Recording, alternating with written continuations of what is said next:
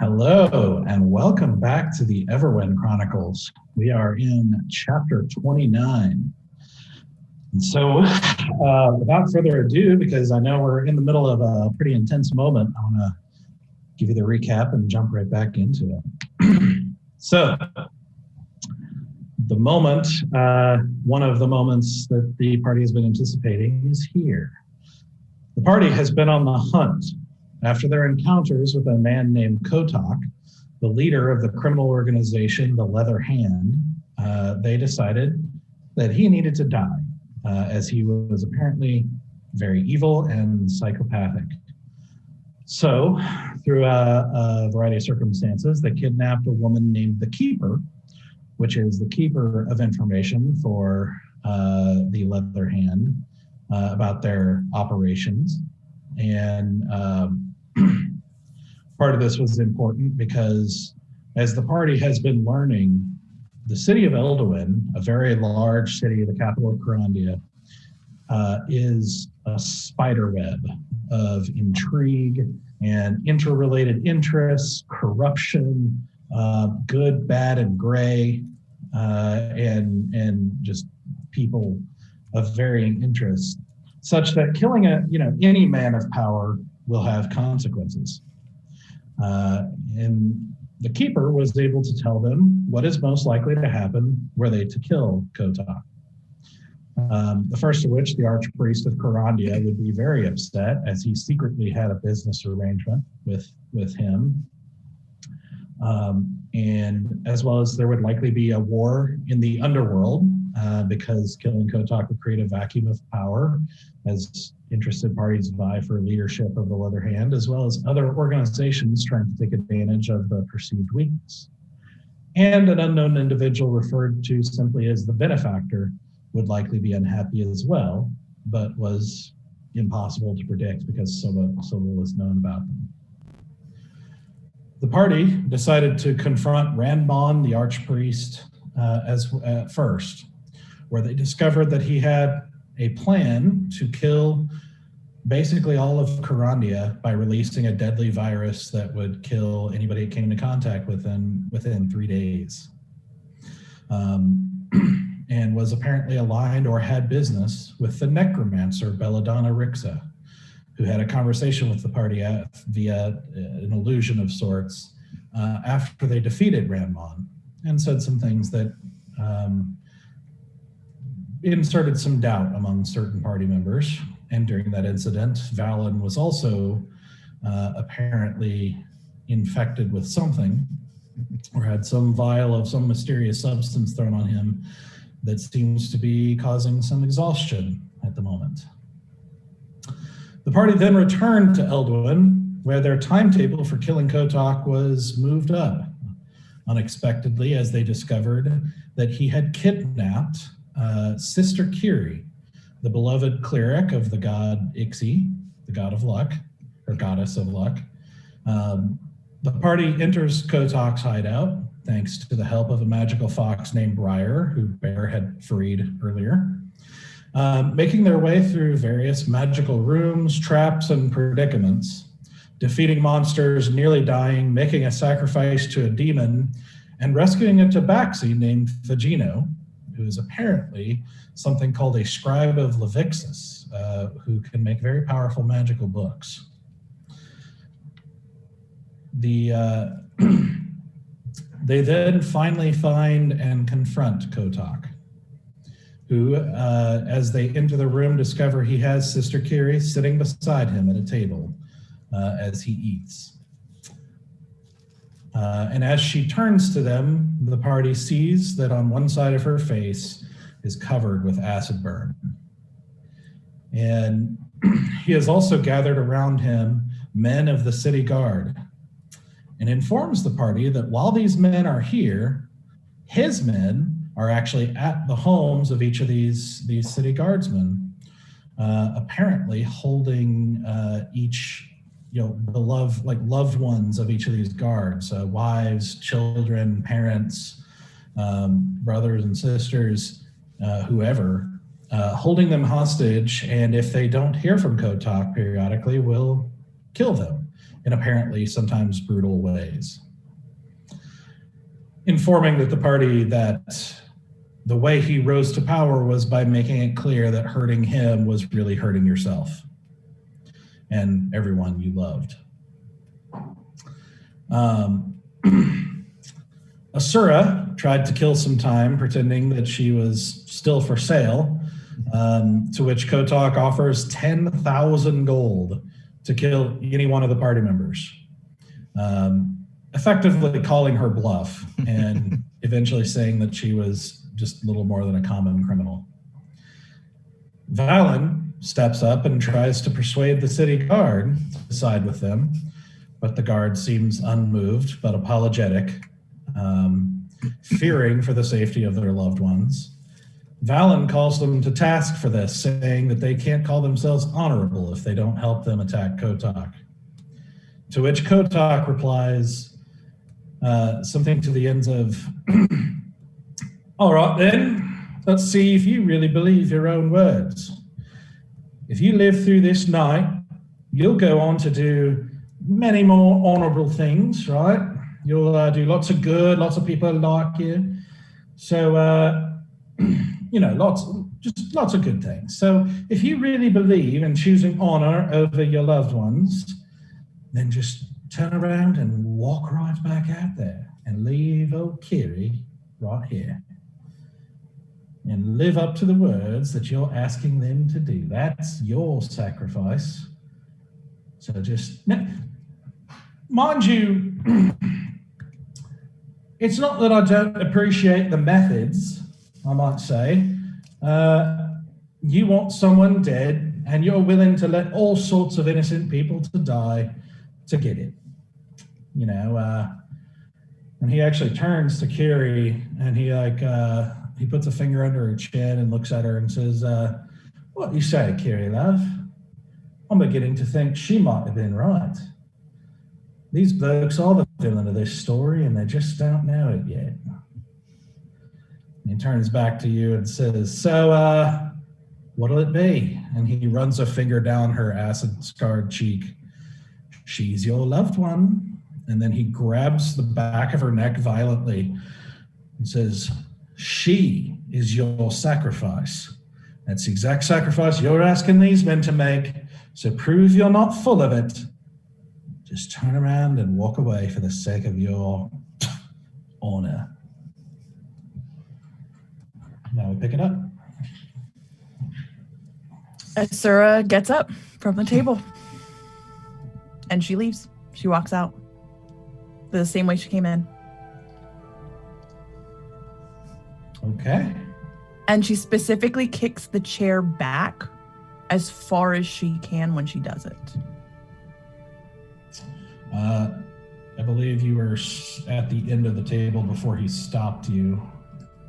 So basically just kind of kicks it, to the side a little bit. Still kind of close to the end. DM, okay. Can I get a quick catch up? Yeah. Where am I? You are basically at the door with Easy. Valen's in front of you as he stepped up to talk to the guard. Okay. Bear is still back in the hallway. So how far away is Kotok from me? In fact, let me go ahead and pull up the map just so you can see. Do it. Yeah, because the next question was how many guards are in the room. So this will probably answer. 8. Yeah, there are 8 guards. 8 guards. I need to know what the placement is. Okay. Not happy. Oh. I thought they're all sitting at the table. Boo. I had a plan. That's a lot of guards. You can walk up to the table. But, you can try at least. Yeah. While they're figuring themselves out, as I kick the chair back, turn around to walk out the hall, I'm gonna change my eyes back from that full black, and I'm turning them green, like my ring, and I'm looking at Valen, and I'm like with everything that is in my soul, I am just like pleading to him, like, whatever decision you choose, save Kiri. And I walk out into the hallway and I'm going to go to Bear. Okay.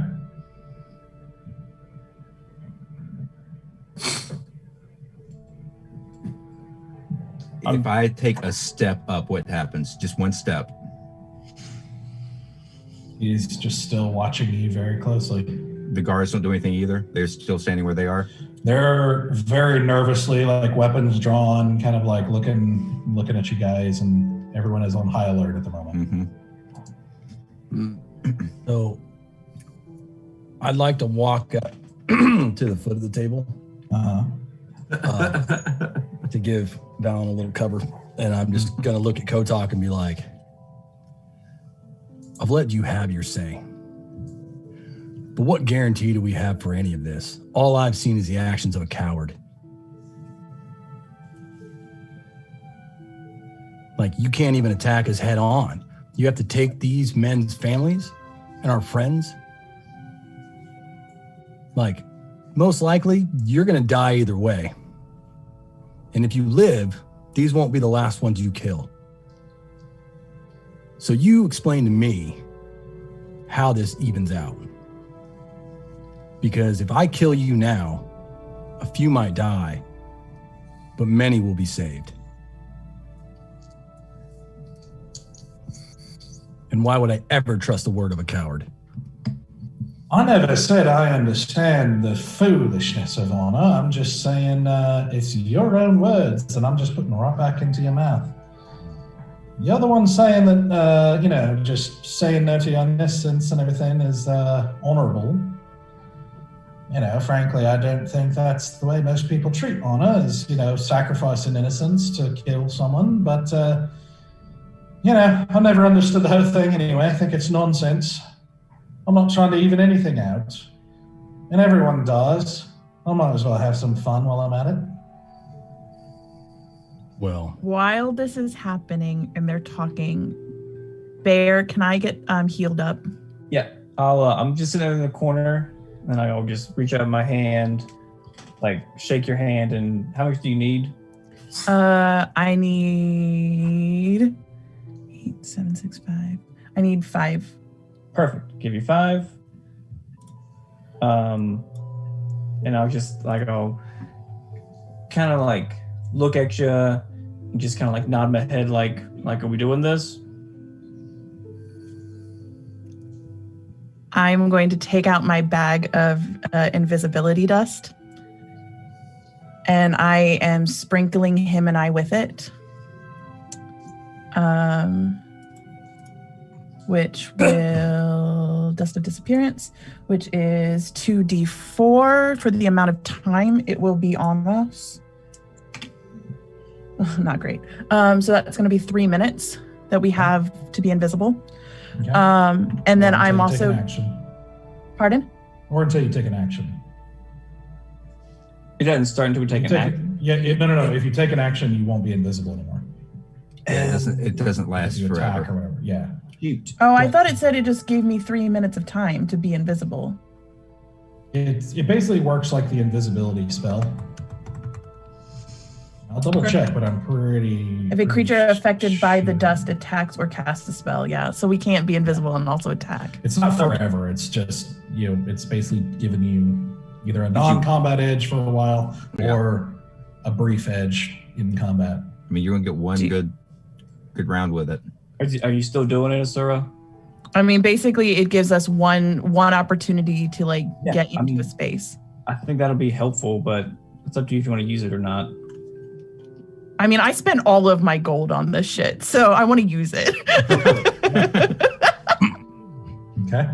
So, all right. So it'll be either 3 minutes or until you cast a spell or do an action. Mm-hmm. As I turn invisible, then I guess I'll know this. I'm gonna sneak. I'm gonna go into the door, and just as a test, I'm gonna walk up beside Stoic and see if anybody notices me. Roll a stealth check. And since it's a point of order of action and thing, can I take the that haste potion before I put invisibility on him? I will let you do that as they're talking, yes. Okay. And then that'll be good for 1 minute. Okay. I'm still at disadvantage. If the invisibility doesn't help me at all. It's basically because the stealth check in this case is obviously going to be for sound or not making it visible, which is, it's mostly an empty room up till the table, but you still have to move quietly. All right. So the still disadvantage, and it's a 9. I cough loudly. And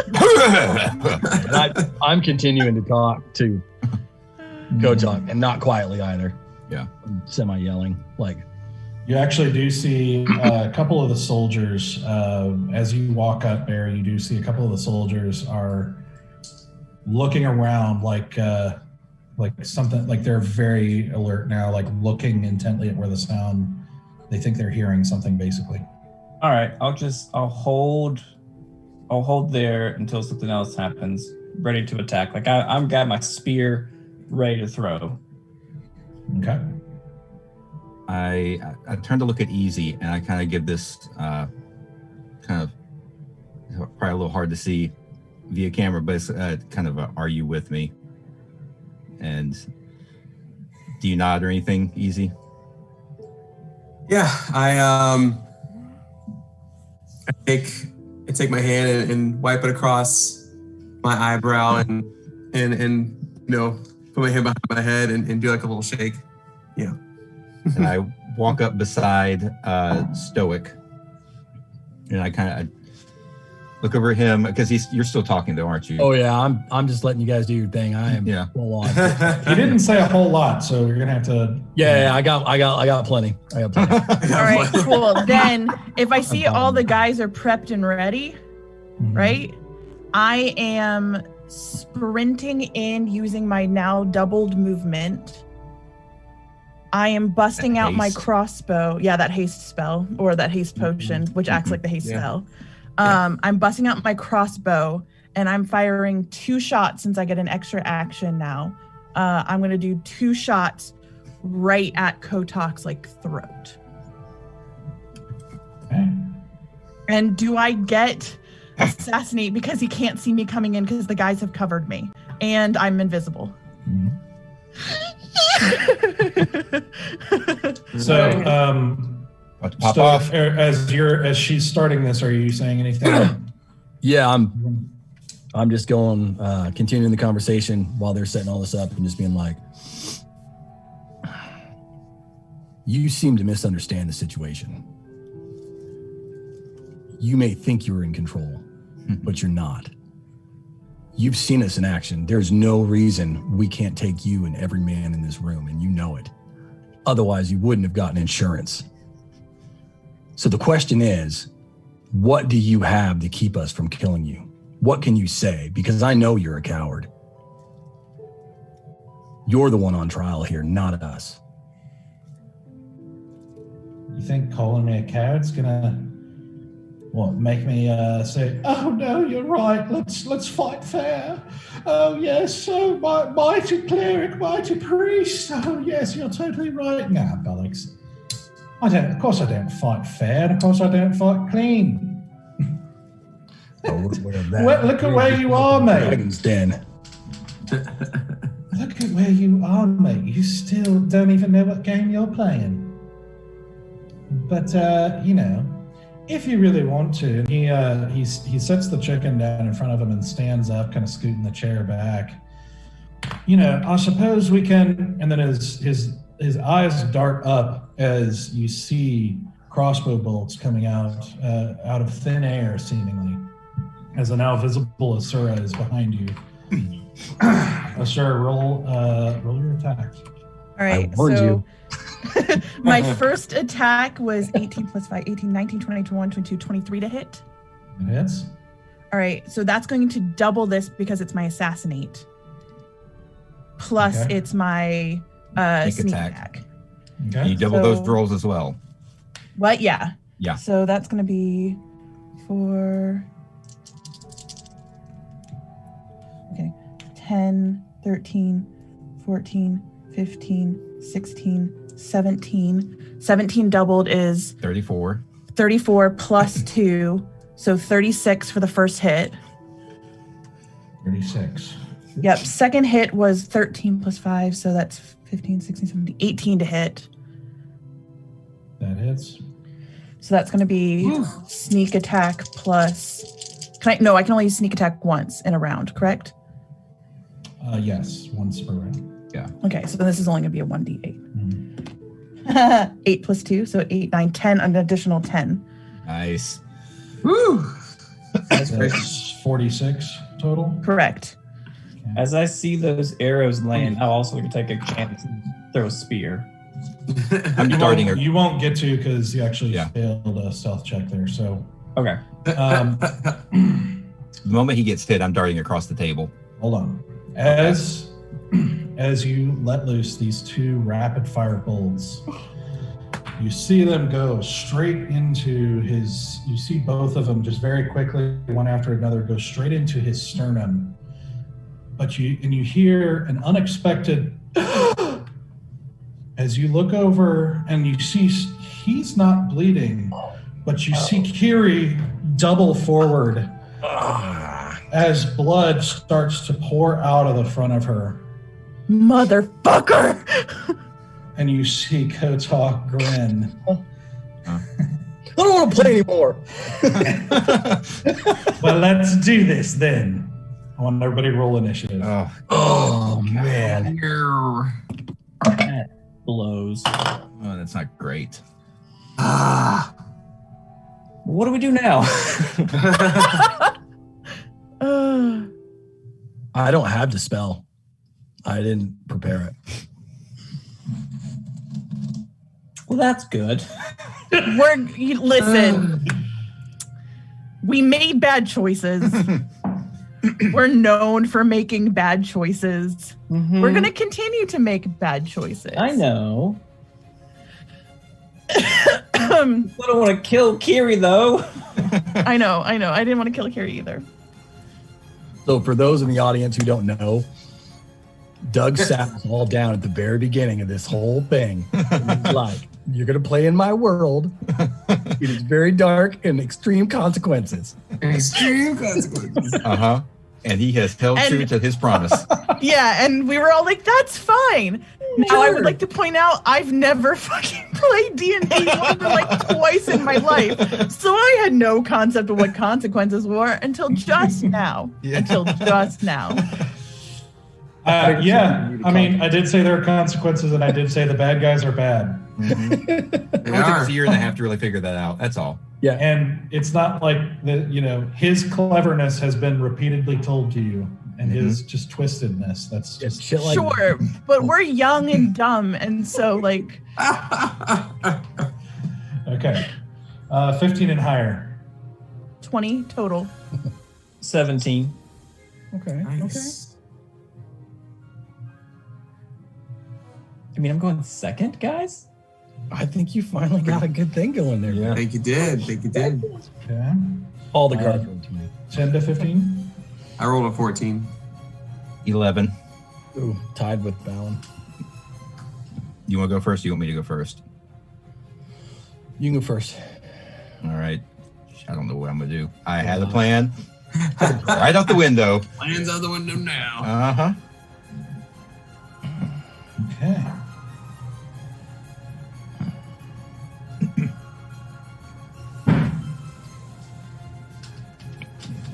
At least we all rolled above a 10 on initiative.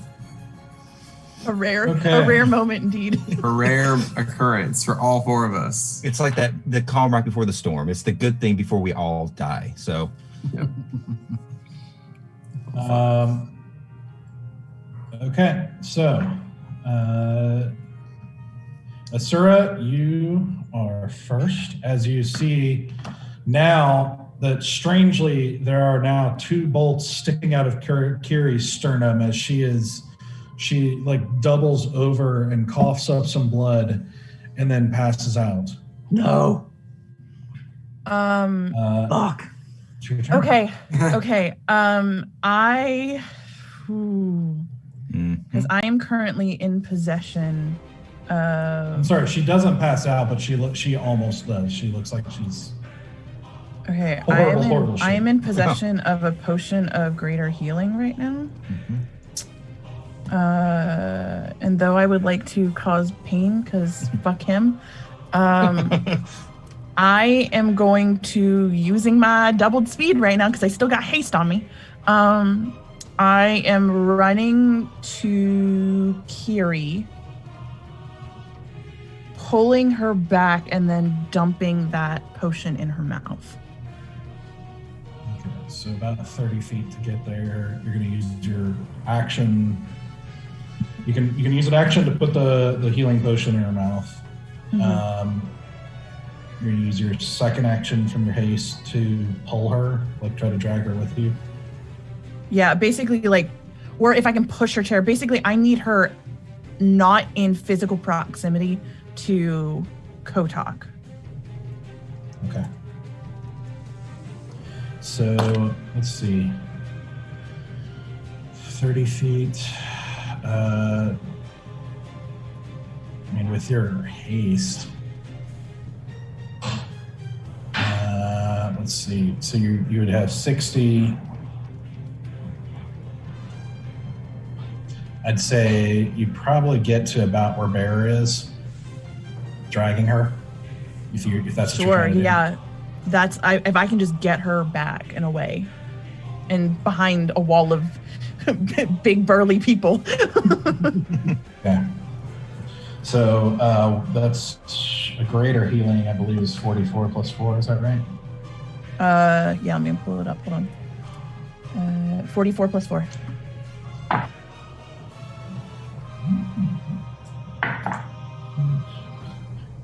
Three 4s and a 3, so 15, 19. That's almost as good as it could possibly go.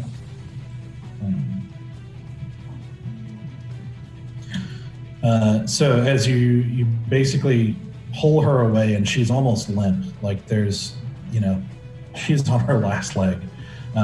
You shove the healing potion into her mouth and make her drink it as you're dragging her in this sort of like, almost like time has slowed down slightly for you. And as you're pulling her away and kind of muscle her, in front of you as you come, beside Bear, to put yourself between the majority of the soldiers and her.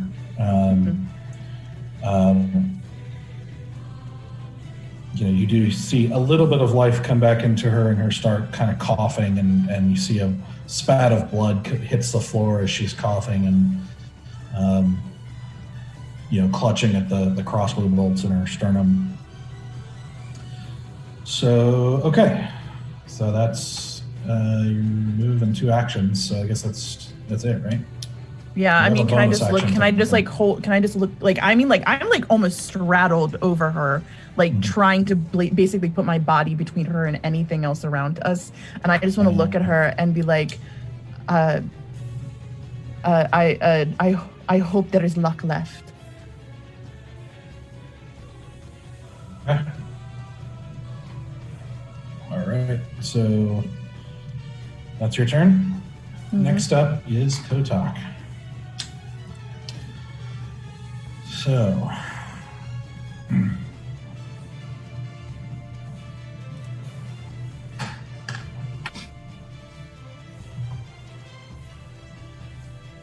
Kotok, as he reaches down and grabs basically 2 swords from sitting beside his chair, and he just gets this big grin, this kind of like crazy-eyed grin on his face.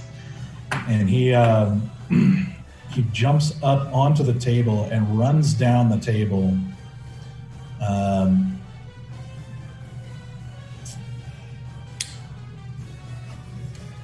And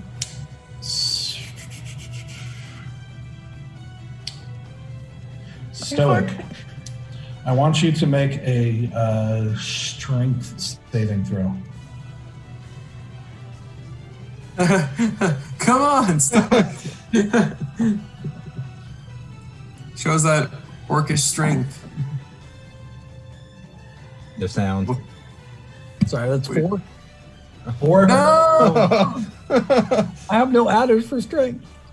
As he runs down the table and takes basically a leap with both feet forward, straight into your chest. You go down prone with him standing over you, moving with that same surprising speed that you saw once before.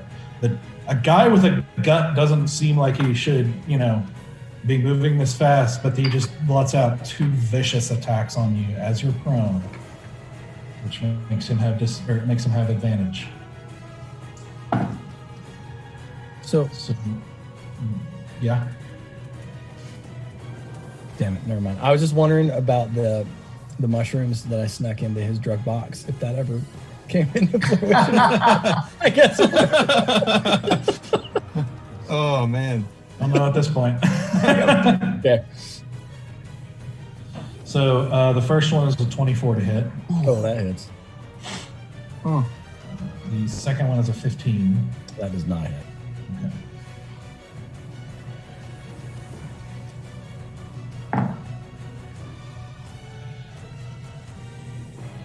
All right, so that's going to be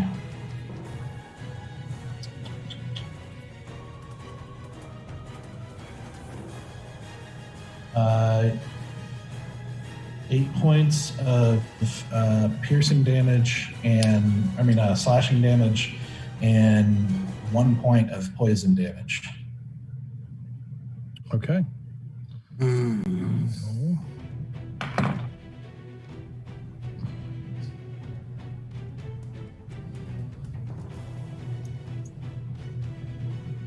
And as he...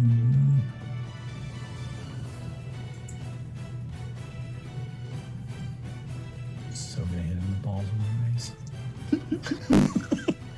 Listen, I have a track record with men's genitalia. I don't mind keeping that track record alive. Oh, man. Oh.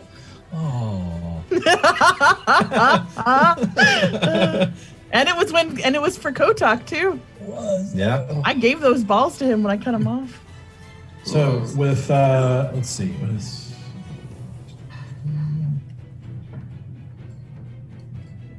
All right, so what he actually does is he hops backwards after he lets out those 2 vicious things. He jumps back up and walks towards the middle of the table using a disengage, Okay.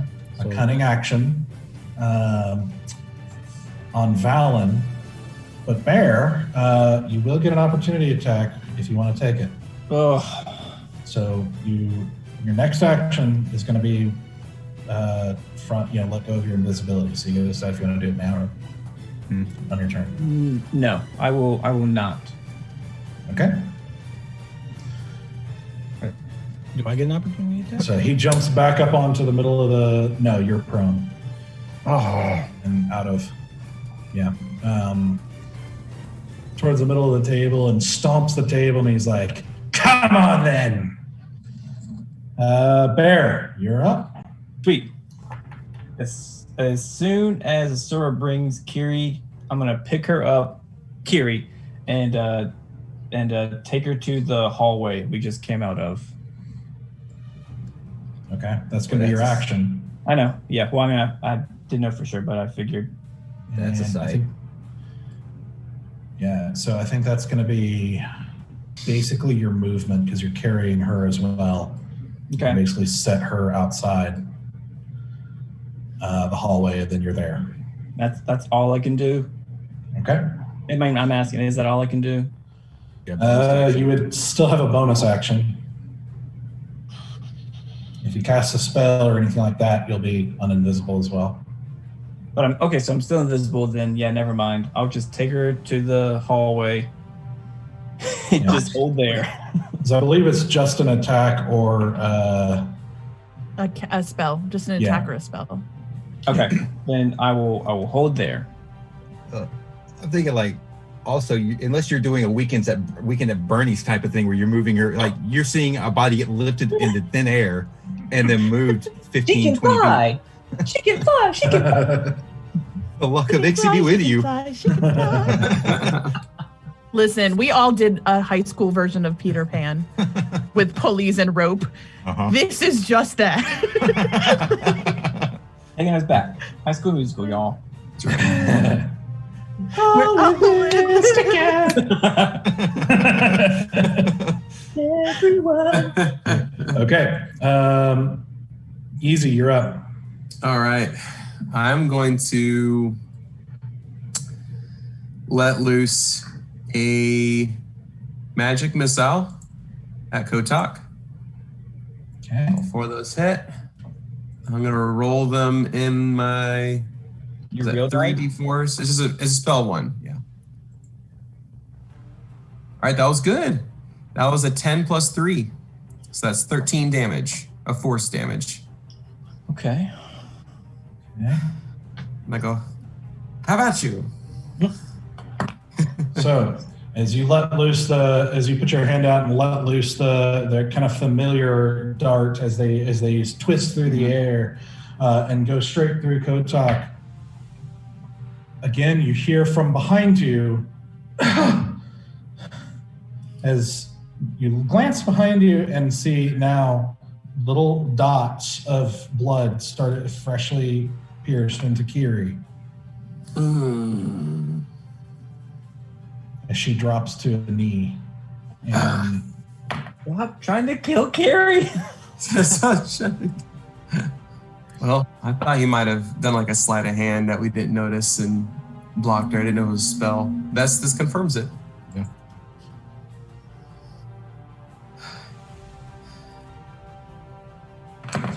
okay. Anything else?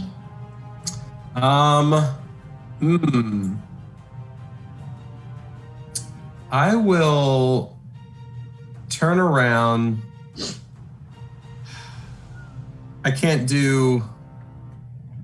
I can't do like an Arcana check, can I? That counts as an action, as my bonus action. Yeah. Okay. It'd be an All right. action, I will. If you're trying to like figure something out, yeah.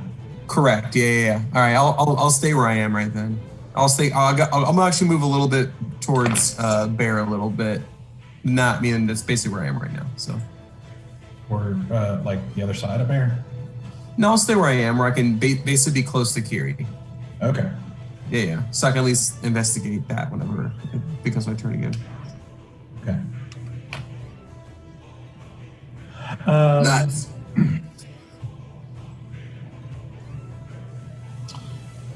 You see, okay, so now it's the soldier's turn.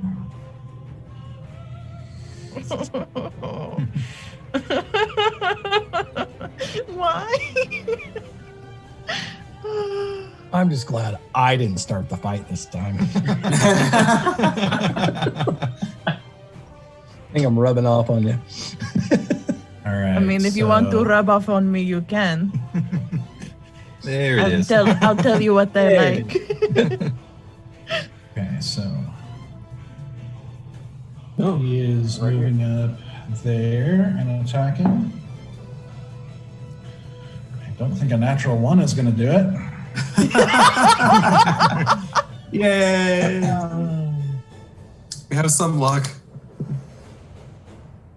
There, see, Ixie's luck is happening. That's right. Just gotta. Oh, See, I'm indigestion. So this guy runs up to you. And he's going to make 2 attacks. First one is a natural 1. Wow. And, Let's keep it going, Doug. and 9. Keep going. Keep him rolling, buddy. One of those hit. Yeah. Okay, so this one also runs up to you. Makes 2 attacks. So the first one is a 19. That hits, but I want to use Uncanny Dodge. Okay.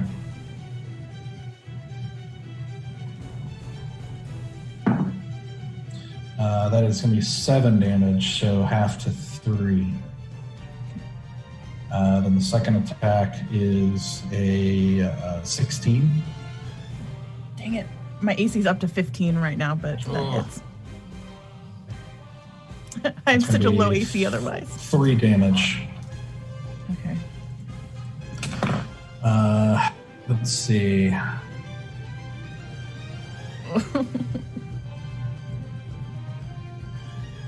All right, this one is got a crossbow, and he is going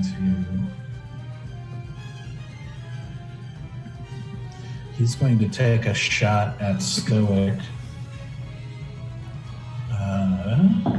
Isn't Stoic still on the ground though? Yeah. Disadvantage. It should get disadvantage. Yep.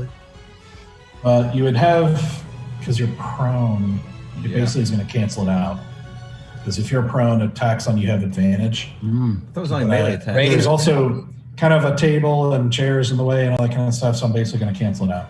Isn't it melee Half attacks cover. have advantage? Yeah. I thought range attacks had disadvantage when a foe is prone. I mean, I might be wrong. I thought that was.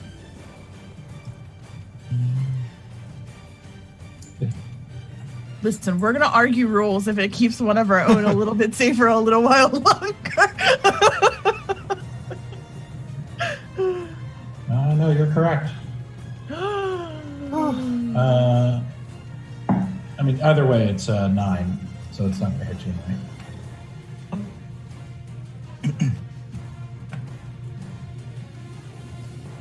Okay. My heart can't do this. My heart can't do this. This is a rough one. Okay, now this guy is going to run up here and make 2 attacks on Valon. Swing. First one's a 9. Second one is a 16. Oh, the 16 just hits. I mean, just hits. That's my AC. That's going to be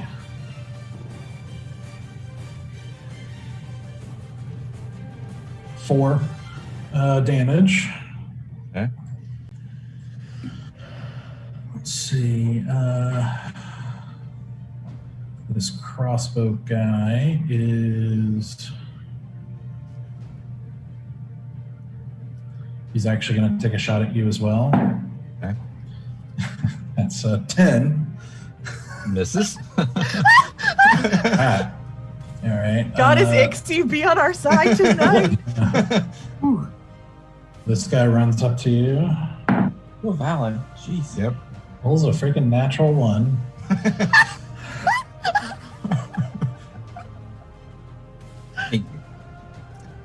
Ixty and I are going to have a conversation after this, if I survive.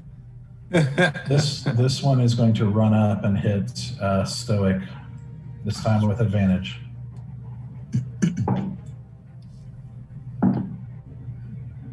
Yeah, that's a...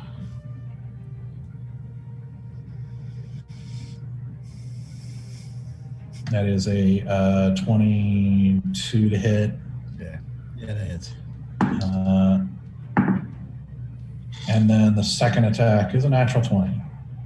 Jesus. Passing the luck on to Stoic.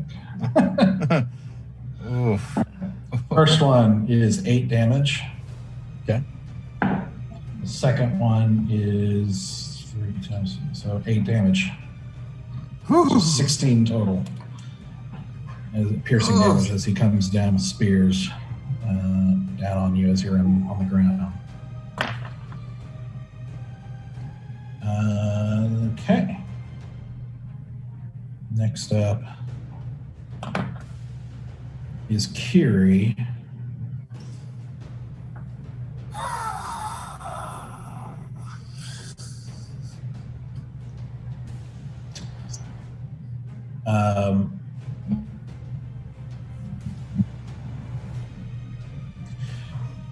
Kiri, who looks just, just a mess, and she looks down at the wounds and looks down at her torso and everything with these heavy eyes, and at the crossbows in her sternum, and you just hear her go and like jerks them out, and then quickly puts a hand on the wounds, and you see just kind of this divine light under her hands as she tries to heal herself. Kiri's a badass. Yep. Never had a doubt. Take my whole crossbow bolts out of my holster. Yeah, Valen, we might have a conversation afterward.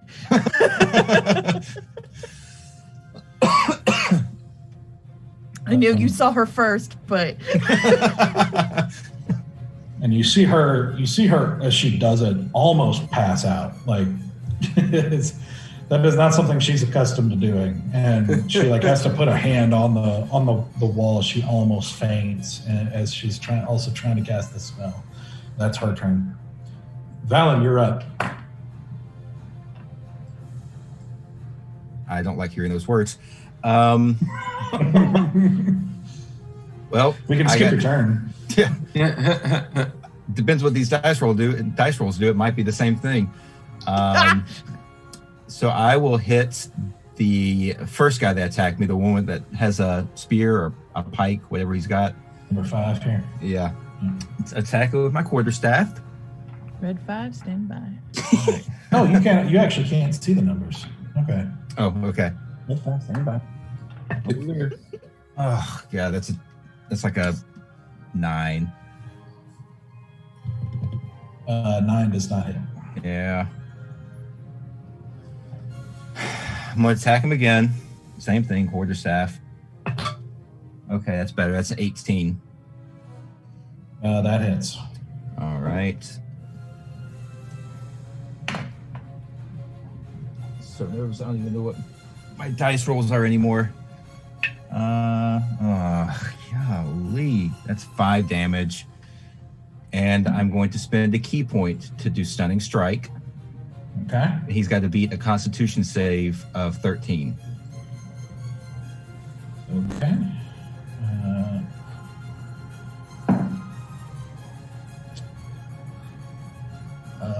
He rolled a 21. Lee! You can't hit us, but you can save. I don't pick him. We need some luck. All right. Bonus action. I'll just unarmed strike the other guy. The one, the sword and shield guy. Okay. This dice is going away. That's a 2. So, and that makes it a 9. So, you know, cool things happening. Awesome. Yeah, and I believe that is my turn. I'm just gonna poor Valen. stand here and take it. Like I said, we practically could have skipped my turn. Yep. And it would have made just about as much difference. You did some damage. 5. Emotionally, Stoic. yeah. Yeah. More to me. Stoic, you're up. Okay. I will use half my movement to stand up. And then I will take a swing at the guy standing closest to me. The guard. Okay. And swing with the mace. And that is a 20 to hit. 20 definitely hits. Okay. And one. Let me double check. I'm pretty sure it's 1d6. That is. All right.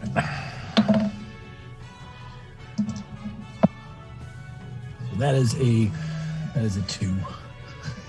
That is a 2 damage. No! Great start. Yep. And then I don't normally do this early, but I will bonus action channel divinity. Okay. And I will pump all the points. Ooh. I gotta see how much that is. But I believe it's 25 into myself. Okay. Damn. All right. That ends my turn. He's waking up. He was so quiet at the end of last time, so Must have been tired. You've been saving it up. You know? Yeah. wake me up Before you go. Okay. All right, back to the top. Asura. Okay. Rogue's gonna rogue. I am going to disengage with one of the guys. I know the other guy's gonna get his opportunity attack. Mm-hmm. Although before I do that, I have a question about the 2 actions. Yeah. Can I cast a spell and then do something? Like physical? Let's see. Some speed is doubled, AC increase, advantage on dexterity saves, an additional action. The action can only be used to take attack, dash, and disengage, hide, or use an object. So you can use your main action to cast a spell, and then the other one is not a spell. Yeah, so I can like Yeah. attack after that. Yes. Yes. Okay. One weapon attack. Cool. So I'm going to disengage with my bonus action. I am. I guess the opportunity attack. I can do his opportunity attack. Where are you going? I'm going to run up behind Kotok on the table. Behind him. Yep. Okay. Opportunity attack, dude. Rolls a total 20 to hit.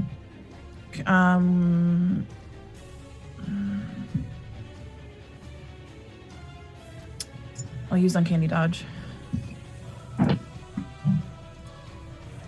That's going to be your reaction for the round, so that'll be Yep. Yeah, I know. 5, so 2 damage.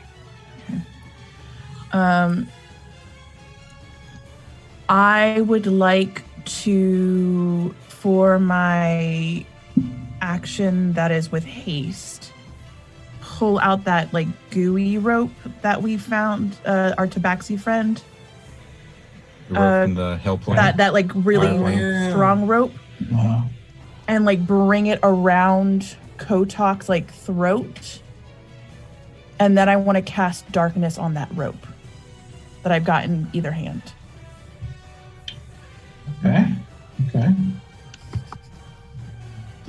Are you trying to restrain him or choke him or anything like that, or are you just putting him around his neck? I mean, if I can choke him, I'd like to choke him. I realize I'm about to choke out Kiri. Okay. But at least get it so, like, if he were to try to move anywhere, that rope catches up into his throat. So essentially, you're attempting to grapple, which would be your action. Yes. Your second action, basically. Yeah. So I'd allow that. Make a. This is going to be contest in strength. Oh, no, I'm not very You can strong. still cast the darkness on it, and that'll be fine. Okay. Well, I'm casting darkness on it. So basically, just no one can see us. Is that 15 feet?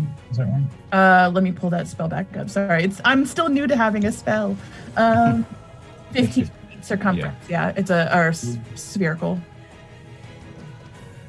Not circumference, but Radius.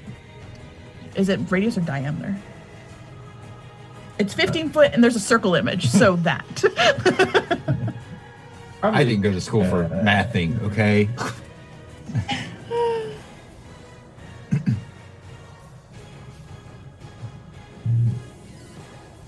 Oh, let me see how to do this here. Yeah.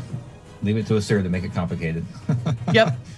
Listen, Asura's a complicated woman, and she likes to make things more complicated by having complicated feelings and doing complicated things. Okay.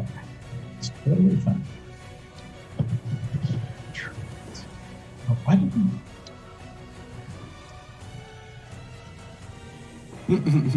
Good old roll 20. It's a lot of darkness. Yeah. The whole room is just filled with darkness. So the darkness, my old friend. If we all just go like this, Yeah, we'll be fine. yeah, exactly.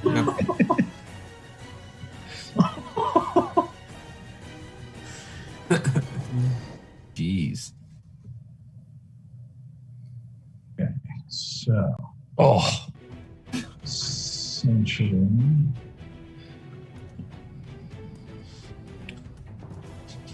And 15 feet looks so much bigger when it's actually on the screen. Okay. That's some Phantom Black right there, if ever I saw it. Hey, it's a Okay. 15-foot radius, not diameter. I just says 15 feet. I don't know what it is. I don't know if it's a radius or a diameter. I know that one of those is half and one of them is the whole. If you want to talk about sine, cosine, and tangent, I've got that figured out. Just You want know. to see what it is. Well. It says 15-foot radius. so I Oh, can't wow. hide an area in a circle, which is a big nuisance. I can. It says radius, not diameter. Wow, Yeah. that's 30 feet. Yeah. It's a Holy big ass circle moly. of darkness right now. Oh man. Well, Asura's got that. Okay, guys. Okay. So for the grapple, make a strength check. Okay, just straight strength. Yeah. All right, that's gonna be a 19. Ooh. Not Good. bad. 18 plus 1? Good roll. Let's do it. 19, you said? 19. Okay. Taking those repressed feelings and really letting them shine right now. I You don't am. have athletics, right? Pardon? You don't have proficiency in athletics, right? I don't have proficiency. I have proficiency in acrobatics. Do it with style. Yeah. One is dex, one is. Rolled a nat 20. Oh. Fuck me! Why? Jesus! Oh no. Ugh! That's the way. Fuck Kotok. Fuck Kotok so hard. Mm-hmm.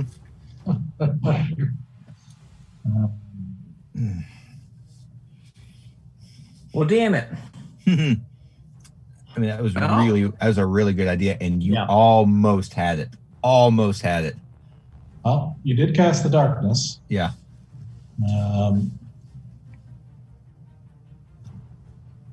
But as you try to do that, you just feel it just as you try to like pull it around and everything, you just feel it ripped out of one hand, almost giving you both burn, if not for your gloves. As it's just snapped out like it's nothing. Though you can't see anything, so it's just feel. But now it's his turn.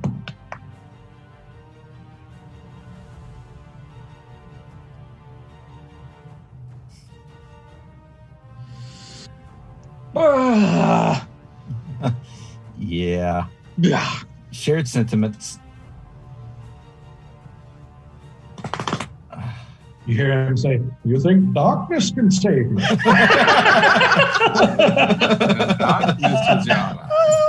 I was born in the dark.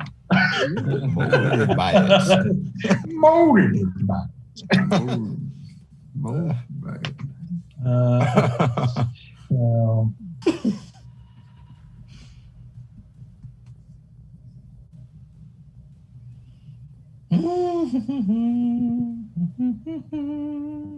Bum bum. Yep. I don't even know.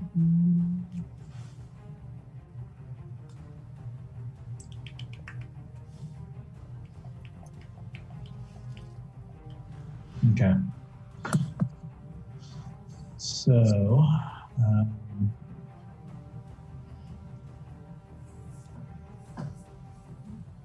sorry, I'm trying to figure out how to manage this under the circle of darkness here. I do like to cause problems. Mhm. Well, I mean, last time it was Bear with his steed that was in the way. He wasn't in the way. Listen, White Claw is never in the way. Thank you. White Claw's Claw. just here to have a good time. He's just like, what a time to be alive. Love White Claw.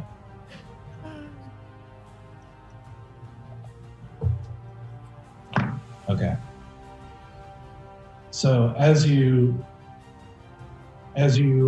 make that attempt and you feel it just ripped out of your hands, you hear some clattering of dishes around you as suddenly an arm wraps around your neck. A very beefy arm wraps around your neck as you realize he has suddenly just quickly got around behind you, darted around behind you again. Make a strength check. —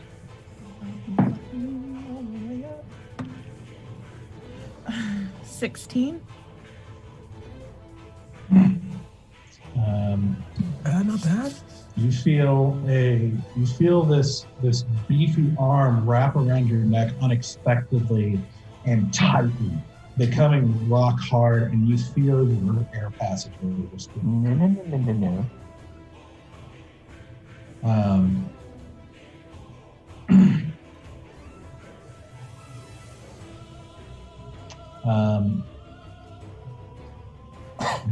And you actually hear him whisper into your ear, and he's like, "It might be dark now, but I can still show you who you really are." And you feel,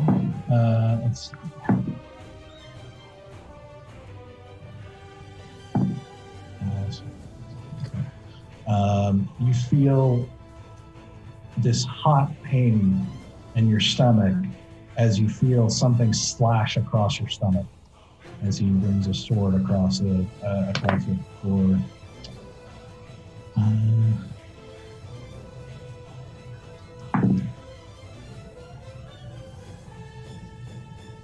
That's going to be 15 slashing damage plus right. 1 poison damage. So 16. Yep. All right, boys. I am down to 4 hit points. And in the dark. Yep, and in the dark. And in darkness. Okay. So none of us can see that you bleeding out? Correct? Nope. That'd be correct, sir. Yeah. You can see anything in that sphere. Oh no.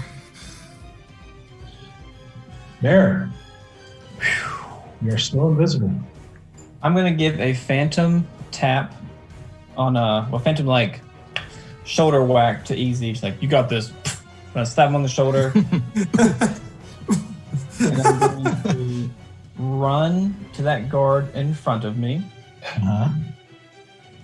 And I will attack with my newfound spear that I borrowed / stole from Valen. All right. With advantage. Oh, yeah. Because you're hidden. I will say, I'll just see if I hit first. I'll use my fancy little dice tower. Here we go. 25. Yeah, that is. And I'm gonna grab by both hands and I'm gonna try to whack him with the wooden end. Okay. You're trying to get incapacitated. Yeah. Okay. So that is 6 damage. Okay. And I get 2 attacks per action. Yep. I'm gonna whack and then whack again. Ooh, that's not gonna do it. That's a 10. Yeah, that doesn't do it. Shit. Okay. Ah, damn, I messed up. I can't retroactively do a hunter's mark, can I? You can do it now, but it won't count as this attack. Sure, might as well. I will, I'll say, damn it, messed up. Then I'll cast hunter's mark on the guy. strike it and reverse it. Okay. So the bear becomes visible, trying to attack with the butt of his sword at the back of the soldier's head, getting a good hit on him, but the soldier is definitely still down. Easy, you're up. All right, I am going to move. Let's see if I can.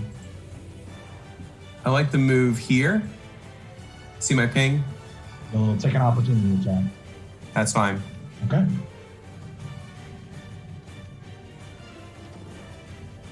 Okay, so that is about 15 feet of movement. It's only about 15 feet of movement, not too far. Okay, so his opportunity attack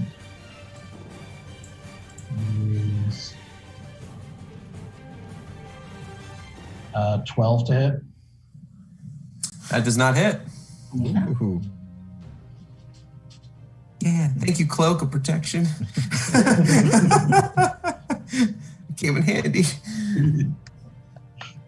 Okay. All right. And so as I go there, I want to do like a jumping leap with my staff. And when I hit the ground with the staff where I am, I'm going to cast Thunder Wave. And I'm going to sculpt the spell around Stoic and Valiant. And the best that I can do. I'm sorry, Bear. But I think you can save this. It's a 15 Constitution save. You see my rolls? You're good. Your Constitution's high, am I right? You're Have you seen my rolls? They've been up and down tonight. Like That's true. Woo! Wow. Never mind. That's a 20. Yeah, you did good. You did good. All right. So I'm trying to hit the 3 guards. And another question I'm asking, is the table bolted down to the floor or is it loose? It is, as far as you know, loose. Yes. All right. So when that wave goes out, it moves any unbolted any object that's not stuck to the floor to move 10 feet. So the table, Okay. all within that area, gets pushed back. Okay. So it moves the table that is I and Kotok are on. really wish the table was not part of the map here. I was wondering the same thing. Hey, we can pretend. We could pretend it just Yeah. shatters. The So it's 15 feet or 20 feet? imagination. 10 feet. You said 10 feet? Easy? Yeah, it pushes it 10 feet. Yeah. And the chairs. And if the guards fail their save, they also get pushed back. Okay. So we're going to say, A lot of things happen with this. Yeah. I'm going to say,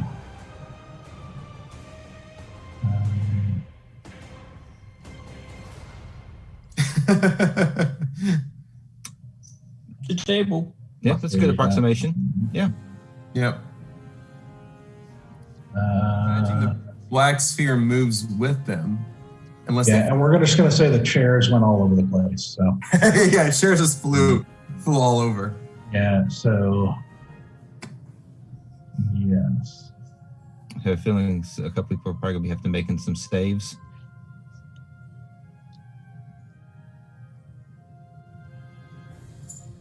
Second.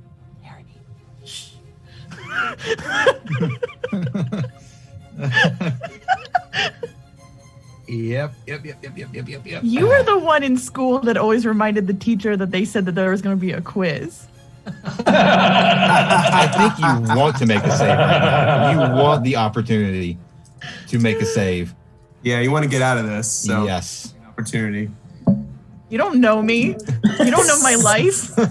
You know me. I mean, 4 hit points. Asura's probably in kind of freak out mode right now.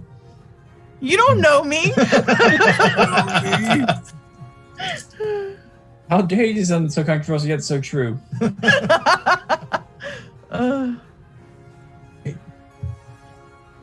Kara, is that spell concentration? Let's see. Yes. Okay. To hold darkness, I need to concentrate. Gotcha. But the spells didn't reach you guys. It just reached the table that you're standing on. Basically, I could still see Stoic whenever the darkness was casted. So...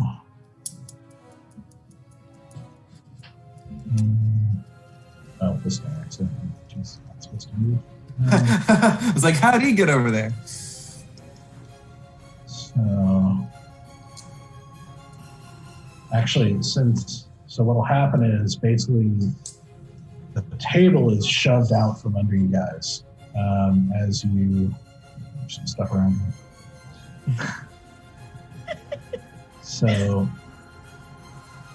the table is shoved up here, but the darkness is actually staying put because basically the table is shoved out from under you guys. Mm-hmm. So I think what needs to happen actually is I think Kotok needs to make a save to see if he maintains the grapple through that or not.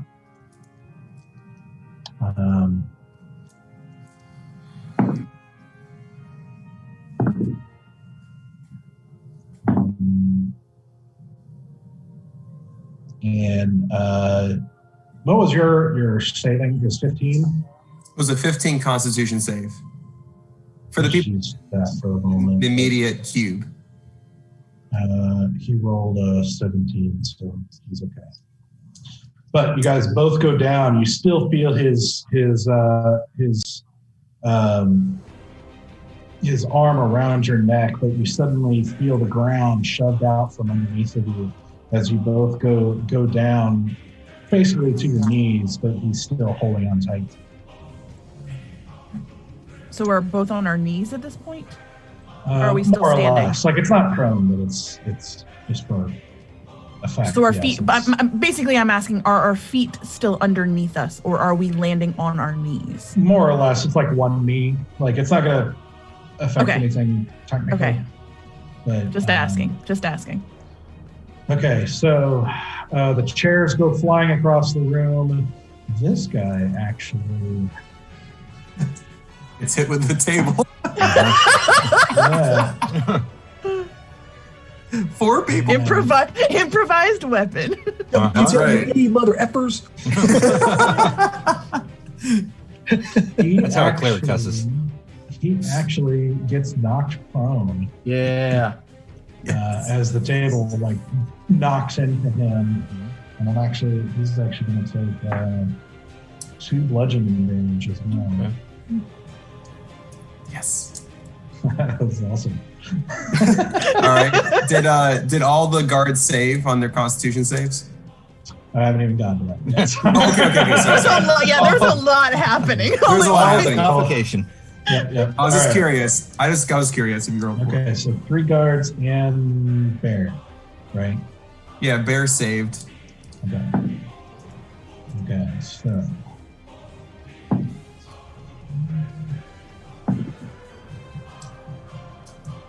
So it's Constitution. Mm-hmm. Constitution. Okay, so this one saved, the other 2 did not. Okay, and I'll roll for damage now. 2d8s. All right, it's an 8 plus a 4. That's 12 thunder damage, and half thunder damage to the one who saved. Oh, so do I take half damage too? Yeah, so you take 6 thunder damage. Okay. Woo! So, And as I say, Yupen Thunderstrudel. No, Thunderstruck. And they get pushed back, right? The 2 that didn't save. yeah, the 2 guys who didn't save.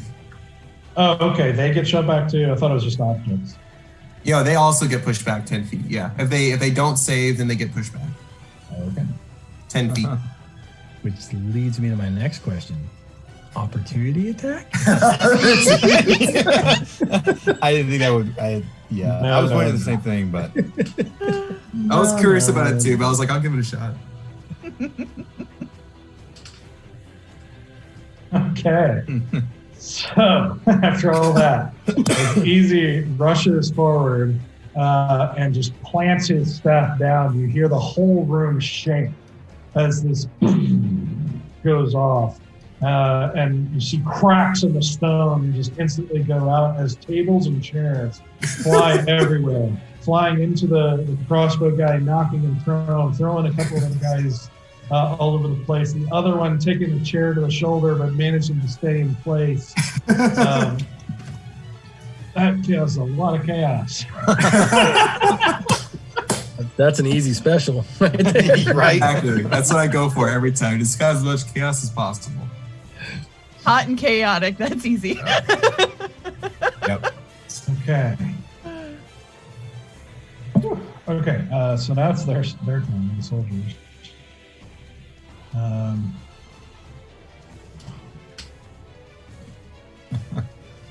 Oof. Okay, so this one is going to run up and attack Bear. As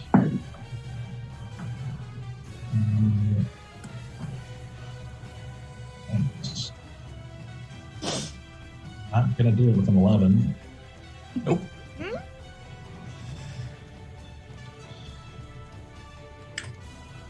This guy is also going to attack there. All right. 2 attacks. The first one is a 23 to hit. Yep. The second one's a 10. Nope. So that's 6 damage. Okay. Okay. This one is going to run up and attack Stoic. Hey. Nice. That is an 18 to hit. That is exactly what he needs. Oh, second one's a 14. That's a miss. 8 damage. Second one's doing the same thing. That's a 6 to hit. And a 22. Well, that's it. So that second one's 6 damage. So this guy gets back up, shakes his head, and kind of like shoving off bits of like wood from him. Yeah, actually needs to move. As you can see.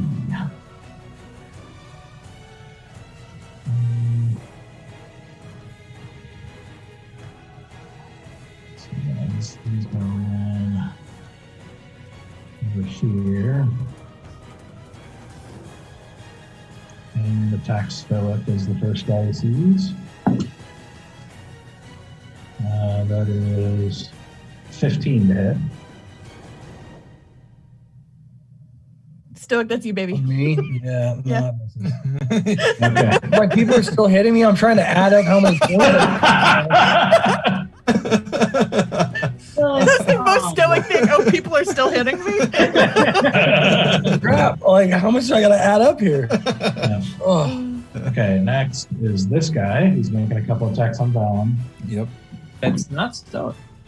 Give me a break for a second. I got to do math. Got lucky that was cocked. It was almost a nat 20. Ooh, man. So the first attack is 15. Misses just barely. The second attack is a 21. Okay, that one hits. That's done 8 damage. This guy up here is also going to move.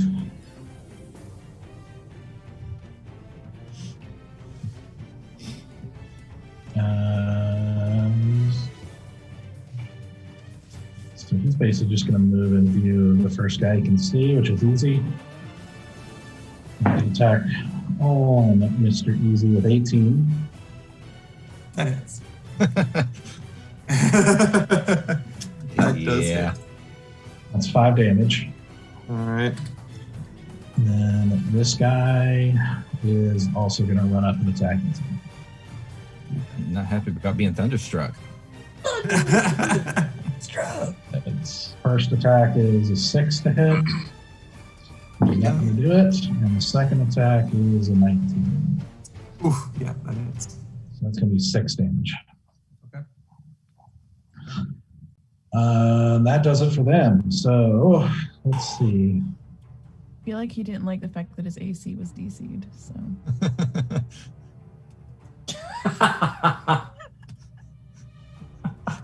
Sorry, there's a lag in the I'm not sorry. I'm not sorry. That was so clever. Oh, I loved it. I did appreciate that. I'm sorry.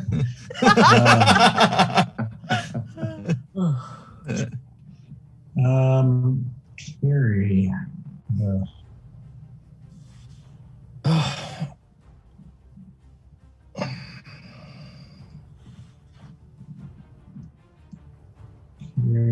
Kiri.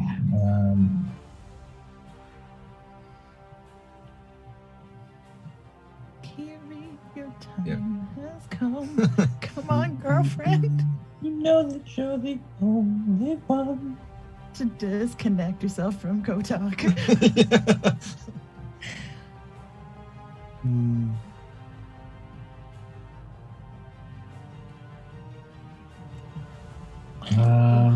Stomach hurts. My stomach hurts so bad. Also, I'm bleeding out through my stomach, so that helps. Yeah.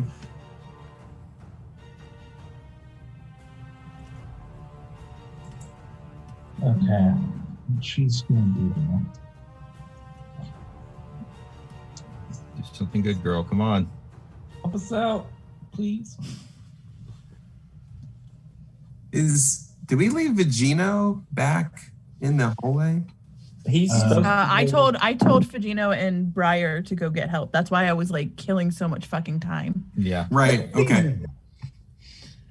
That's true. Yeah. I was trying to give them like whatever edge I could. I feel like that's like a long lost Mario's cousin. It's me, Fagino. Get back to the stables, Fagino. The Vigino twins. Let's see. What does she do? You see her kind of stumble to the door, still bleeding, still in really bad shape, and like holding herself up in the doorway. You see her like wearily kind of hold a shaky hand up, and this guy. Let's see. Hold on. No. Sure.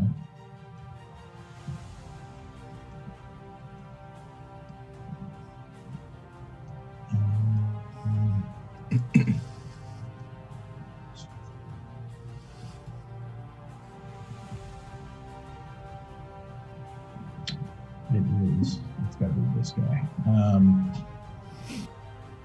This guy, after he attacks Easy and everything, you see him kind of frown and shake his head, fall to a knee, and then fall over asleep. Okay. Okay. Yeah. We'll take it. Nobody touch him. Nobody touch him. Go to sleep, little God.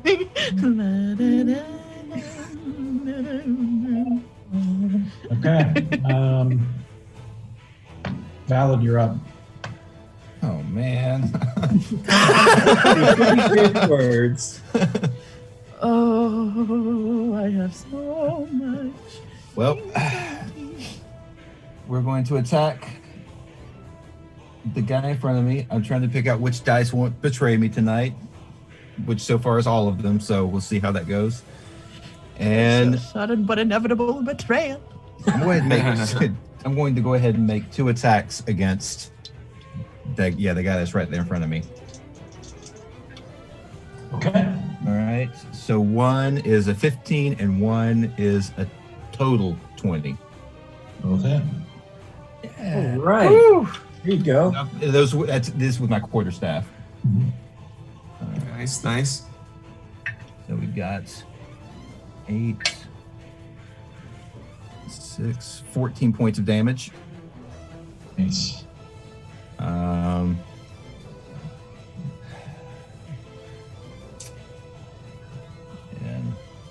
is he still looking pretty good? He's still in the, He's definitely taken some hits. He's definitely not like on his last leg, but he's all right. Handsome as ever. I will take a key point to do flurry of blows and do 2 more strikes. yeah. Natural 20 on one of those, and a 15. Nice. All right. Very nice. Roll your Roll damage. up some. Oh man. These D6s. All right, so I'll do the natural 20 first. Okay, that is 14 points of damage on the natural 20, Okay. and 10 points of damage on the next one. Ooh. Wow. Dang, son.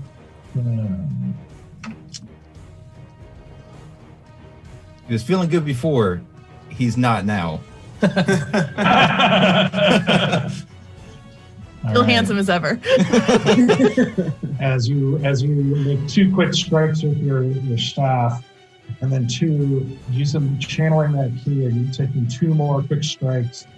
As you strike into his face, you feel something crack as his neck snaps back, and he falls down. Oh, Yes. I meant to say it's my fault. I meant to say not to do lethal, but I forgot. Non-lethal. Yeah, You didn't. that's. So you I did see. murder a city guard. I did murder a city guard. Yeah. Cool. No. Yeah, All right. that's your turn. That is my turn. We're gonna have to leave. Well, I can actually Yeah, move move. now. Yeah. Good thing we never moved into our houses. I will move between Bear and Stoic. Okay. You just want to share in the, Oh, yeah. I the would attack rolls. help you guys out a little bit. Okay. Sharing is caring. Speaking of stoic, Yep. Do either one of the 2 in front of me look damaged at all?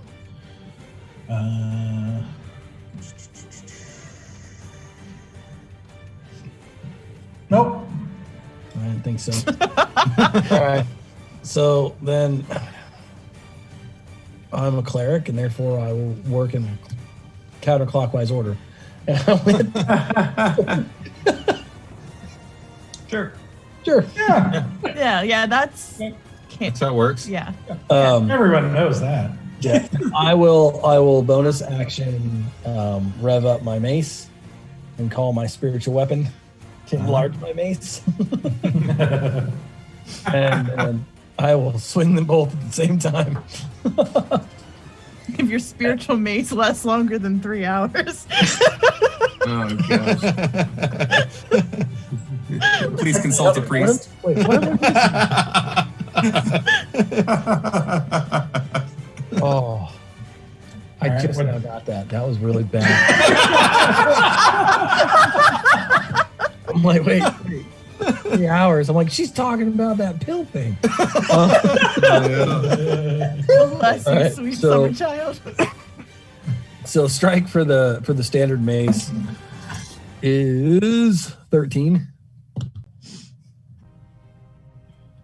13 hits. Whoa. Yes. Wow. Oh, Okay. So the oak and anvil doesn't make good armor. I was thinking the same thing. That is a 4 damage. And then the spiritual mace is a 20 to hit. Nice. All right. What does that one do? Because I had to cast it at 2nd level. So hold on. That's all I had. That's a 1d8. Okay. That is a 7 damage. Not bad. Okay. right. Action, bonus action, and I'm not moving. So as you bring your mace down with that surging of divine essence, as the spiritual weapon kind of covers over the same space, and you hit this guy with both, and you just hear some crunching of armor as he drops to a knee for a second and grimaces in pain, and then gets back up ready to go. All right, back to the top, Asura. You're choked in the dark. Yep. Because I can't beat him on athletics apparently. So I would like. I can't get I would like to use acrobatics, and what I would like to do is sweep my inner leg behind his knee that's still upright, and then slam back. So I'm basically like taking him backward to the ground by like knocking his knee out from under him. Since you said that one of his knees was kind of down and like we're kind of like one kneed it, if I can get his other knee down, then I can get him prone on the ground. Do you know what I mean? So it's like, it's basically in combat when someone is here, if you step behind them and push back, you knock them off balance because they're not in a triangle anymore. Yeah, it's still going to be a matter of strength for him to stay in place and stay hold of you, even if he went down. For me, it's leverage. All it is leverage and gravity. Mm-hmm. I don't have to strong arm him to do that. I just need to get leverage on him. So could I do an acrobatics check? Because for me, it's just a counterweight.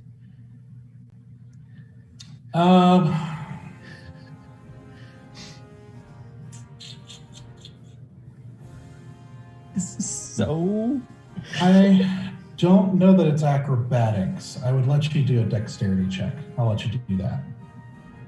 Okay.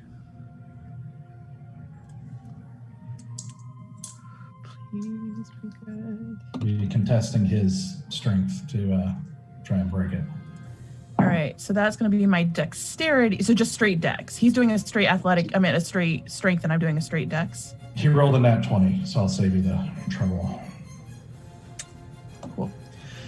It was a really good idea. I was trying to make it work, but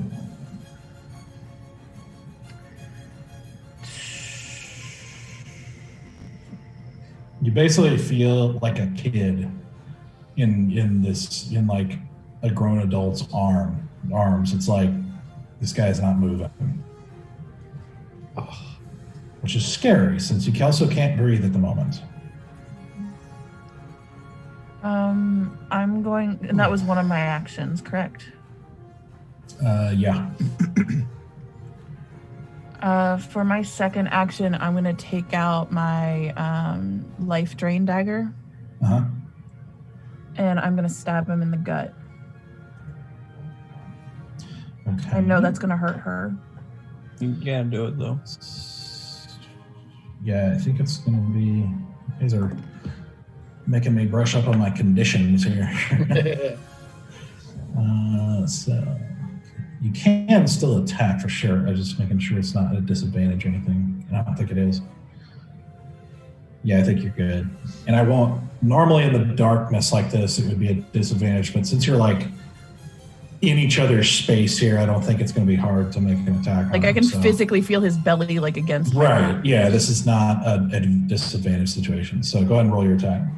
Okay, that was 16 plus 5, so that's going to be a 21 to hit. That hits. Okay, and that's going to be a 1d4 plus 2. Do I get any sneak attack damage for being in the dark?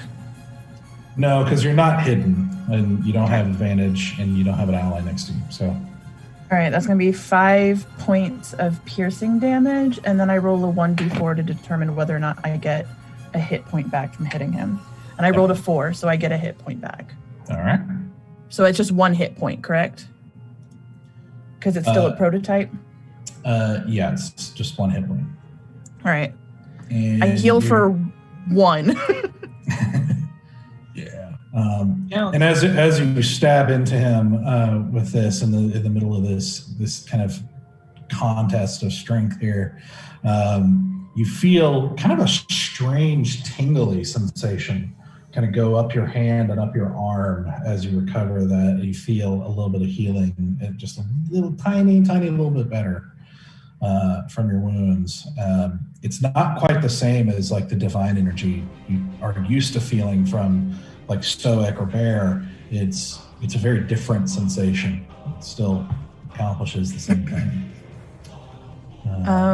And then can I make the spell, the darkness dissipate? Yes, I think so. As my bonus action? I think you can drop. Can you drop it as a bonus action? I don't know, because Usually- I'm not a spellcaster in the traditional sense. These are like more like instinct spells. Yeah. The spell would still work the same way. Yeah. I'm just making sure. I mean, it's a concentration thing, so I would say you could just drop it. Okay, cool. mean, Then It's on the rope, am I right? You cast it on the rope? I cast it on the rope. You can put the rope in your pocket, you cover it up with your pocket, and it dispels the darkness, I believe. That is true. If the object is It's- covered, the darkness is hidden. But That's what I understood. you don't have the rope, do you, Tara? Yeah, I do. It's still in my one hand. Oh, Because okay. he knocked it out of my hand, so I was one-handed. Gotcha. Then he came behind me and choked me, so I've still got it in my one hand. I basically still had it while I was stabbing him.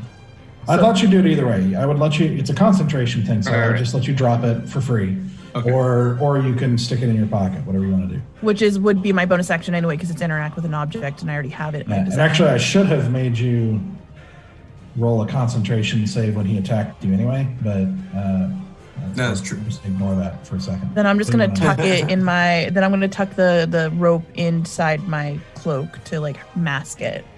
on. Okay. So it's still cast right now. It's just being covered by. Okay. And I am bleeding out profusely with 5 hit points. So you guys see the darkness dissipate as Kotok is holding Asura firmly and attacking her as she is stabbing back at him, and she's not in good shape. And speaking of which, it's Kotok's turn.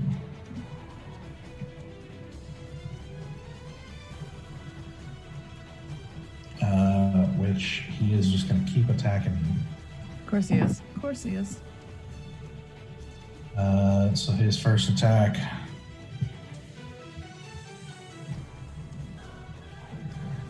is going to be a total 20 to hit. That hits.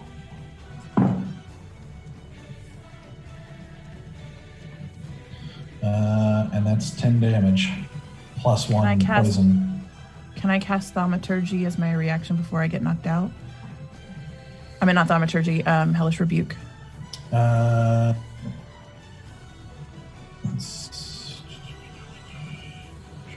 don't think you used your reaction, did you? I haven't Since used you it used yet. that. Sure. It's the top of the round, so her action. Yeah. Instead of it. For Hellish Rebuke, yes. Okay, that's 3d10 fire damage to him. Or, I guess, to Kiri. I'm basically burning Kiri alive right now. Yeah. So roll your attack. 11.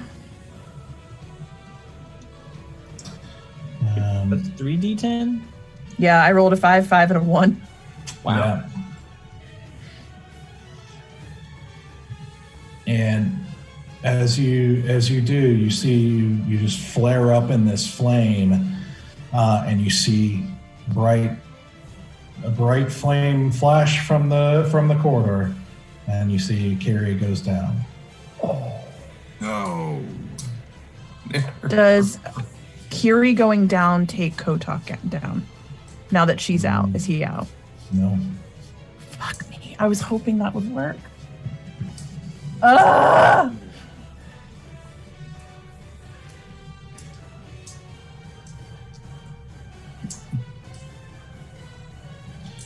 All right, and you go down as well because you just took 11 points of damage. Yep. Ugh. I am now in the clutches of death. No.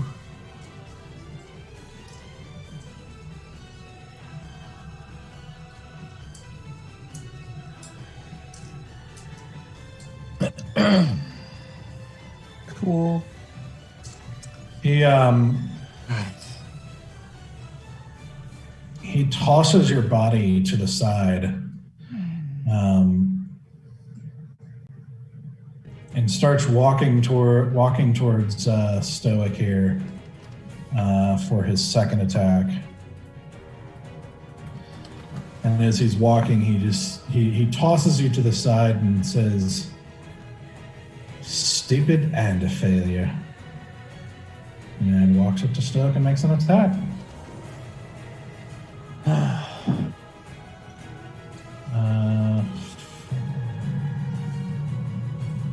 7, which is not going to do it.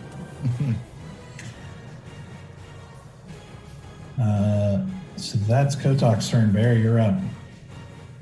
Okay.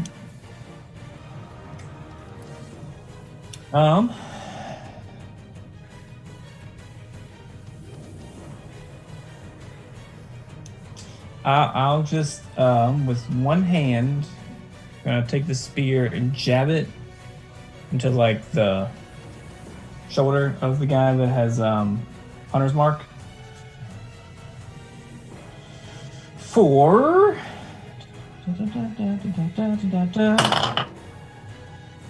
13. That hits. Okay, so that is, I'm gonna do it one hand, so that's 1d6. Oh, and plus 2d6 is gonna be his hunter's marked. 7, 10 points of damage. Okay. So once I do that, I'm gonna let go, pull out my sable sword, and pommel the guy to my left. Same guy? Different guy. Oh, Pommel different guy. Okay. Pommel the guy to my left. That's okay. For 14. That hits.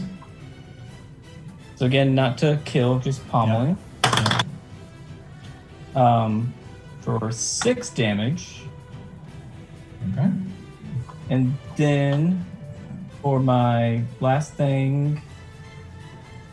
So once I pommel this guy, I'm just gonna straight up try and clock the other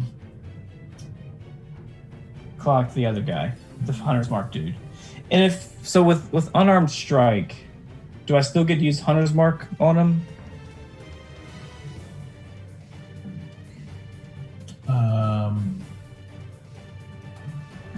That's a good question.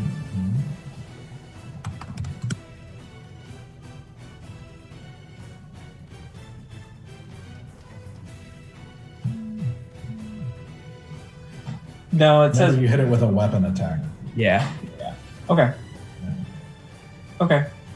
So I'll just go for one final punch. Okay. I'm consistent. That is a 13, so I think it's just straight 4 damage. Okay. So as you give that guy a jab at the end of this kind of flurry of attacks, he's looking pretty rough here. His blood just pours from his nose, and he's looking pretty rough. Okay. Yeah, I'll stay where I am, and yeah, that's all I'll do. Easy. Okay. Well, I think this is the right idea. There are no right ideas. Let's go ahead and establish that now. If my theory is right, I'm going to cast Firebolt at Kotok, kind of sensing that things have changed, and out of anger, I cast Firebolt, and I'm gonna roll my d20 for this. That is a 14 to hit. What's the radius on Firebolt? Bolt or ball? Bolt. Oh, okay. 120 feet. It's a, yeah. Okay.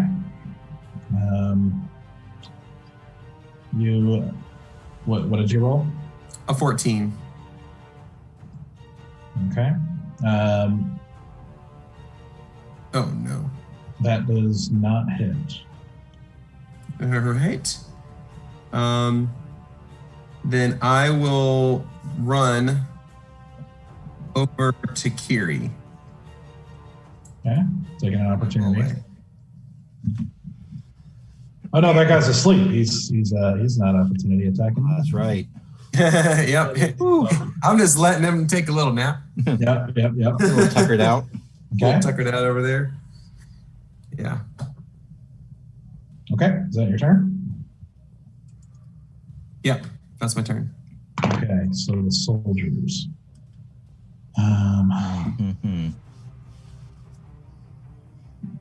Okay. Starting with one here.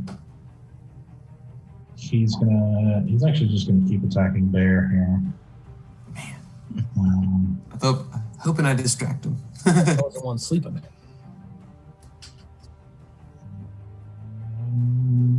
Nope, that's a 9. That's the time to do it. 2 is going to attack.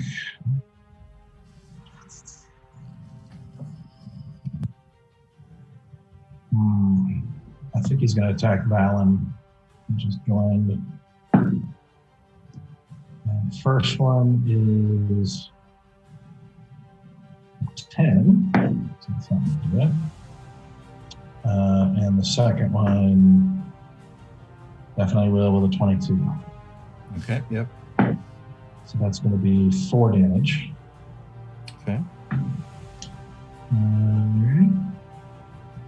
This one is.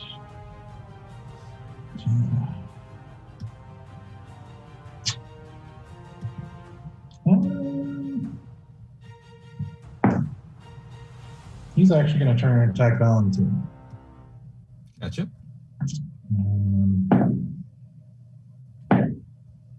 So the first one is a 6, and his second one's a 22. So, 6 damage. Okay. This guy is going to attack Stoic. That's a 10 to hit. Nope. And a 7 to hit. All right. Let's see. This guy is a.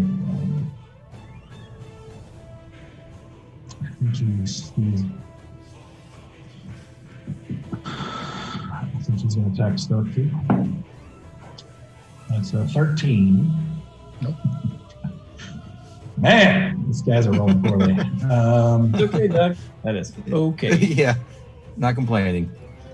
So this guy is. He's actually he's going to move slightly and he's going to take another shot at Easy as you run backward. That's a 19 to hit. Yep. It's 4 damage. Okay. And this guy's still asleep. This guy's still asleep. Roll for snore. Roll All for right. snore. Kiri needs to make a death saving throw. And fails. Oh.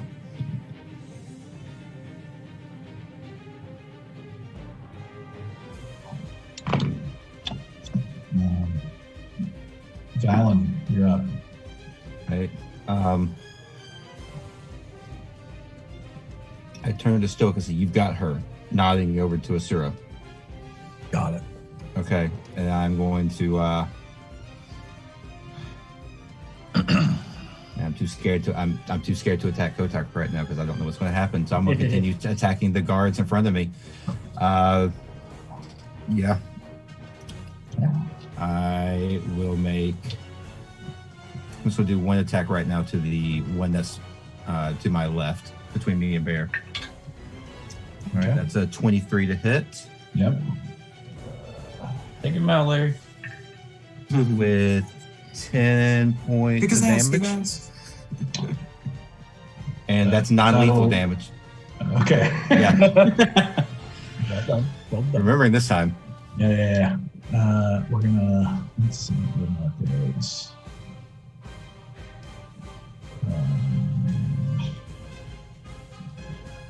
Okay, so yeah.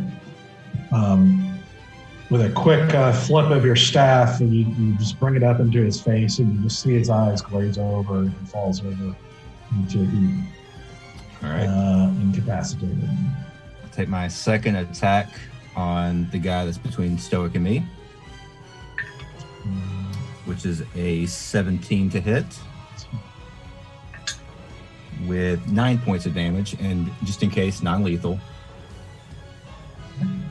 You can just say if you just want to make it blanket, that's fine. Yeah, let's do that. I was Have to make blanket. sure it's on. Yeah, I meant to do it before the session. Just oh well. His family probably won't listen. It's just he was a coward anyway, right? So Yeah, totally coward for defending his family. that's all. Yeah. Screw that guy. Yeah, screw him in particular.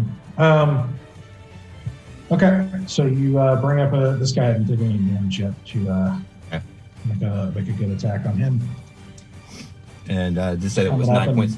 Hitting him in the side pretty hard. Yeah. 9 points. Yep. And then I'll let my momentum carry through and do like a swing my leg around, kick him for an unarmed strike, which is a 21 to hit. That's for sure. And 10 more points of damage. 10. Mm-hmm. All right, so you kick him in the gut. You just hear his breath leave his lungs for a second as his eyes go wide as it's that pretty hefty kick. Okay. And yeah, that's I think that's going to do it. Let me just double check one thing. Yeah, that's it. That's got it. Okay. Stoic. God, I have so much panic right now. All right, so if I run, how many opportunity attacks is that against me? 3? 3. Can we get those out of the way first? Because trying to run. Oh man. You can use an action to disengage from one of them. Nope. Okay. I need my action. Okay. No. So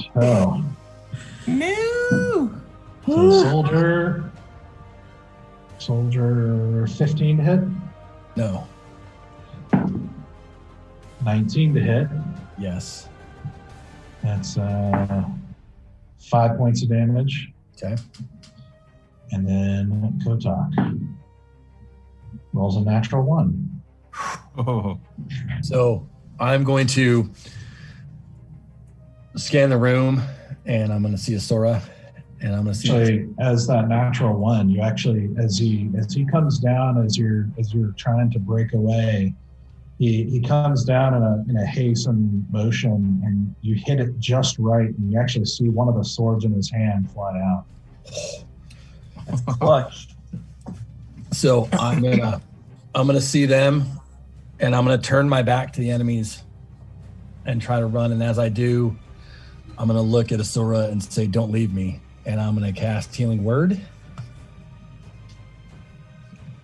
as I'm running, which is range 60 feet. And it's a bonus action. Even dying, Asoda's like, sexy healing hands. You didn't hear it. You did hear it. You did not. Just at level 1, so it's a 1d4 plus 3. Okay. Which I'll let you- He's representing his sword here. It's also more like sexy healing voice too. Yeah. One thing, it's Yeah. Stoic's voice. It's that dark timbre. Yeah. Do you want to roll it, or do you want me to? Do you? I can roll it. All right, it's a 1d4 plus 3. All right, a 3, so 6. Okay. And then I'm going to. I have 30 feet of movement. I'm pretty sure I can make it to Kiri. Barely. without getting into range of anybody. Because one dude's sleeping. Yeah, he is sleeping. So yeah. Okay, and I'm gonna run. I'm gonna slide on my knees Yeah, and you're put my basically gonna have to hand get on right her. Here. And I'm gonna cast Spare the Dying Yeah. as my action. I'll jump high so he can like. Raise, It's like raise your robes. right, my robes come up. Spare the Dying is touch a creature with 0 hit points. The creature becomes stable. The spell has no effect on the undead. So no more death saves. Yep, for a couple of hours at least. But she's still unconscious. Mhm. Hoping allows us to hit. We're going to have to find out. Yeah, we're gonna have to find out. Yeah, because Don't like that. if she takes further damage, it'll be bad. Mhm. It's auto crit, right? If she takes damage while unconscious. Yeah, pretty much. It's an automatic death. It'd be an automatic failure. Yeah. So is she unconscious or is she dead? Well, I think She is, dead. as far as you know, unconscious. As Yeah. far as I can tell. Mm-hmm. Would I know enough about healing and magic to know if that would sever a connection spell? You're gonna have to use an action to try to figure out what's going on here if you want to do that. So. I don't have an action. Okay. Okay. I'm gonna play it at that. That's my action bonus and movement and all that stuff. Okay. All right. Asura, you take an inhaled breath as you feel that familiar divine energy surge through you, and you wake up still in pain and still a mess, but you're awake and prone. Cool. Is it my turn? Yeah. Fuck. Okay. Do I still have that haste on me? No. Once you get knocked out, it's gone. Yeah. I mean, it was a potion in me. It was like, because it wasn't a spell. Like I drank it. I guess you're right. I don't know. Yeah, it's so the potions for the most part are still going to work like a spell. It's like a potion that casts. It's a magic potion. So spells break if they go unconscious? Because I haven't rolled any death saves yet. That's what I'm asking. I haven't rolled a death save yet. Yeah, basically because it's like a self spell, and the spell ends when you go unconscious. It's going to end. So Haste anywhere. God damn it. yeah, Which also means that I can't move this round. back to normal OPS or. You still have your turn. Like you're Yeah, Like but a normal isn't it turn? when haste ends? I can't move my next turn. when this Because you're, spell like, ends, the target tired. can't move or take action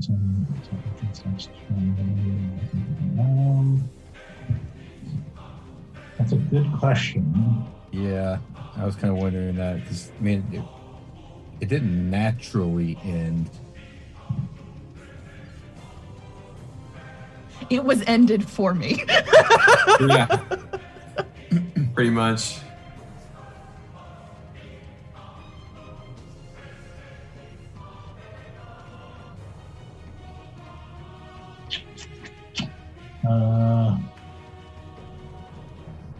Man, sorry for stalling combat here, but No worries. I mean, it's basically I need to know if I can do anything right now, or if I just have to like lay there and be sad, but alive.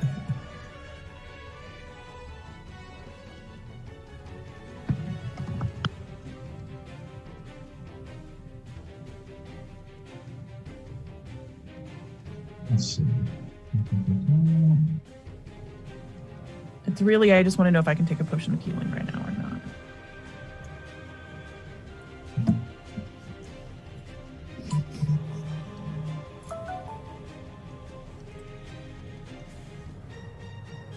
Okay.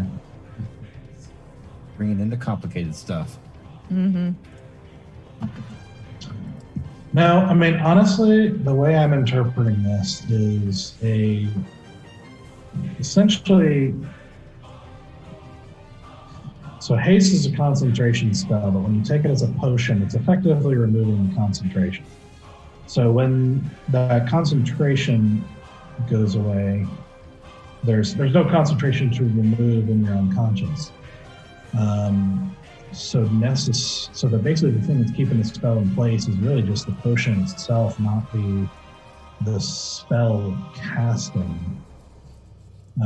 So in my interpretation, basically, I think you still have it because it is up to a minute. So I think you would still have it at this point. All right, nice. Great. Then I am going to take a potion of healing. Okay. Which is 2d. Bonus action. Yeah, which is 2d4 plus 2, which is 4, 2, 2, so that's 8. Okay. Heal. So I'm up to 14 hit points.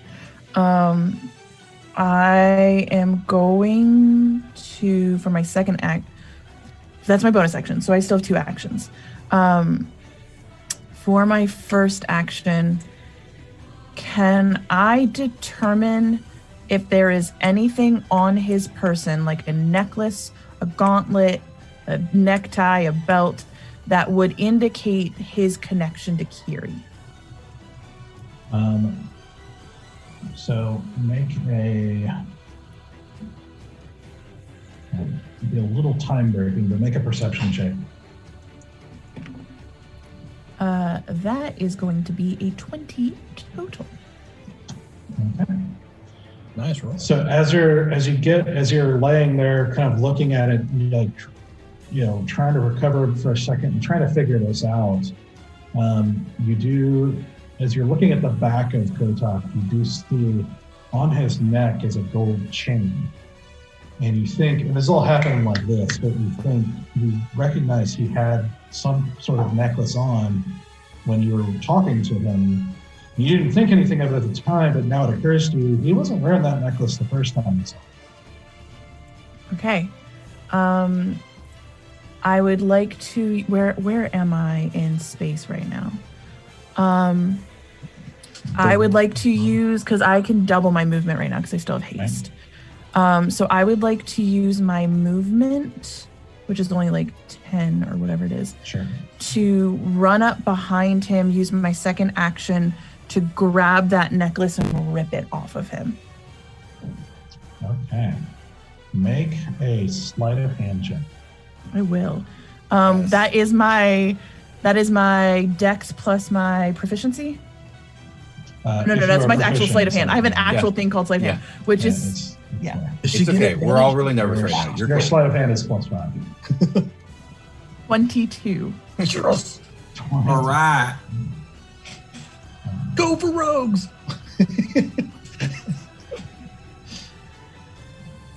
Okay. 22 is pretty good. So as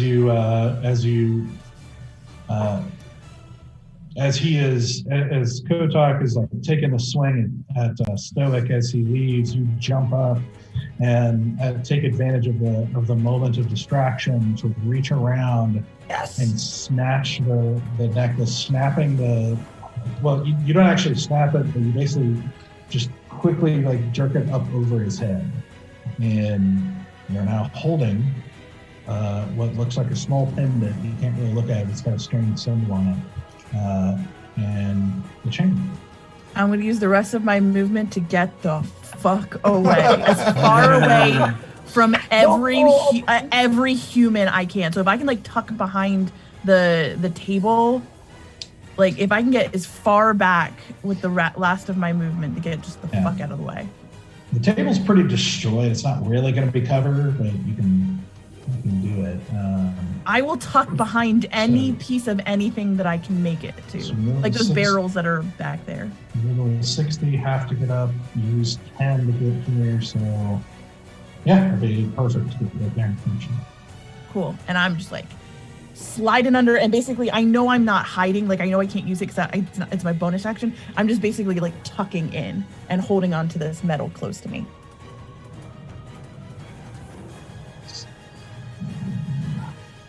What is light?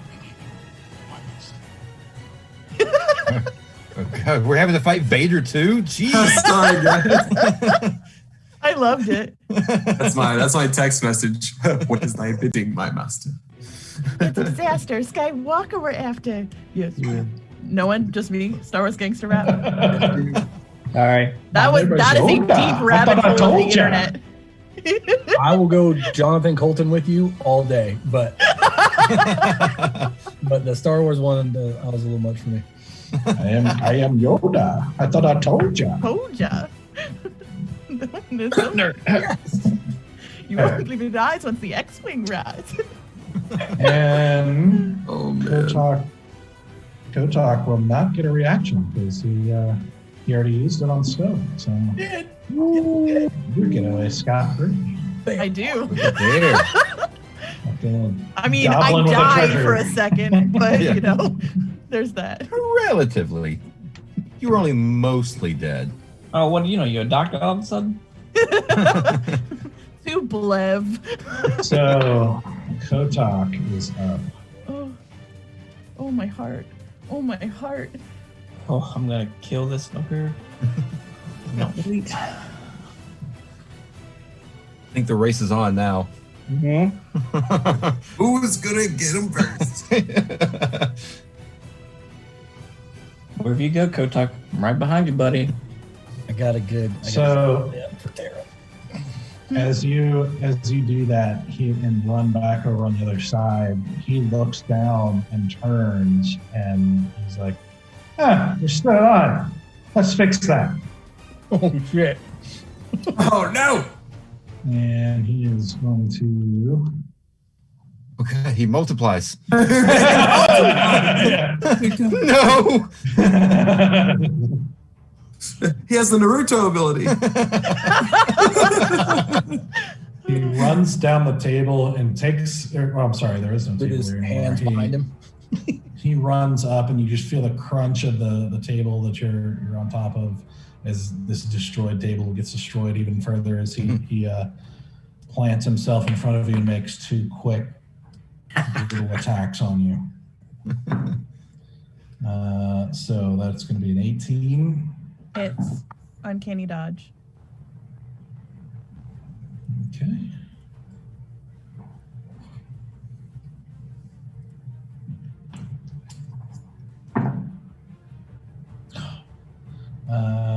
So that's going to be.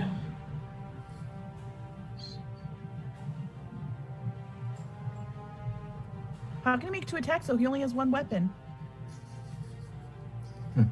Twins did Uh, twice. You're going to find out. So that's 18 plus 1. So with Uncanny Dodge, it's going to be 9 points. Okay, I'm Oh, And still 9 up. points. Yeah. I'm still up. Oh, I'm you down to still up? 5 points again. I'm down to 5 hit points again.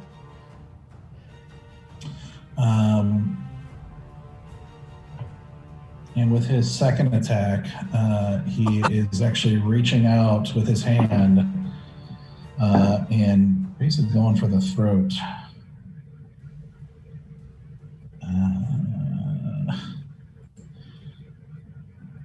But that is a 9, so that's not going to do it. Oh, it's not.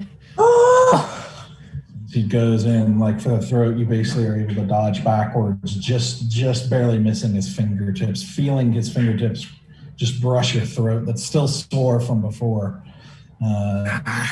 Smack his hand like a grandma baking cookies. He is looking at you with murder in his eyes. Sure he is. There, you're up. All right. I'll take an opportunity attack, I know. But I want to run to within melee range of Kotok. You're Can gonna I- take 3 of them, bud. That's my question. Can I do that? Well, it depends. Let's see. So 5. I got 30 feet of movement. Ooh, that's gonna be tight. I think he makes it. Then 5 feet of Kotok himself. I think you're gonna take 2 because you're gonna hit it from this guy and this guy as you pass. Okay, I'll take the 2.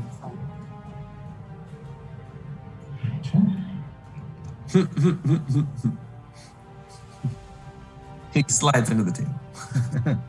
It's putting the table on top of everything, so I have to start over here. Okay, so first soldier rolled a 18 to hit, Damn. Yep. and the second rolled a 10. No. So the first one is 3 damage. Okay. All So right. far, most damage to bear in this whole fight. You hurt me the most, Easy. Your I attack did. hurt me the most. Okay. As my bonus action, I'm going to cast Vow of Enmity on this fucker. So I get Okay. advantage on attacks against him. Advantage. Okay. And then, Is that a bonus action? yes. Okay. Yes. Then, Trusty Sable Blade. Just gonna go chink chink. First up. Okay, 24. That hits. Okay. 8 damage. Okay. Okay, second attack with the So as you come down with that attack on him and slash him across the back, for the first time, he's bleeding. Yes. Kill that fucking. We got blood. We got blood. And then second attack. No. Why? 12. Yeah, no, that's not gonna hit. So as you go in for that second attack, he like grimaces and just lightning fast turns around and like hits your hand as you do it, so you can't get that second swing in. Okay. Yep, that's it. Okay. Easy. All right. Let's see here. I will like to cast Firebolt on Kotok. That's 120 range. So I think I hit him.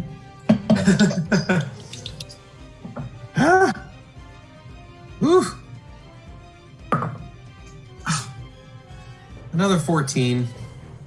Does not hit. That's the worst feeling in the world. I know I'm so close. Uh-huh. I have a +7. I rolled 2 7s in a row. And Well, actually, as you release the firebolt, one of the soldiers that you're trying to cast past actually gets a shield up and deflects it. deflects it out of the way. Yeah. Good shoot.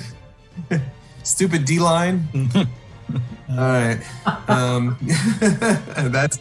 That's all that I can do. Okay. Okay, so with these developments here, let's see. All right, so this one.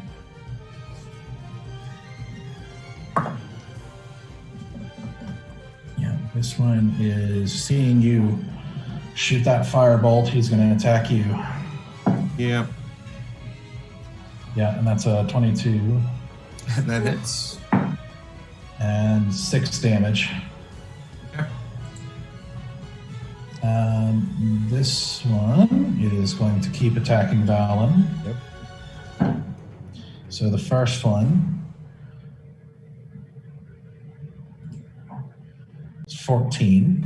Misses. Second one is a 7. Yep. This one is he's going to turn and chase Bear here, who's now attacking Okay. the guy he's got to protect. So he makes a couple attacks. 6 and an 11. Yay! These guys, the heart is not in it. They don't really want to protect this guy. They really don't. Really wanted. This guy is definitely making an attack on Bear. Is the bone? That's going to be a total 18 to hit. That hits. 5 damage. Okay. And so is this guy over here. Sounds good. Bring it on. He rolls 11 to hit. Nope. Not going to do it. Artisura. Bear's like, Good thing, girl. like his arrows going by him. Yeah. He's like dodging swings. Jeez. Poor performance, soldiers. Poor performance. Like he's just doing a shimmy around him. I've been teaching him a few moves, you know. There you go. Oh, I know how you feel now. Kiri is gone, still out. But she doesn't have to make a death saving throw. So, Valen, you're up. Your favorite words this battle. Yep. But That's right. after that last round, I actually kind of look forward to these words. All right. So I'm going to go ahead and take an opportunity attack from the one in front of me because I know he's still got one left. And I'm actually going to go over to Kotok and make a strike. Let's see. You will. Because the guy that's behind Bear has already So you'll- taken his opportunity attack this round. He took it against This against guy? Bear. Not him. Yeah, I'll take it from him. I know I'll take it from him. Yeah, and to get up to Kotok, you're going to take it from this. Oh, He's already that's taken what you're saying. Yeah, he's already right, taken you're his. Right, you're right. I don't think you're in range of the other one, so.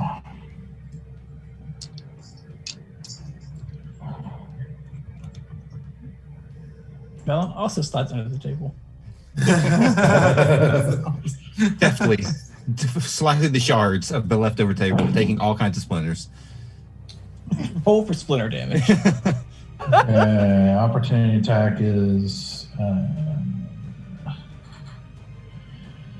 17 Just hits. and 6 damage. Okay. We're rolling consistent damage, but 6 damage is like the magic number for them. It is, yeah. 4 or 5 or 6. Magic number. All right. I'm going to hit him with my quarterstaff. Okay. 17 to hit. Barely hits. I will also spend a key point to make this a stunning strike, just so you know. Okay. That is 11 points of damage. And it's a con save of 13.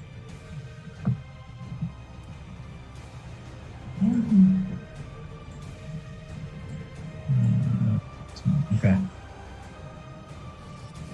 11 damage. Stunning strike. That was stunning. I am stunning. Oh my God. Paladin's victory. Con save of 13. 13.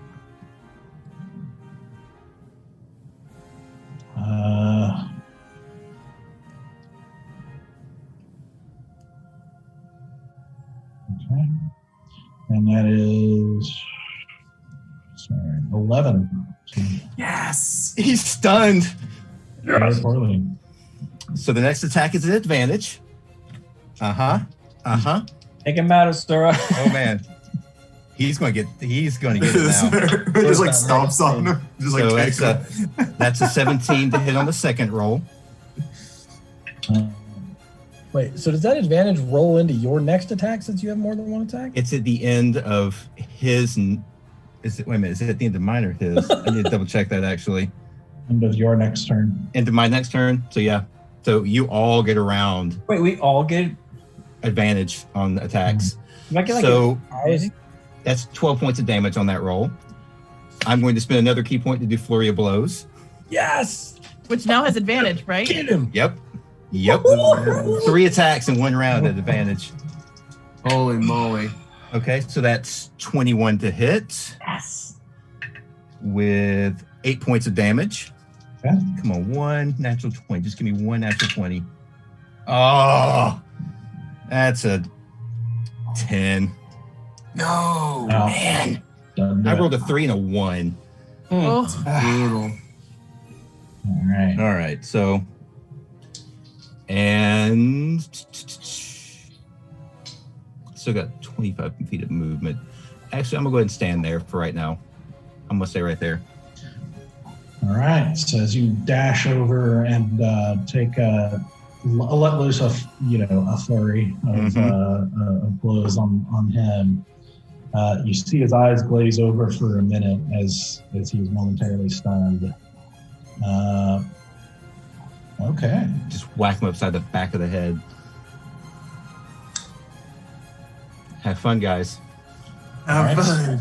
Kotok. Light 'em up. Well, I was going to ask a question. It's kind of irrelevant now, but just a rules question. Rogue sneak attack is activated whenever they have advantage, correct? Or an ally next to the person they're attacking. Okay. or they can't. Yeah. So because I have my friends right around me, I get sneak attack damage. Val beat me to it, but I'm still going to do it anyway. Mhm. And then the other point of order is when I disengaged and ran to go save Kiri, my spiritual weapon would have still been there. Yes. Okay. So then as my action, I am going to guiding bolt the shit out of Kotok at level 2. My plan was to do that and give Asura advantage. Now everybody's got advantage. Yeah, but like The whole Valen team beat is me to giving it. me advantage right now. whatever. So, and I get to roll that as an advantage because it is an attack roll. Yep. Kill him, man. Kill him. So that's a 20 and that's a 12. It's 20. Total 20? Yep. Yeah, that definitely hits. So that is at level 2, that is 5d6. Holy shit. You got it. A piece. Only have 2d6. Hold on. It's like a honing. So that's a 2 and a 2. 4, 4 and a 2. 6, 10. 10. Yep, 10 total. And a 5. 15. So 15, and the next person gets advantage. Yeah. Oh, Yeah. you already have advantage. So. Double advantage. And then as a bonus action, I would like to hit the dude in front of my mace with my mace. Bonk. Just up the top of the head. Non- Goes like 6 inches in the non-lethal. ground. It's a spiritual weapon. I can, whatever, I'll like suck in the spikes. Make it a bold Yeah. mace. So you're hitting this dude, you said? Yeah. Okay. Yeah. Another attack. Spiritual weapon, that is +6. Okay. Yeah, no, that's a 9. Nope, not going to do it. Hmm.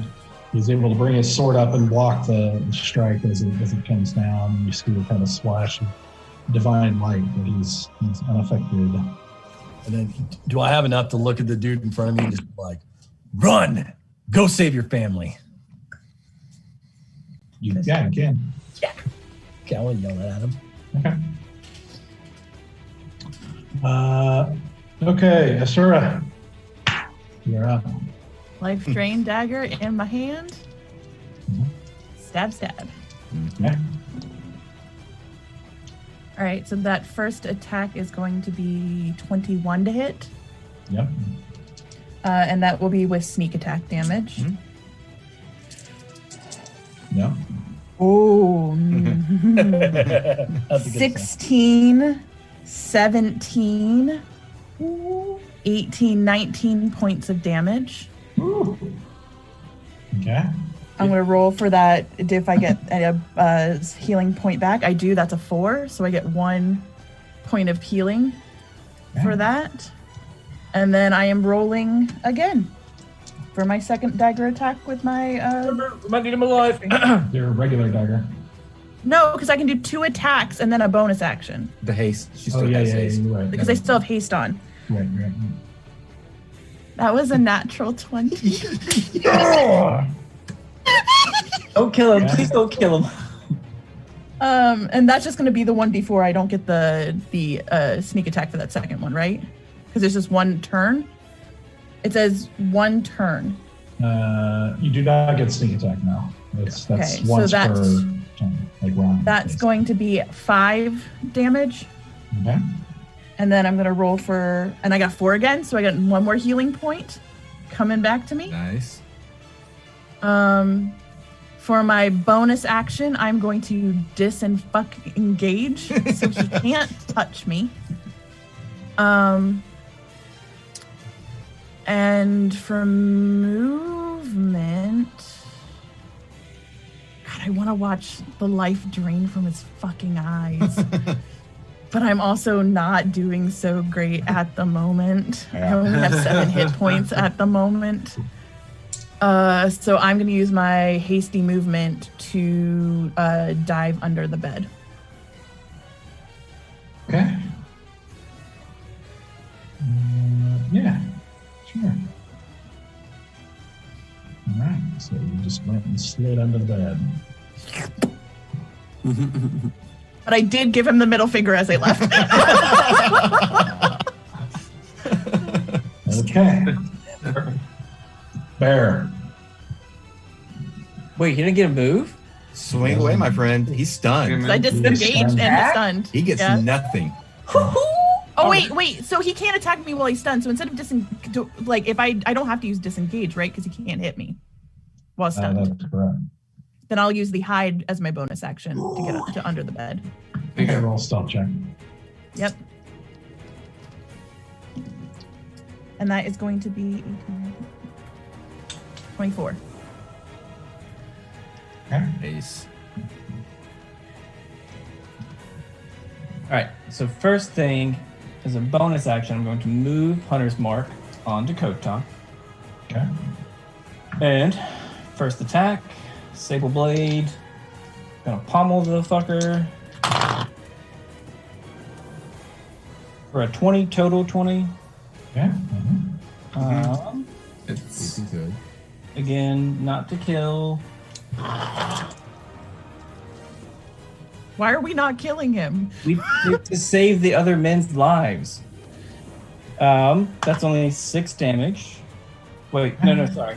Why did I roll a d4? That's 7 damage. 7. Okay.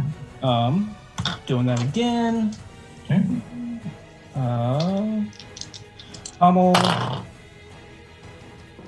17 and a 2. So I got a 25 on that one. Nice. That is 10 damage. Again, not to kill. Pommel. Okay. All right. Yeah, that's it. Okay. So as you continue the blows on the stunned Kotok here, How's he looking?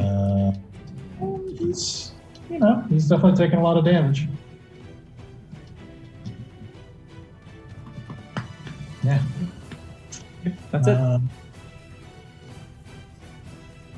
Easy. all right. Maybe I can make this work with a.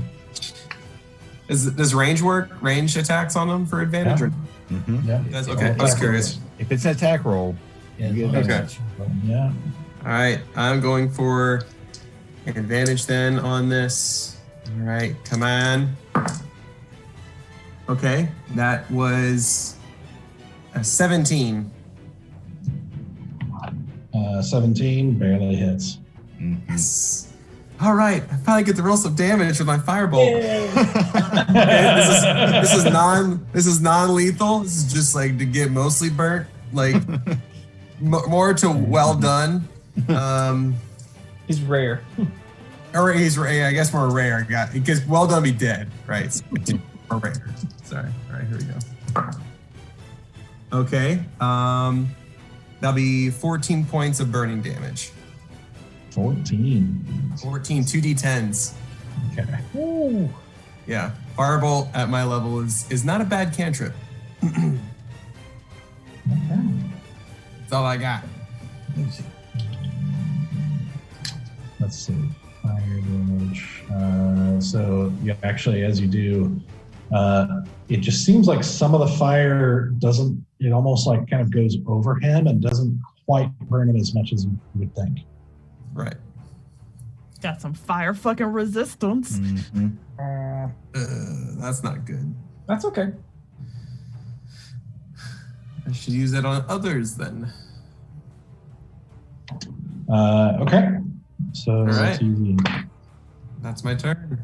Yep.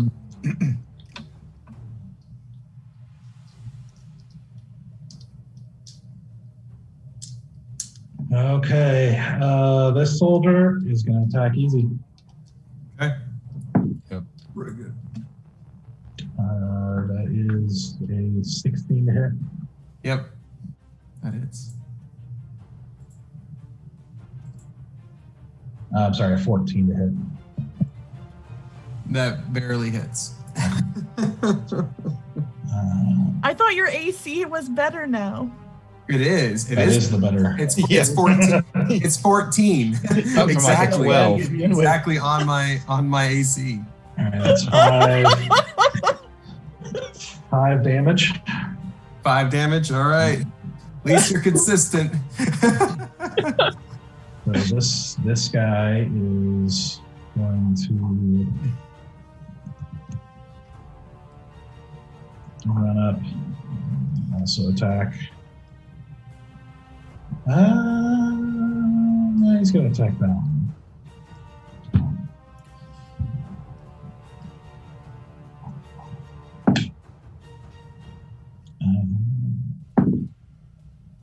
The mace get opportunity. I was wondering no. something. I wish. It did. That'd be amazing.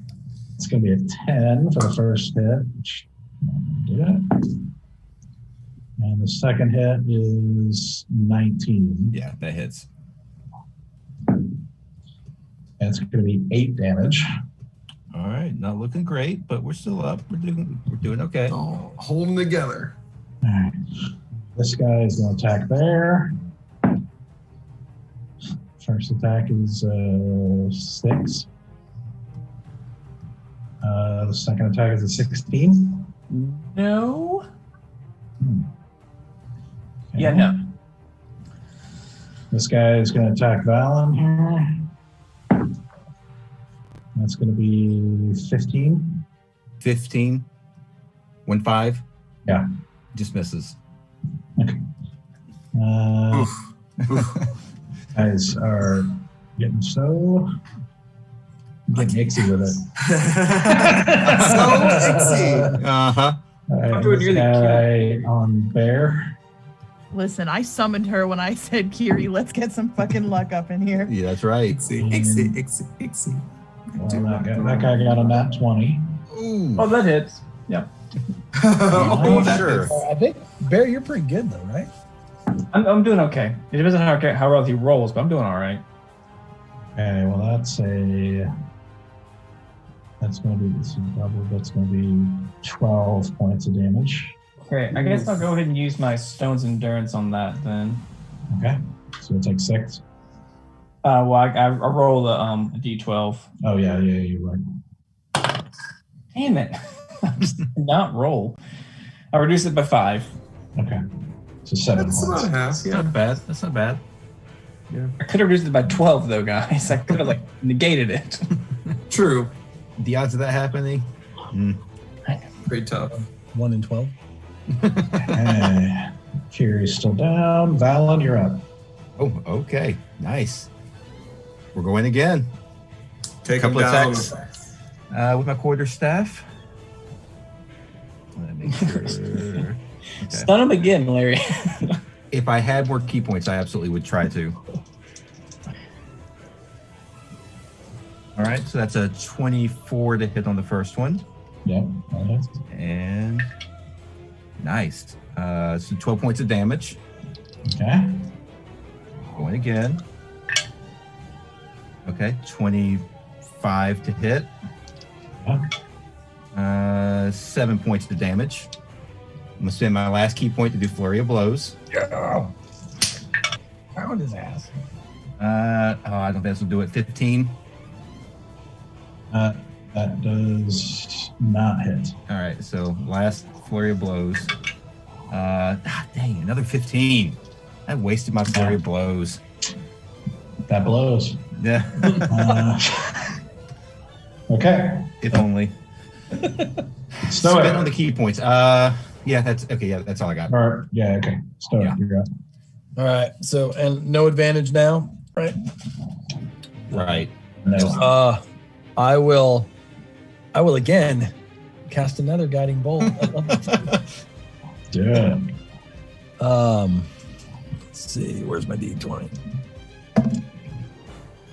So that is 17, 18, 19, 20, 23 to hit. That hits. Yes. All right, that is 5d6. That is a 5 and a 4. 9. That is a 5 and a 4. And I get 18. Yes. and a 3.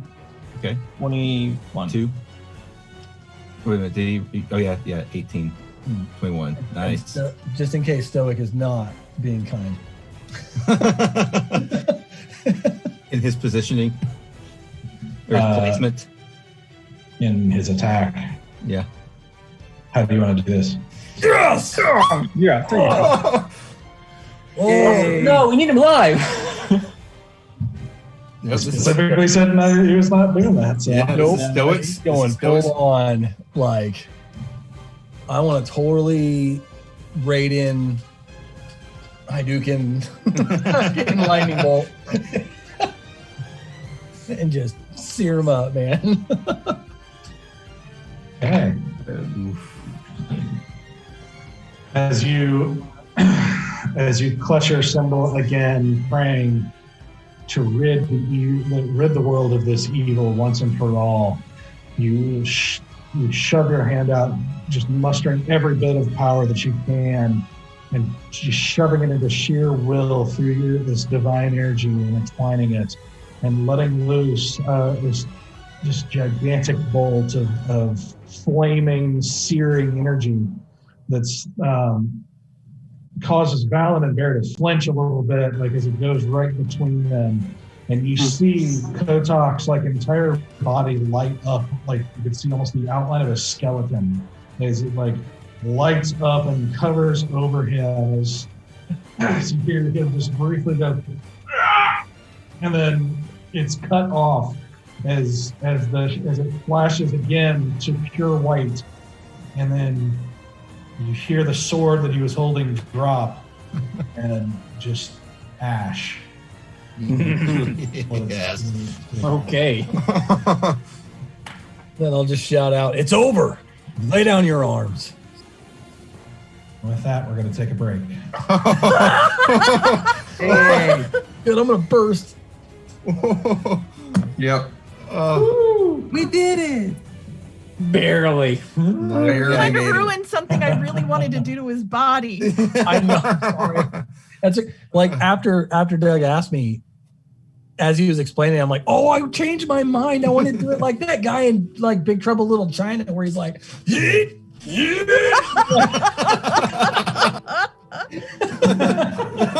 Oh my gosh.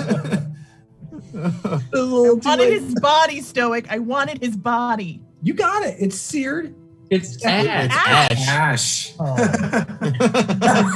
Yeah. There's no body left. You can collect the ashes. Magic items don't die in ash. I'm okay. That's not what she wanted. I can guarantee that's not what she Not wanted. at all what I It's some wanted. dirty thing. One of those, what are they called?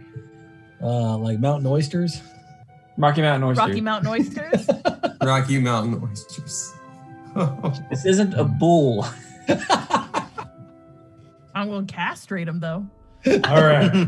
So we're going to take a quick 10-minute break Yep. and come back to finish out the rest of the, see what happens with the soldiers, see what happens, period. Yep. All right. Oh.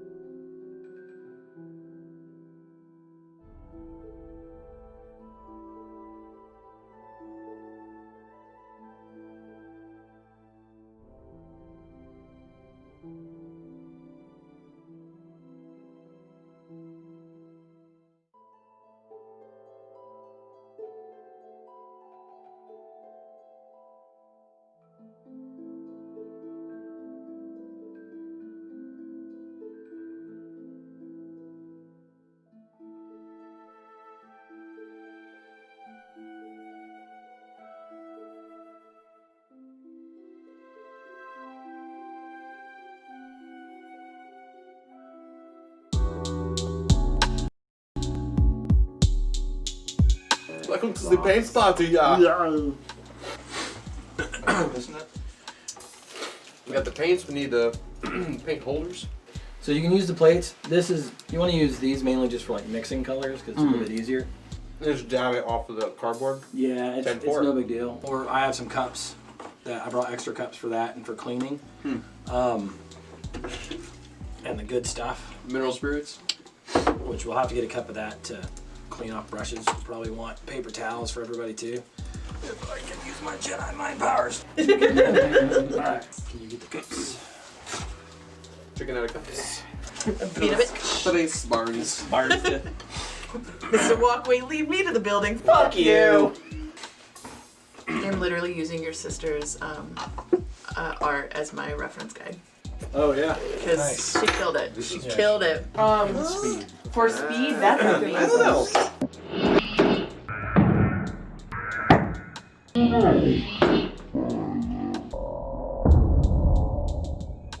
Try that one. Oh! Are you kidding me? I didn't do it. What just happened? This is why we can't have nice things. Jeb is the reason we can have those things. Absolutely. So is the reason we need the cardboard. That's dude. That's what I've been about. I've been splattered. I came prepared. How about that? I was not prepared. I'm gonna keep this over here on the adult side because I like how on the adult side suddenly. Wait a minute. How did that happen? I think you want to reassess who's an adult here. that is probably more dangerous to this table than the paint. What is? The thinner. Oh, yeah. Because the paint you can just wipe right off as long as it doesn't dry. The thinner will Take off take the everything. finish. So the other thing is, guys, don't try to cover it in one coat. Oh, yeah. Just expect you're gonna have to do at least 3. Okay. But really, there's nothing like you can't mess it up. Okay. So Hey, You watch me. Challenge accepted. That's need already like a- happened, Danny. I need like a crimson red. well, the crimson red.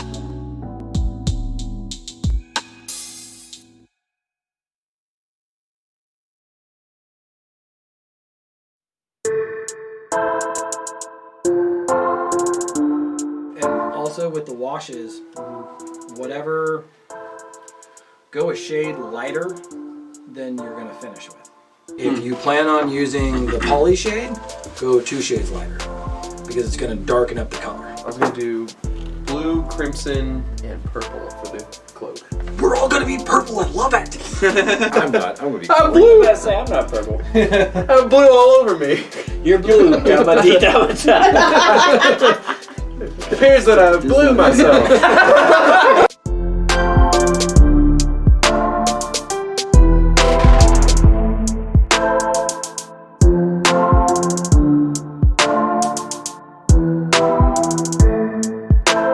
I did not anticipate So, the bow staff being in the way when I designed him. and you can use some of the bigger ones to like mix colors too and blab them on. These ones I bought specifically for dry brushing later for the detail. More texture on it. Because you want these big fat ones, and I might even cut them down with scissors to make it shorter, and then you just barely get any paint, wipe it off, and just like. Oh.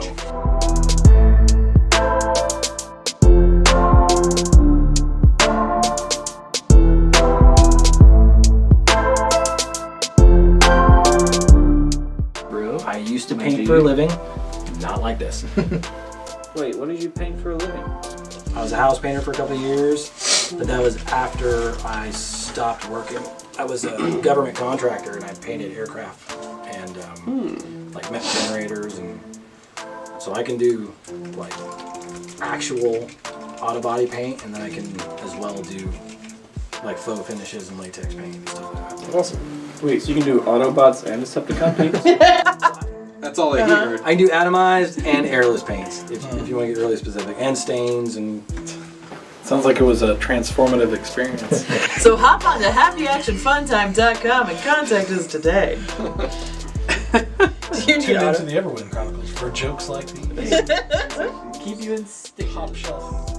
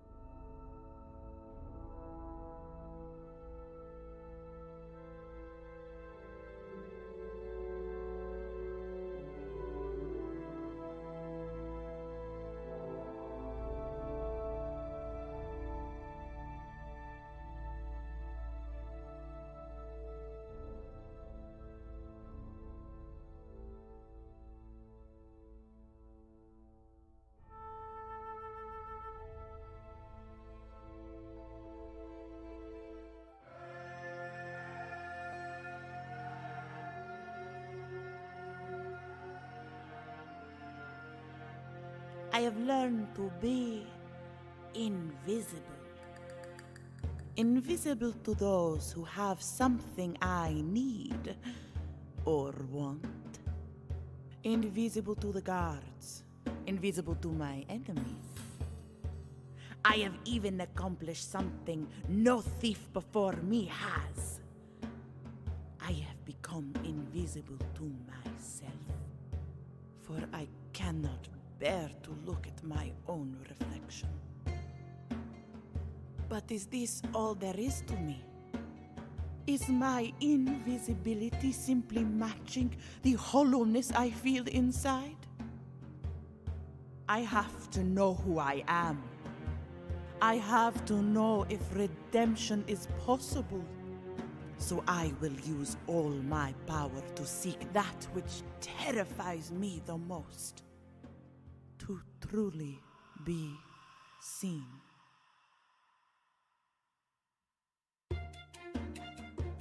And perhaps along the way, slit a few throats of those who do not deserve to be seen.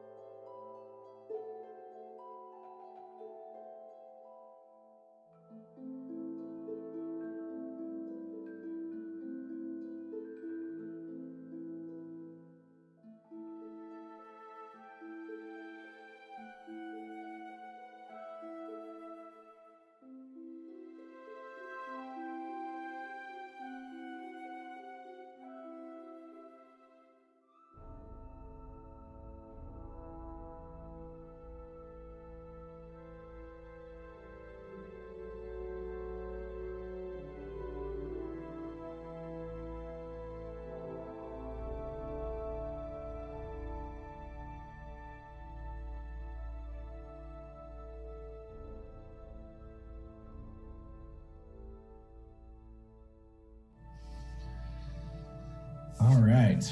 Welcome back. We had a good break. We're going to jump right back into it because we're still technically in combat here as Stoic has ended Kotok completely. My heart grew Stoic, today. as you shout that to the soldiers, I want you to make a... Can I say it very angrily and intimidating? Sure. Yes. I mean, growling as a half orc. Oh crap! All my stuff closed. In fact, I want you to do it with advantage. Yes. Like I can't persuade, but I can intimidate. It's very odd. Come on, big boy. Show them what you got. So I got a 13 plus stuff, and beyond is taking a second. Hold on. Plus 3, so that's a 16. Okay. Reasonable.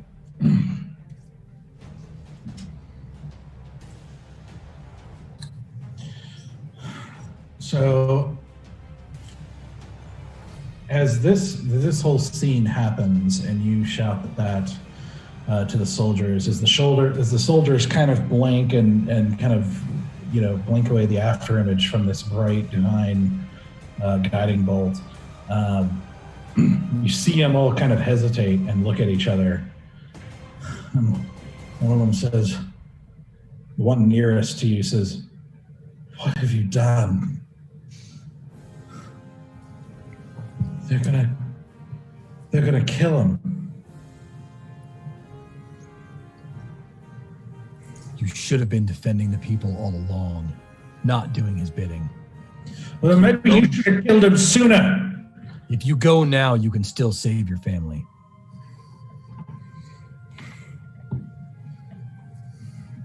Bastard. And he leaves. And you see a couple of the other soldiers kind of look around at each other nervously and everything like that, and slowly leave. as they slowly, and then to a jog, to a run, exit out through the hallway. A couple of them casting glares at you. Yeah, that's fine.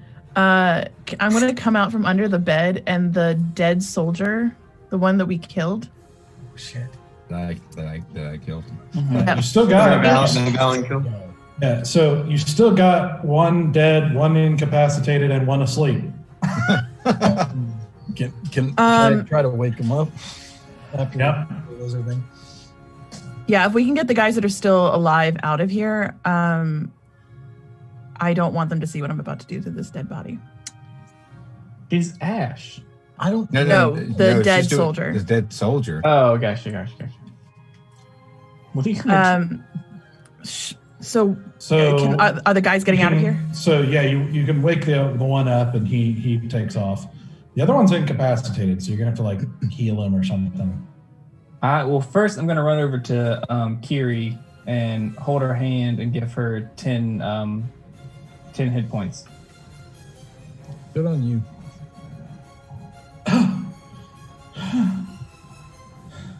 Are you all right? Hello. No. I'm so sorry. I am so sorry. This was not supposed to happen to you. I can say it 1,000 times. I am so sorry. It's all right. She was looking after me. You fought bravely. You did amazingly well back there. Again, I mean, it's the second time you've saved our asses. I think you saved mine this time. No. This is all you. I guess we can argue later. Sounds good. Well, you sit here. If you see anything, let us know. But just rest up. We'll be right here if you need anything. But just rest up a minute. She nods, kind of shakily. Okay. Start sifting through the pile that was Kotok. Okay. And I'd like to grab his swords. one sitting by the table, or where the table was, because he dropped it. Yeah, there's two of them. After that, Roll a natural one. Oh, no, I didn't roll a natural one. No, Oh, okay. No, I was saying he dropped Roll that an sword investigation check. at disadvantage, because I still have that disadvantage. going on. Oh, gosh. Yeah. While this is happening, I need one of the stronger people to help me do something. First, I will just go ahead and give 2 hit points to the incapacitated guy and cast him up to speed. It was a 13 on the investigation. Okay, 13. Yeah. Do I need to roll for the swords? Hold Like, on a second. Doug's got like 4 things that we're all trying to do. I know. You know? Yeah, and my oh, shoot. Okay. There it is. Okay. Sorry. My loot disappeared for a second. Like my loot notes. And okay. All right, so Valen, we'll do Valen, then Asura, then whoever else. Okay. All right, so Valen, you find, as you're looking around the room, you basically see a variety of supplies, like food and foodstuffs and things like that. Looks like somebody stored up to stay there for a while. You see over in the corner, surprisingly, a collection of what looks like very fine art, like casually tossed into a pile. Just like paintings and stuff, just recklessly thrown into a pile. You see a chest that you open that looks like some clothing that is oddly mixed of fancy and raggedy. At the bottom of the chest, though, you see what looks like a fan, like a folding, like Chinese style fan, and you're able to tell that there's something magical about it, as well as 1,470 gold. Oof. So glad you found that. Not I mean, it would replenish everything I spent. I have no money. I spent everything on y'all. That was Everything on y'all. That was our money, Tara.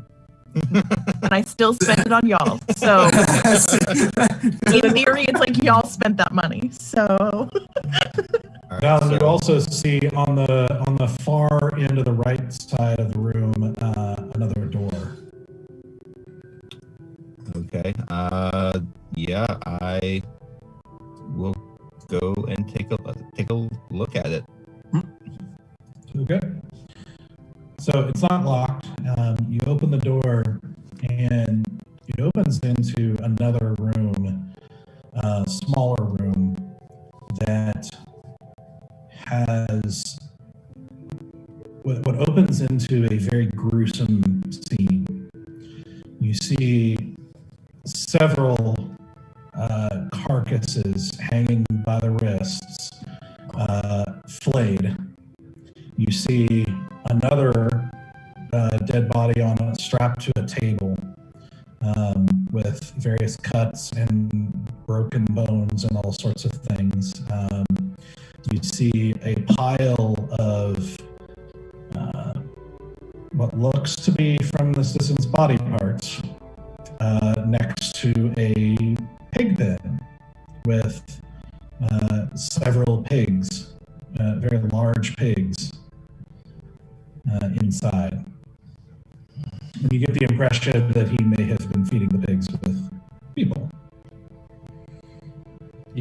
Among other, torture instruments and various nasty-looking bits of tools, and just blood and everywhere, and the smell is just a very nasty nasty iron smell, or that tang of blood and rot, and it's very unpleasant room. Yeah, let's close the door. Is anybody looking? Any of you guys looking at me? I mean, can I hear the pigs? Like, can I hear pigs rooting in the next room? Maybe softly, yeah, sure. I mean, so I'm gonna look over and notice. You don't go in there. Don't go in there.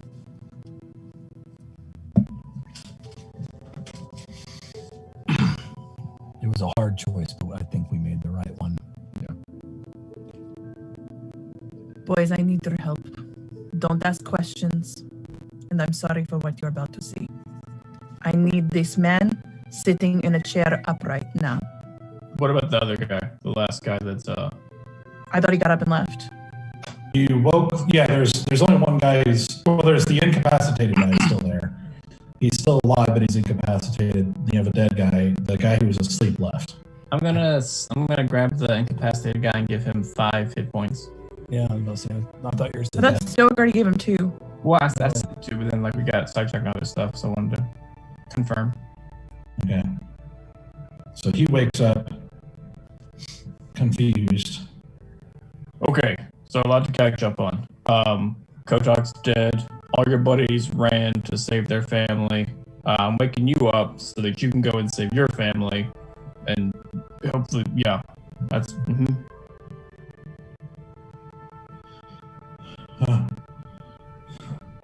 Yeah. Kotok's dead. Affirmative. Oh no. And he gets up and he starts to run out, and he pauses for a second looking at Asura standing over his dead mate. And you see him kind of like grimace. And he's like, "Oh, Tarek." And then he runs and leaves. What did he call you? He called his friend Tarek. Tarek.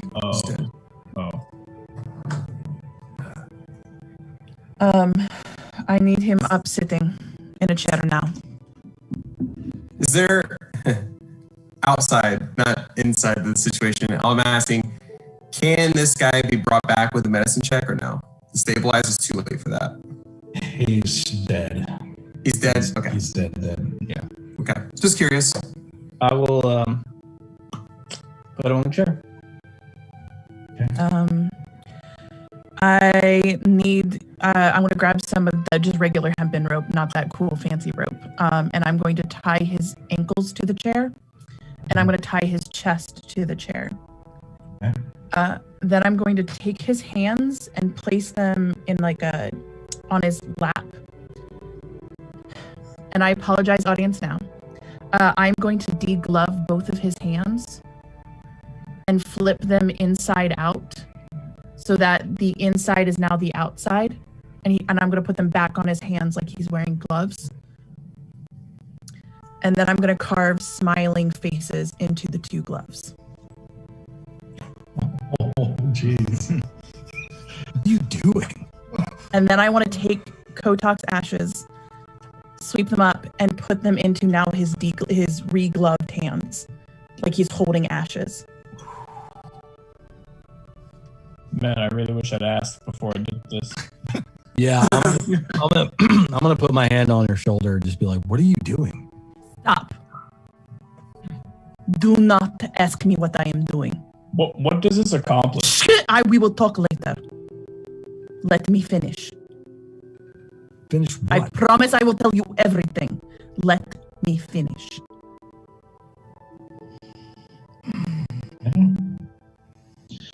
So I would like to do that. As she slowly, methodically ties him up and does the things that she described. And it is bloody and gruesome and generally horrifying. I'm going to pretend like I don't see it. And it takes you probably about a good 10 minutes or so as you're doing this. And I want those smiling faces to look exactly like the smiling hand logo. Okay. Or the smiling face.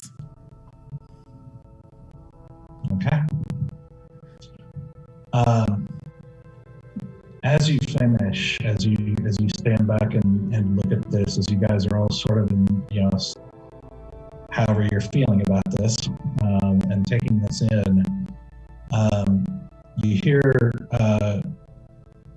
Kiri close the door and say, guys, there's people coming.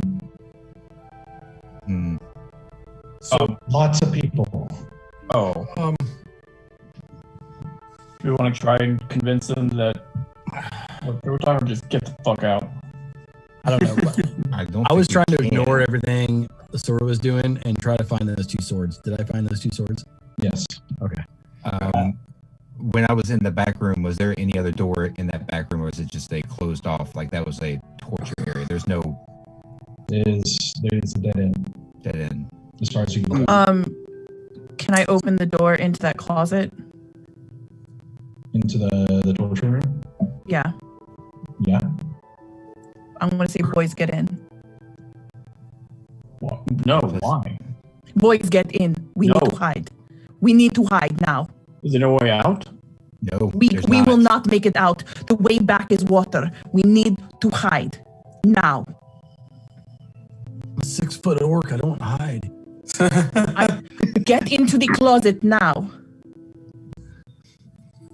I'd like to do an investigation check of the room, see if I can see anything that resembles like a trapdoor or anything like that. Okay. That is a 14. Okay. You start looking around as this is happening. And very quickly, at least, you don't see anything. Okay. Hide. Please hide. Let's Hold hide. your breath and get in here. We All have right. to. All right. Fine. Easy. Do you have the ability to make yourself look like Kotok? Not anymore. No, all my spells are what you say, kaput, out, and dry. There went plan B. No. Yeah. I was going to say, I tried that, but it's too late. So we're all getting in the torture closet. Yep. Torture closet. Oh god. And as I'm pushing them in and closing the door, I'm picking up the guts and the sinew and rubbing it on them. I'm trying to make them look nasty as fuck. And then just having them lean near other bodies and whatever I can. Okay. I understand what she's doing. Let this kind of happen. Okay. Grudgingly. Let it happen. Don't touch that. Okay. So, God, it smells. So you hear as you do this and close the door behind you, you listen as you hear the increasing noise of boots and what sounds like angry voices, and you hear them get close as they very clearly open the door, burst open the door.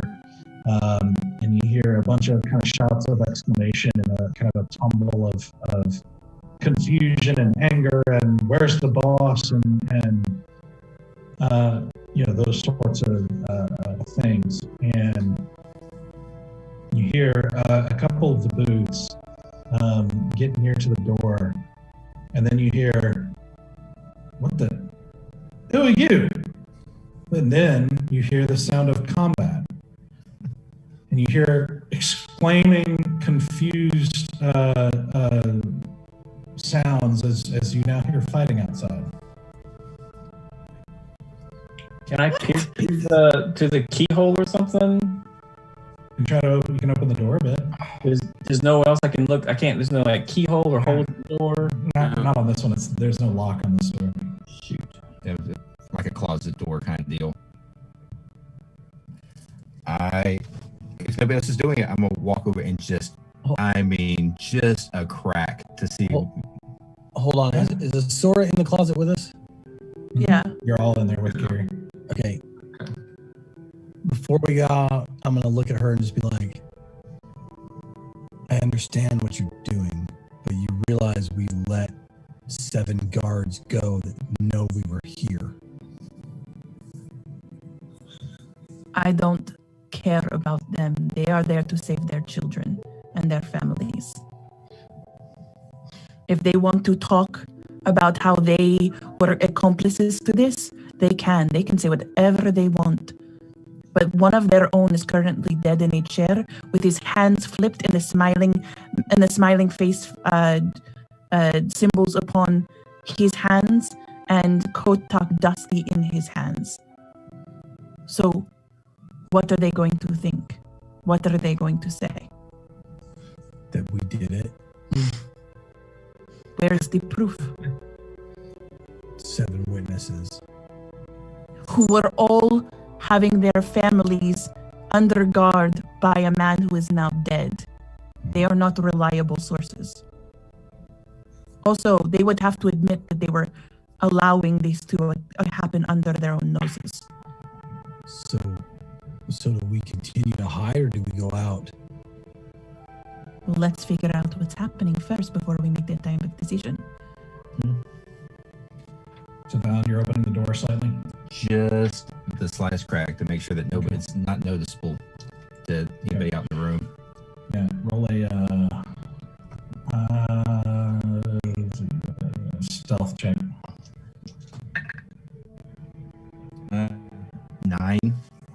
Why do we let you do anything? You still have disadvantage. I gave everybody an opportunity to do something, and it was like, I hadn't gotten there yet. God damn it. like, no, it doesn't matter who's stealthy. Literally anybody had a better chance of rolling than I did. Yeah. I have disadvantage. Very much. I'm with you, Larry. Okay.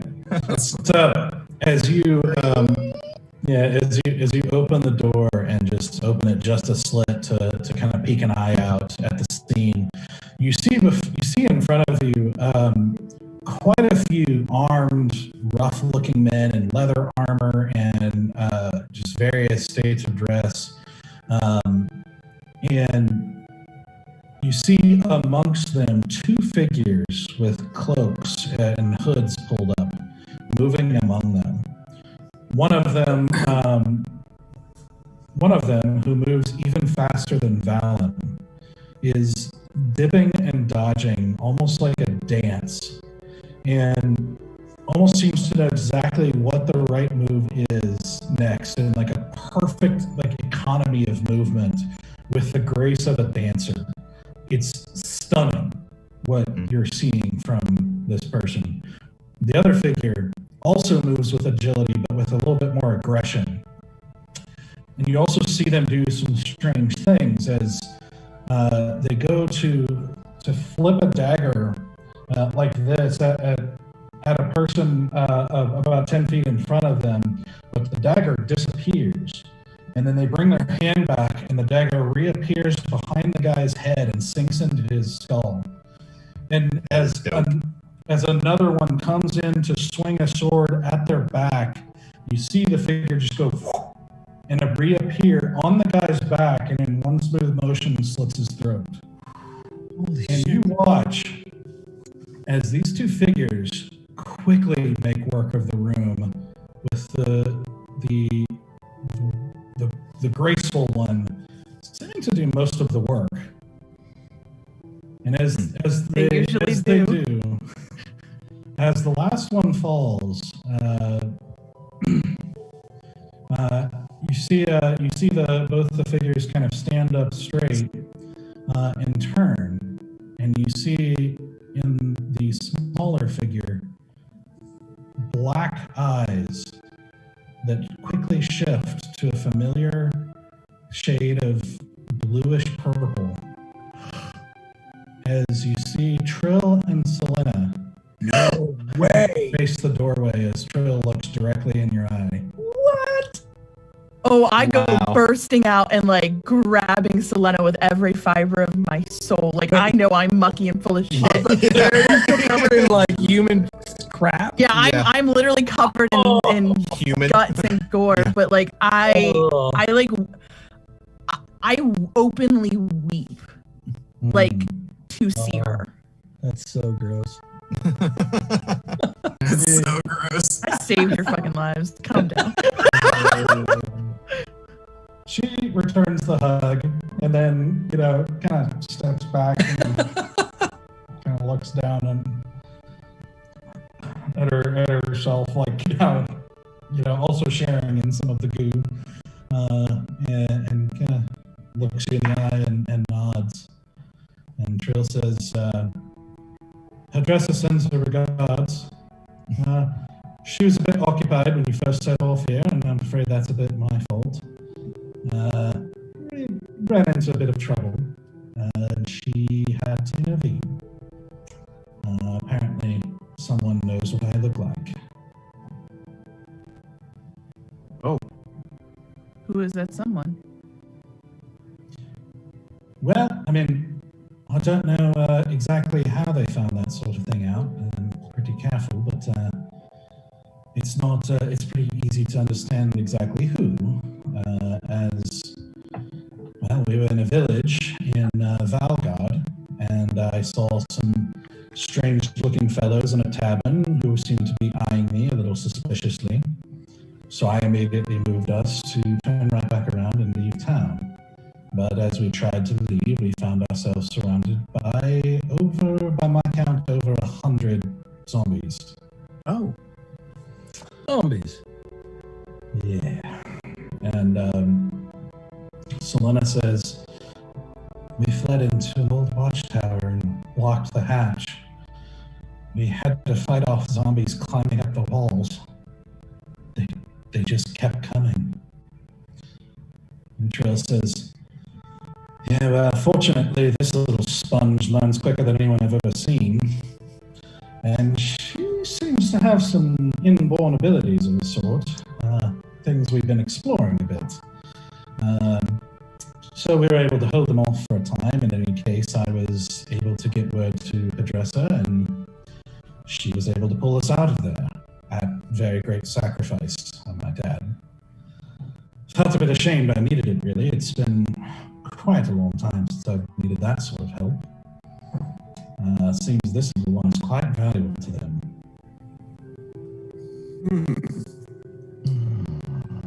Anyhow, she told us you were going after Kotok and that we should hide again until this all blows over. And he looks at Selena and has like this little kind of familiar kind of cockeyed or lopsided grin and says, we will. But I'm afraid Selena and I share a common disregard for instructions when we would rather do something else, like coming here. It is much appreciated, I will tell you that much. Yes. You missed all the fun, though. Well, and he looks you up and down. He's like, looks like it. No, this was not. This was her. We were all clean. If I can't get my jollies one way, I'll get them another. She asked us to trust her. We said yes. She smeared human all over us. Well, how was I supposed to know we would have a rescue party of 2 to come in to save us at the last second? If they walked into that room, we were going to have to figure our way out one way or another. I trust in children. You should too.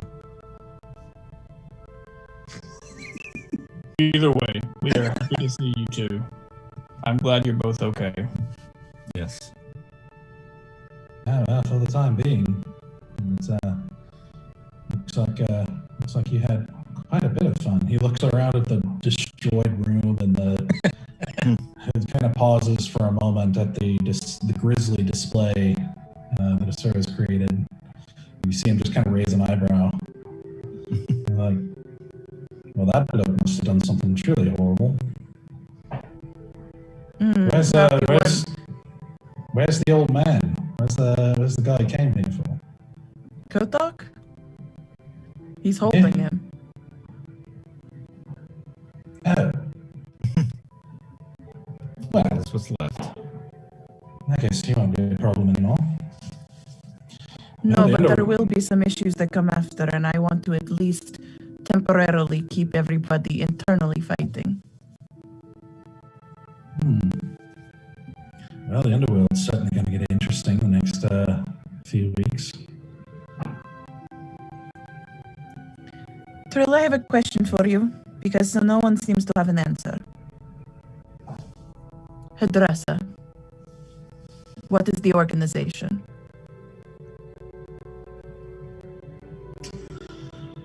Well, that's a long story, and not one that's for me to tell. That's really her prerogative. Can I at least get the name?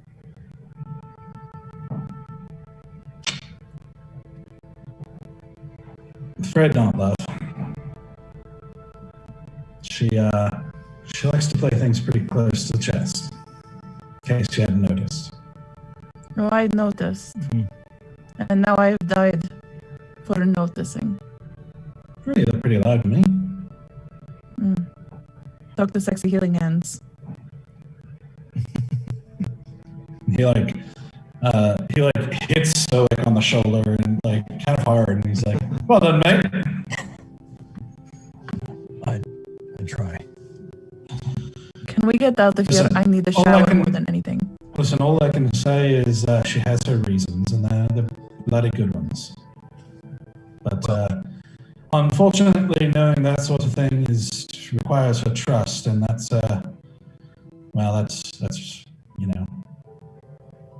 that's not an easy thing to come by. But do you trust her? I think I trust her more than any other person on this planet. Insight For a check. very long time.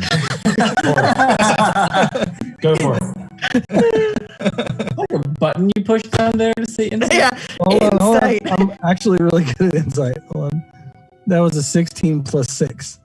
22. Okay.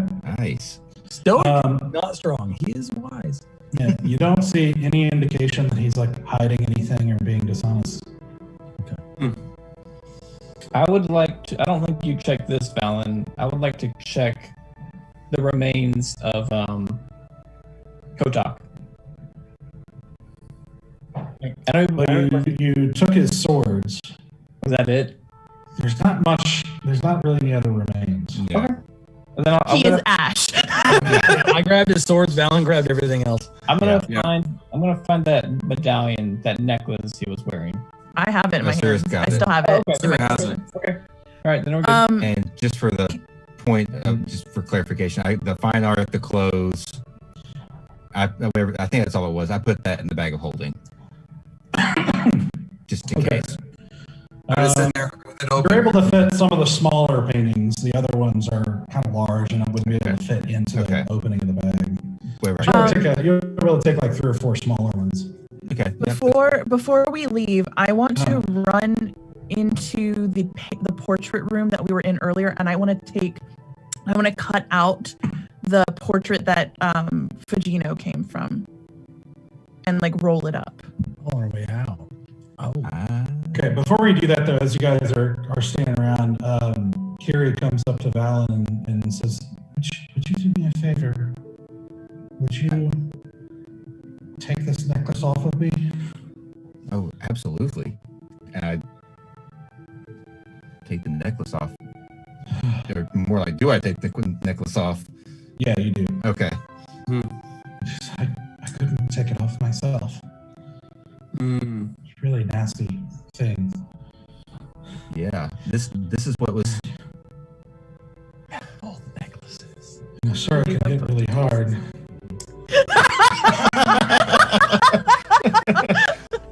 She tends to do that. If she knew that you were that connected with Kotok, she wouldn't have done that. I know. He's an evil man and he does evil things. I don't think any of you guys are to blame. He did evil things. Not anymore.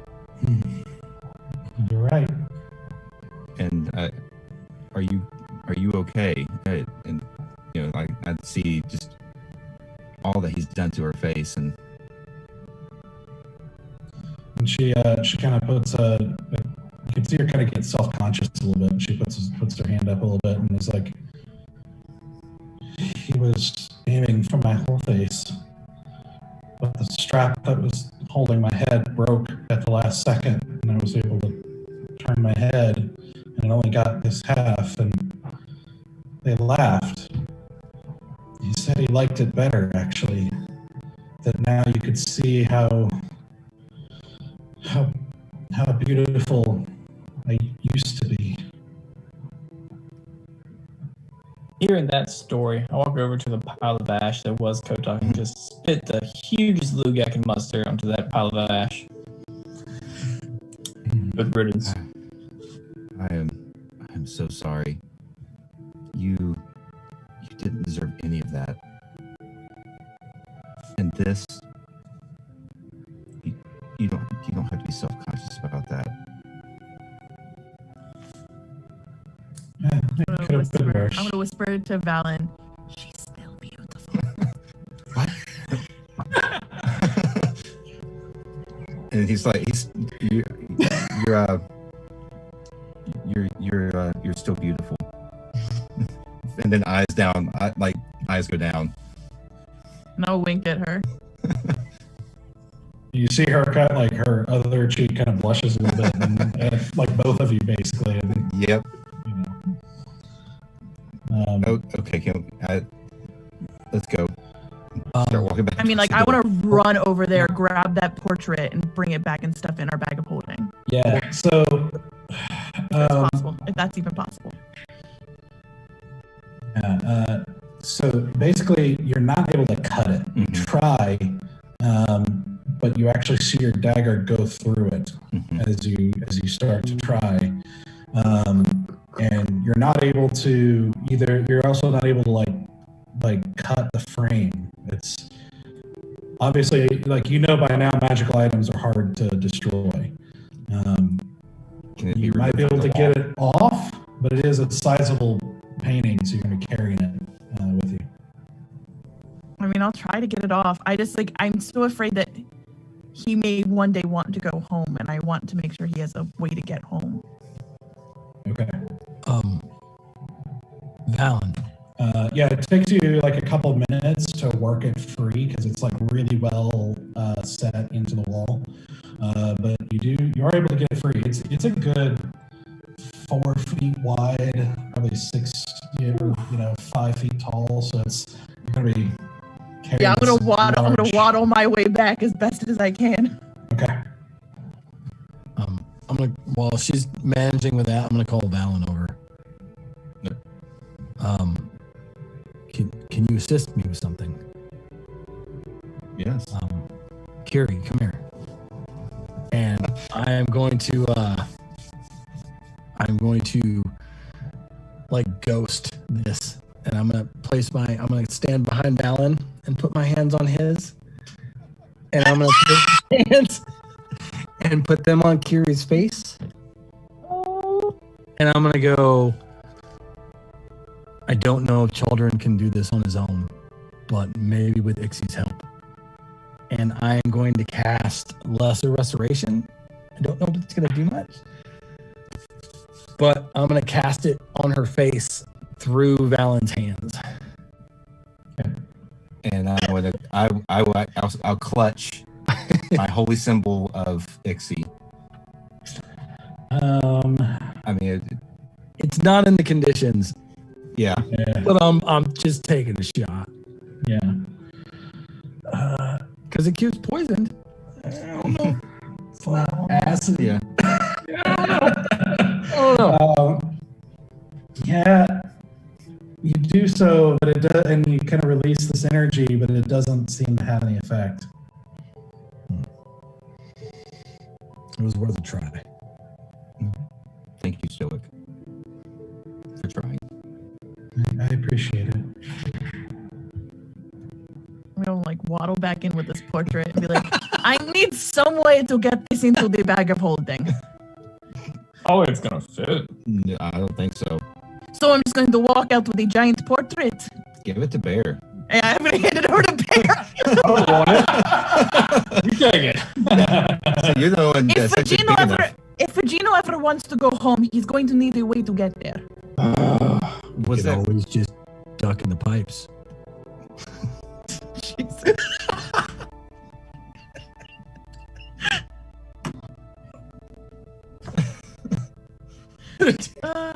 Okay. That was much.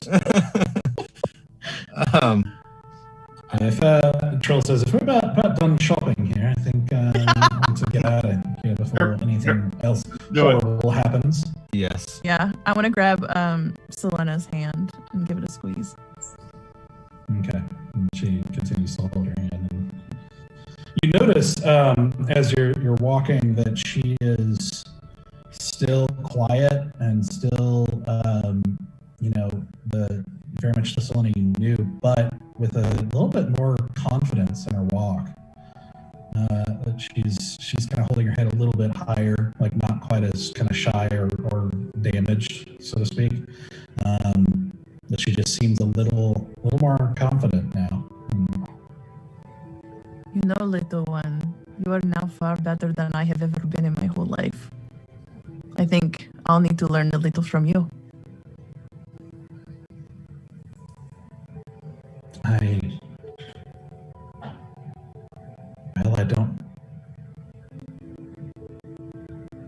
I don't know. Maybe. You are very talented, and I know you have worked hard to be that way. I'm proud of you.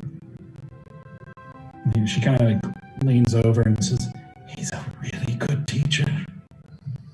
He seems like it. I didn't think humans could do what he does.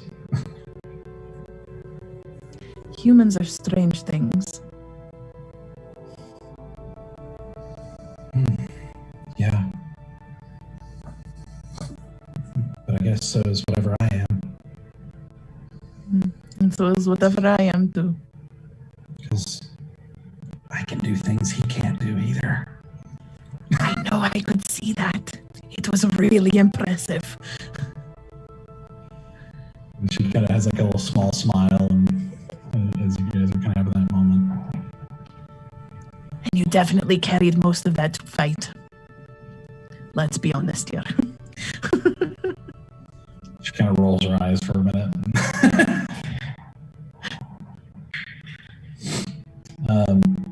As we're walking, I want to talk to Trill for a second. Was that all of the guards, the Leatherhand guards that you know of? Oh, I imagine not. It's I don't really know much about the place, but I understand it's fairly large, and the Leatherhand is fairly large. So, there's probably still quite a few folks going around the city here. I doubt we even hit half of them, honestly. Honestly, that was probably... Yeah, there's probably quite a few left. Okay.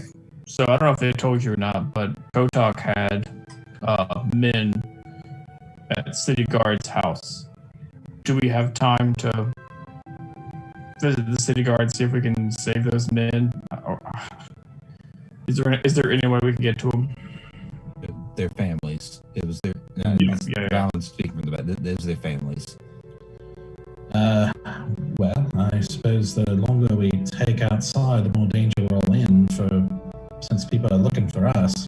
Right. And maybe for you at this point, from what I hear. Right, that's also what I'm asking.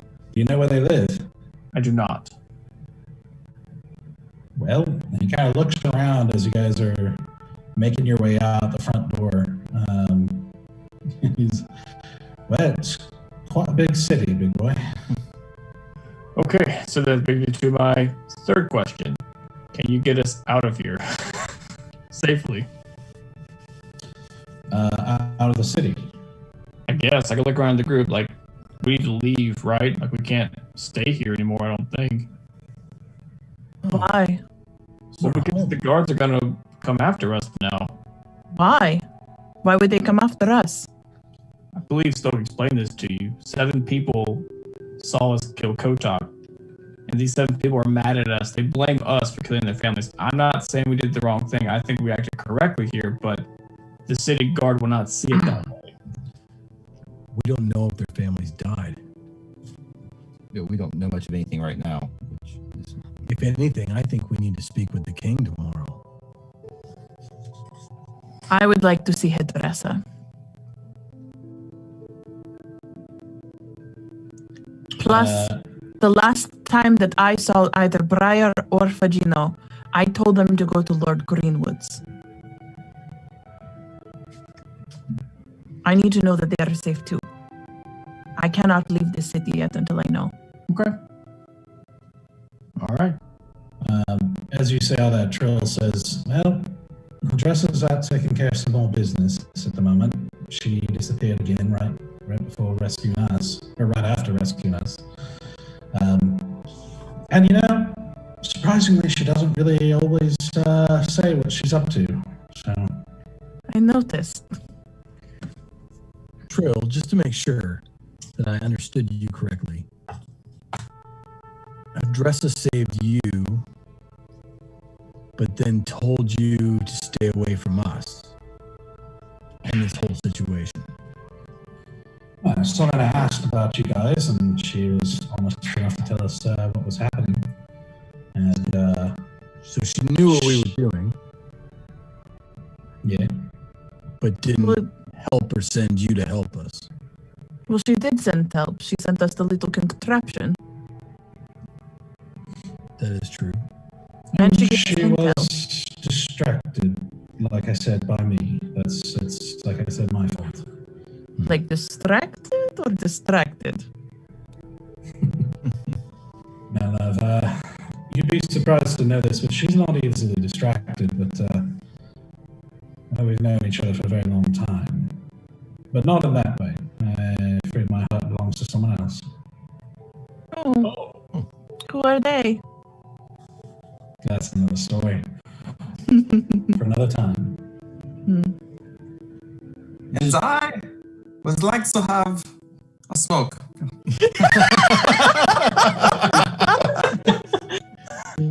Sounds like you were directed not to come help us. Well, she told us to hide. I mean, if people know what I look like, and people certainly know what she looks like, I'd say it was inadvisable for us to come, but I guess we're bad people. Join the crowd. The best kind.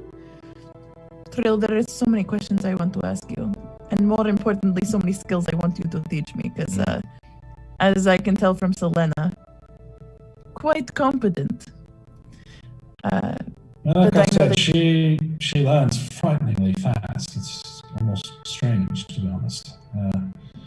It's not normal how fast she's learning. And she can do things that are also not human. Not elf either. It's puzzling. So I'm not sure what's going on there, but I'm also afraid we're going to have to disappear again. I understand. That is why I was going to say, though I want to spend more time with the both of you, I need you to run and hide. Yeah, as much as I like you, Kiri, we're definitely going to be better off if we are just the two of us. Understandable. Do I notice that Selena is using the daggers that I made her? She did. Yeah, in that fight. That makes me very happy. You guys slowly make your way through the city as Kiri slowly starts like talking and is kind of talking to whoever's near her, basically. And at one point she says, he likes to talk more than you'd think. And he seemed fully convinced I'd be dead soon, so I guess he had nothing to lose. And he said it'll all be over soon when he's done with me, and that my purpose in life is being a tool, and once that's over, I don't have a purpose. And so he just talked a lot, and he told me that he was the one who recruited all the bandits that have been out in the countryside, like causing chaos. And he said it created all sorts of interesting opportunity, and that it was fun to cause chaos in the whole country, and that it was even more fun because of who hired him. to do so. Who hired him to do so? Someone hired him, I guess, to recruit a whole bunch of bandits and bring him here. Or Who was that? Did he say who it was? I don't know. He did make a lot of references to her. And he mentioned a benefactor.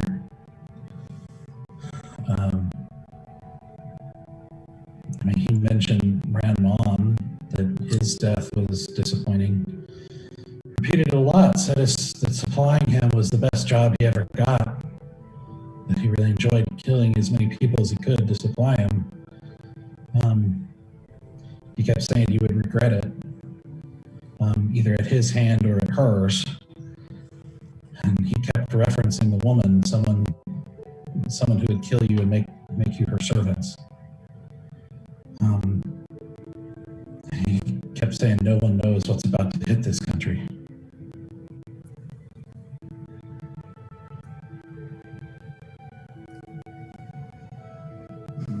I think things are going to get far worse before they get better.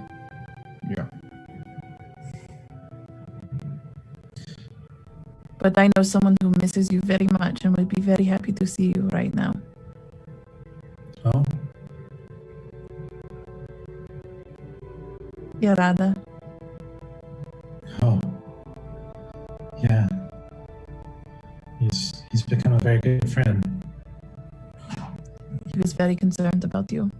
He's the reason we knew anything had happened. He's a very good man. That he is. And I want to get you to someplace safe. I want to head back to Lord Greenwood's. So Evergate. Probably. I mean, and I want to be as stealth as I can to get back there. Sure. You can all roll a stealth check if you want. Okie dokie. I'll give it a shot. A 21. Hey! Most stealthiest. Apparently, having a pipe with me gives me an advantage. 23. Okay. 14. Okay. Disadvantage. Got a 3. It wasn't me this time. That's why I let you open the door there, Valen. Alright, Selena, Kiri. Trill rolled a 31. Shut the fuck up, Trill. Shut the fuck up. Go home. You forget he's there. Wasn't there somebody with us? What was his name? I will never forget he's there. I just won't see him. We're going back to Lord Greenwood's, right? Yeah. Yes. You guys make your way back to the entrance of the Leaf District and a little ways away from the gate where the guards are kind of watching as it's nighttime now. It's the middle of the night at this point. He pauses and says, I think this is probably best time when we duck out. Oh, you're still here? Yeah, no, it's fine. Okay. I'll get down to Selena, to be at eye level with her. Take good care of him. I will. You take care of yourself. I will try. And she hugs around your neck quickly and then parts. And Trill just nods at the rest of you guys, and they back into the shadows of an alleyway and disappear. You guys continue through the Leaf District, making your way still covered in blood, as you get some strange looks from the guards, and one of them even starts to kind of step in front of you for a second, then recognizes you and stands down. You guys make your way through and eventually make your way to Eldergate, where you can see as you approach it has quite a bit of commotion. Oh boy. As you see outside of the gate, you see probably 50 men in Greenwood's like green and gold uniform, mounting up on horses and basically general activity that seems like they're about to move. Is Greenwood about? Make a perception check. Rolled a 10, perception, 11. Yeah, you actually do. After a moment, you see kind of through the crowd, you see him listening to one of the other soldiers kind of talking to him, and you hear him kind of loudly say, "Faster." I would like to approach Greenwood. Evening. All the men kind of stop and are like, kind of look at you kind of startled as at the sight of this Goliath and covered in gore. And Greenwood says, "Defender Bear." Mm-hmm. Yes, sir. You're all right. Yes, of course I'm all right. Why would I not be? I was out in the countryside, but I received word from my servant that you were in trouble and needed help with, that you were attacking the Leather Hand. Oh, did Robert find you? Yes. Oh, sorry. Did not mean to, alert you, but yeah, we took care of that. We're okay. But thank you. I really appreciate coming down for us, but we took care of that. I'm gonna step in and pass Kiri off to Valen and give him the rundown of what happened, but more importantly, that the city guard and their families are still in danger, and that more importantly, they had chosen not earlier to really do anything about him. So this was kind of like Kotok. I was basically explaining how Kotok was basically, you harm me, you harm your family type of shit. But I do not tell Kotok anything about our mission with our contract. I don't bring up anything about Hedressa or the ledger or the keeper, and I don't mention what I did to the one remaining soldier. I just let them know that we did get rid of Kotok.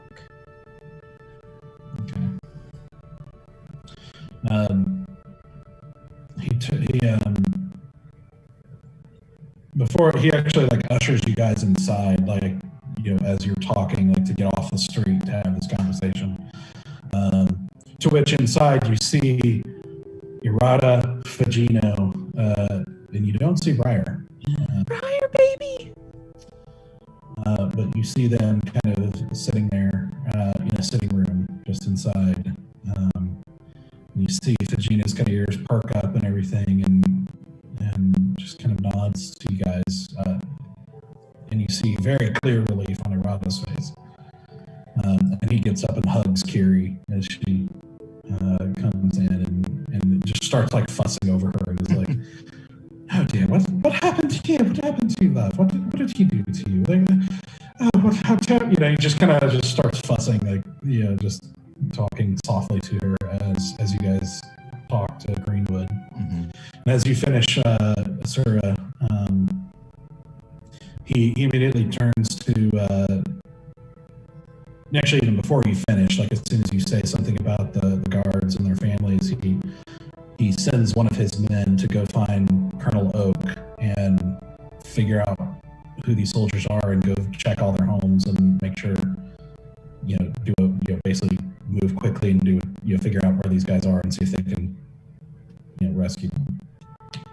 Let's shout out. If you find Colonel Oak, tell him Stoic says hello.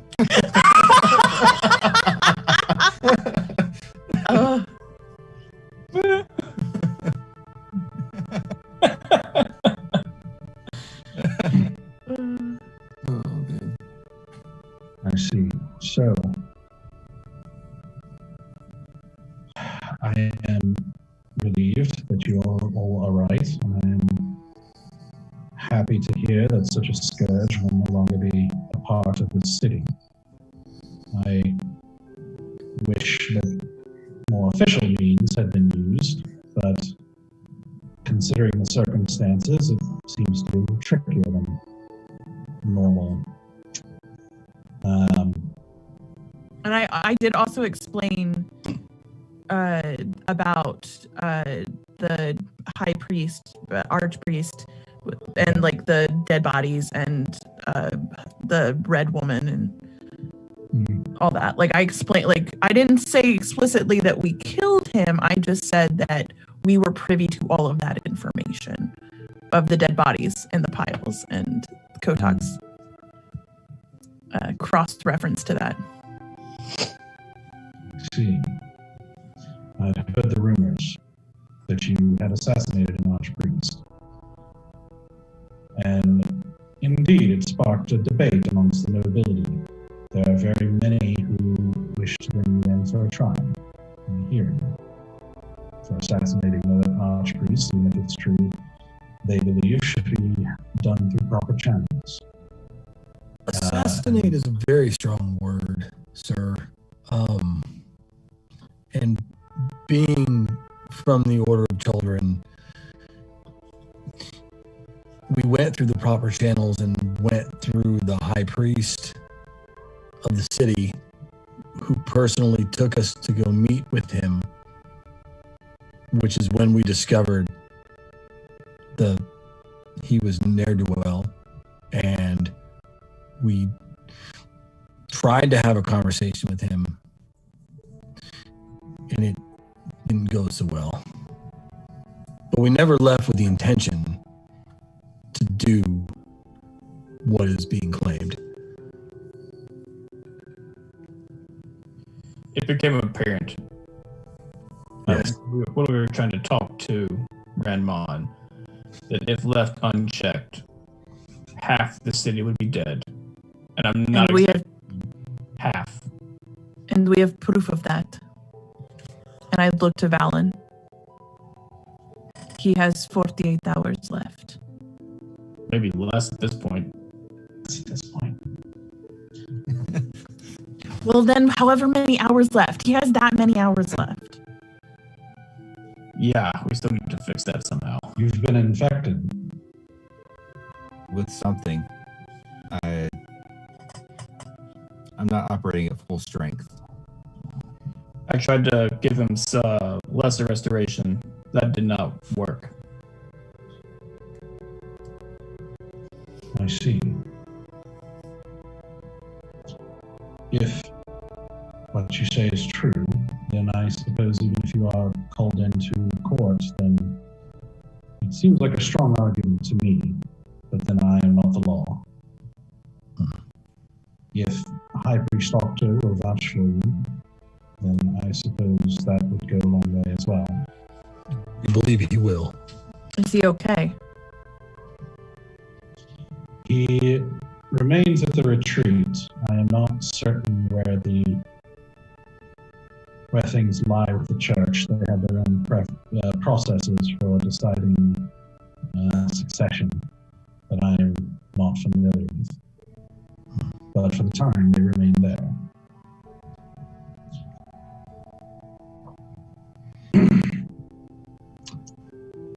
You seem to be causing quite an uproar. I have to say as well, I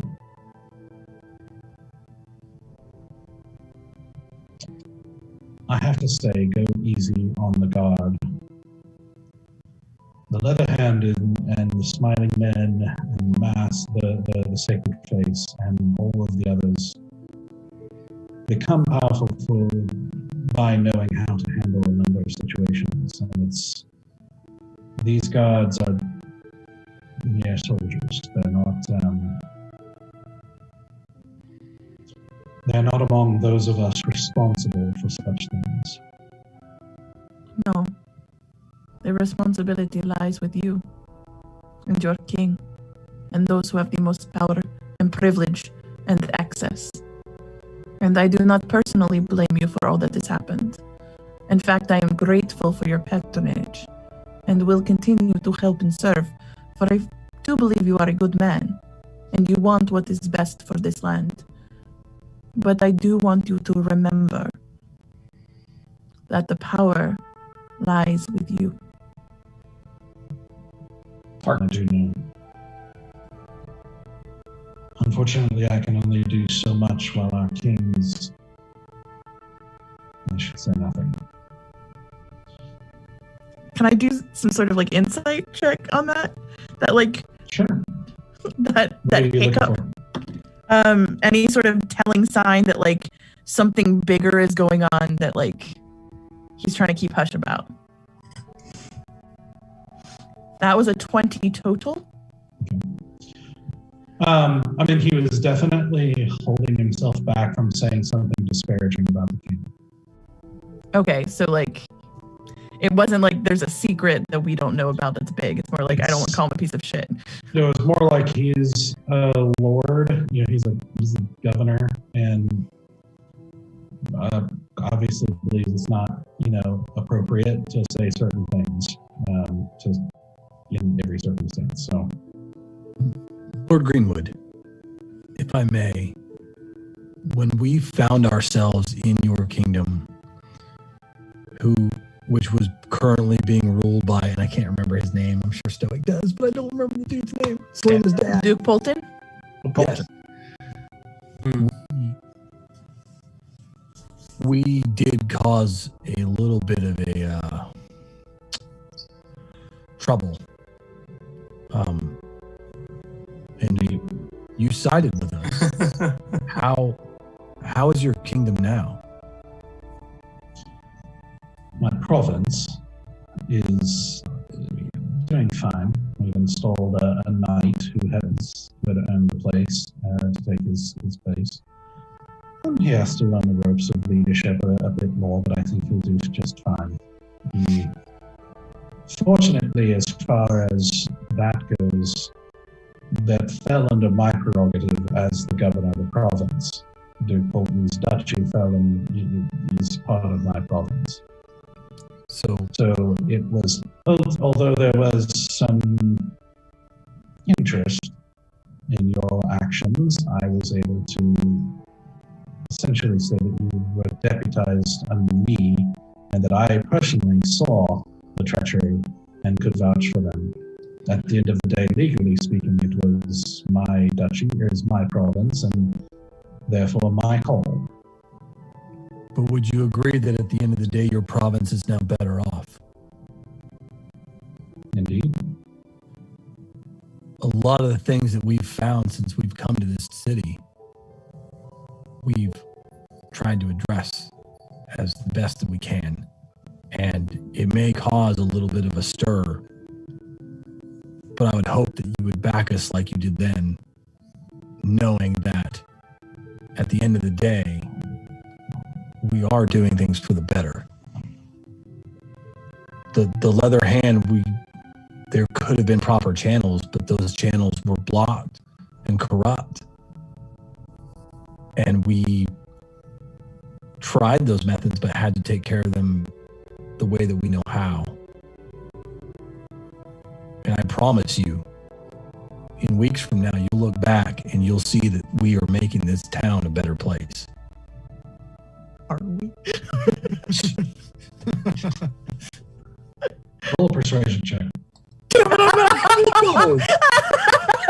Yell at him, Stoic. Oh, it's a 16. I don't think I have any adders, but it's still a 16. That Jerry curl. It's just a 16. It's all the curl. Yep.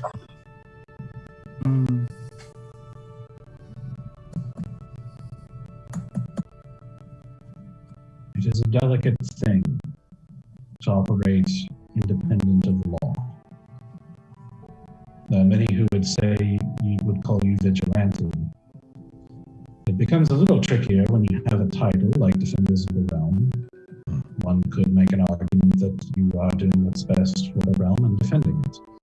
However, it doesn't carry an official policing lawful backings like a city guardsman would, or even a knight.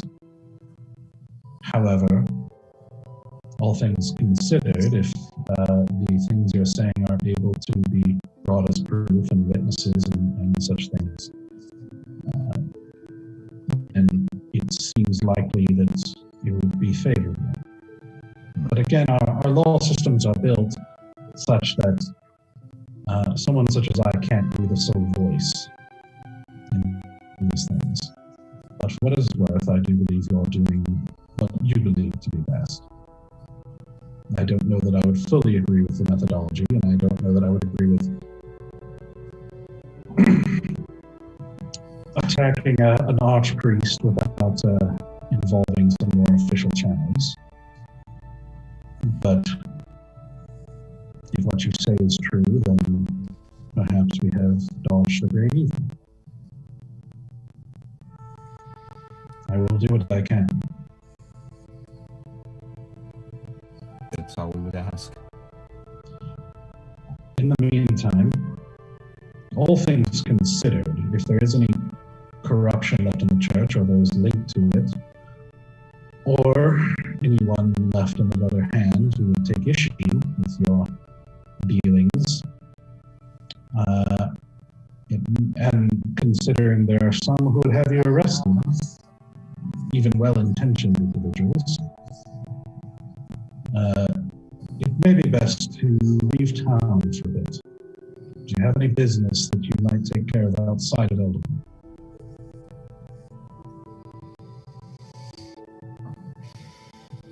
Yeah. Do we? I mean, I don't have anything. We can find Zoe. Yeah, we that we've been searching for. could go on a walkabout. As loves the walkabouts. This is great news for me. I don't suppose we'd be welcome in your duchy, would we? Yes. Though moving, I mean, there's no guarantee that I can hide you properly, but of course, certainly not in my manner. There are too many servants. I'm afraid it's difficult to keep secrets with that many people.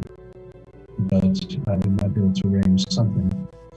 On the other hand, if you would like to make money at the same time, Lady Enthris has been regularly requesting that I put in a good word for her to aid her with something.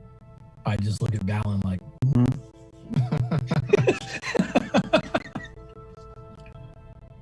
We can speak with her. Very good. I do need to have someone figure out what is going on with me, so we will be in town at least for a little while.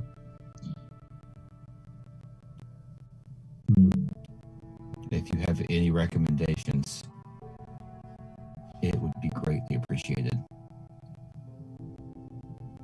But if there's anyone we can meet outside of town, I don't know if we'd be welcome back to the retreat. But if a cleric of either Octo or another order of cleric is able to meet us secretly outside the city, we cannot waste time. I will send word to Octo that she'll visit and arrange a place near the retreat. He will not be able to leave soon, I don't think, but he might be able to meet you somewhere, not in view of the rest of the organization. Don't need to be soon. We are running out of time. I can send him word. I do realize we understand they have powers of great healing there, so. Yes, and I know that we have far out extended our welcome into your home. We appreciate it. Mm-hmm. I was surprised to hear that you had stayed after receiving homes of your own, but you are welcome to utilize it if you find some use for it. To be very honest with you, I have never owned a home. I've never had a place of my own. And it is very overwhelming to not have others in a home environment. I understand. Lord Greenwood, this may be in bad taste, but do you know anybody that may be interested in properties in the Leap District? I'm afraid it's not something I deal with directly. I believe there's an individual that handles Leaf District properties, especially those bestowed by the Crown. Who should have been the one who gave you the properties. I suggest talking to him if you wish to sell them. He was, but we like you, and if you wanted, to work out some kind of a deal where in perpetuity we could stay here and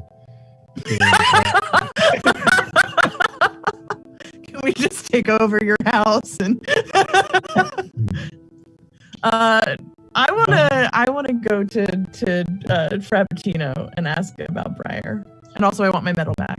He says, I'm afraid Eldergate has been in my family for quite a few generations, but I do believe arrangements could be made if you are unhappy.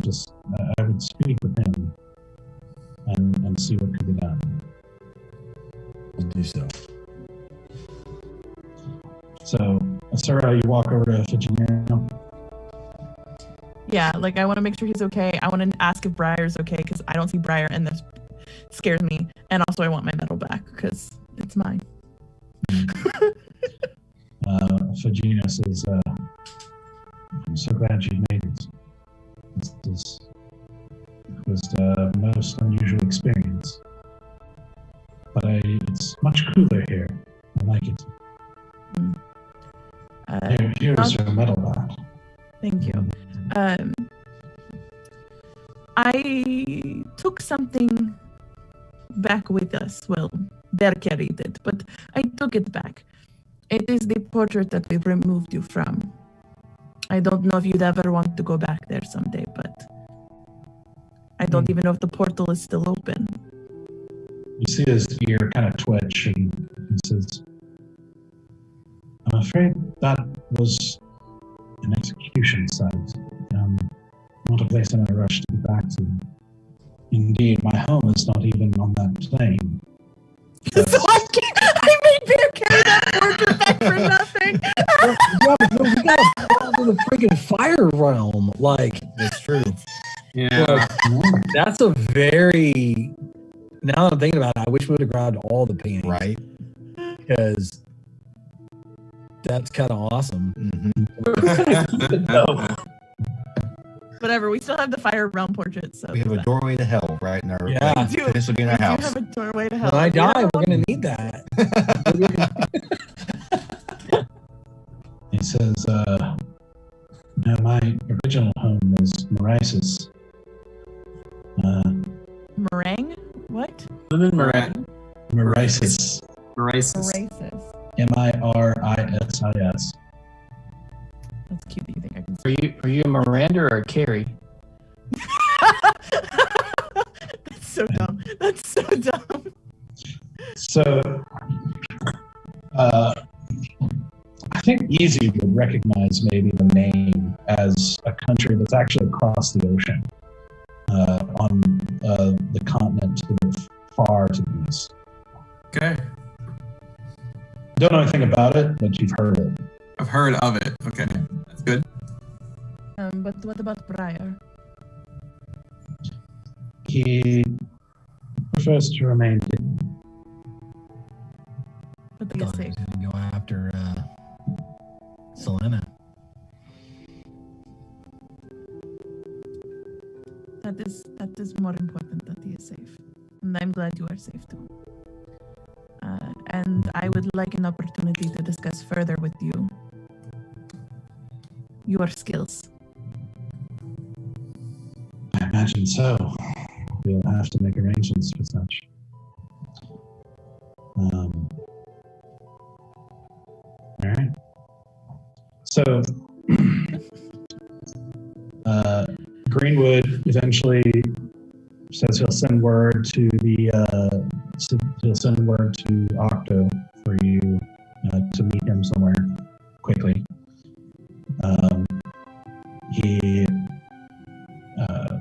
She also, says he understands that Lady Empress is a bit of a night owl, so you could probably still find her awake if you do want to do something, do some sort of deal with her. But otherwise, she just recommends getting out of the city for a while. Is Dorado still here? Yes. I'm gonna go grab the shield, the broken shield out of the bag of holding, and go to Dorado. I think we have to go pretty soon, but we found this while clearing out the dungeon. We think it's a magical shield, but it's broken. So I don't know if you wanted to study it, fix it, take it apart, do what you want with it. See what you come up with. Yeah, I see. I shall. I'm afraid it might take some time to get my shop back together in working order. That's fair. Yep, take your time. But I will certainly take a look at it as soon as I can. Yep, you're good. I'm gonna bust out that dagger and be like, "This is a very good dagger. It can be better, but it is very good." Oh, it's nothing much right now. I hope to make it better. I'll give it back to him. But I suppose you can hold on to that one. I can make a better version for the next one. Well, then I will definitely keep it.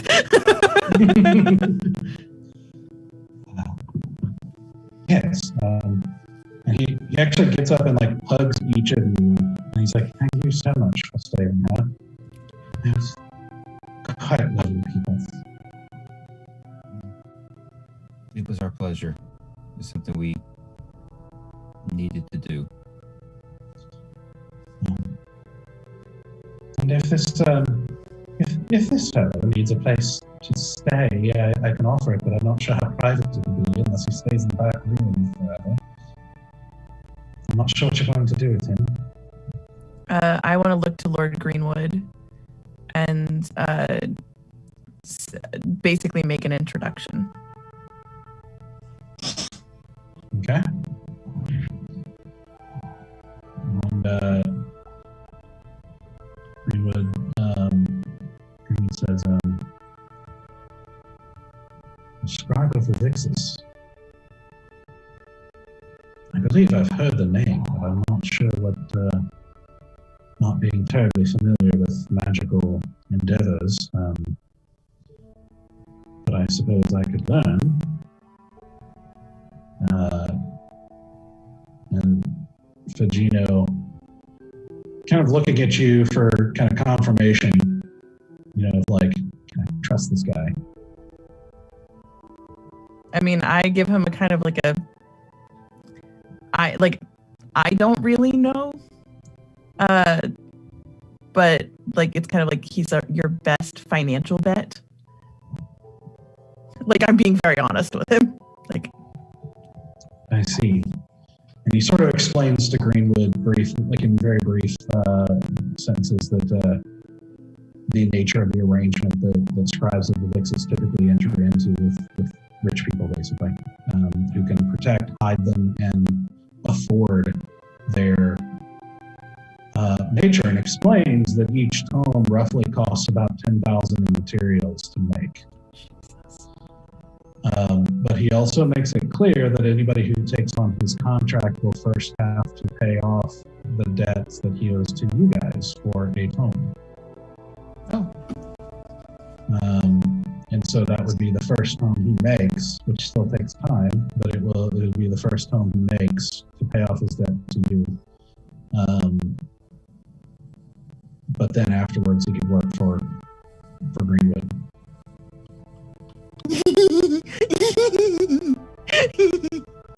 Greenwood says, "Well, I can at least take him in and I can at least take him in and protect him for the time being, and I think we could discuss that sort of contract.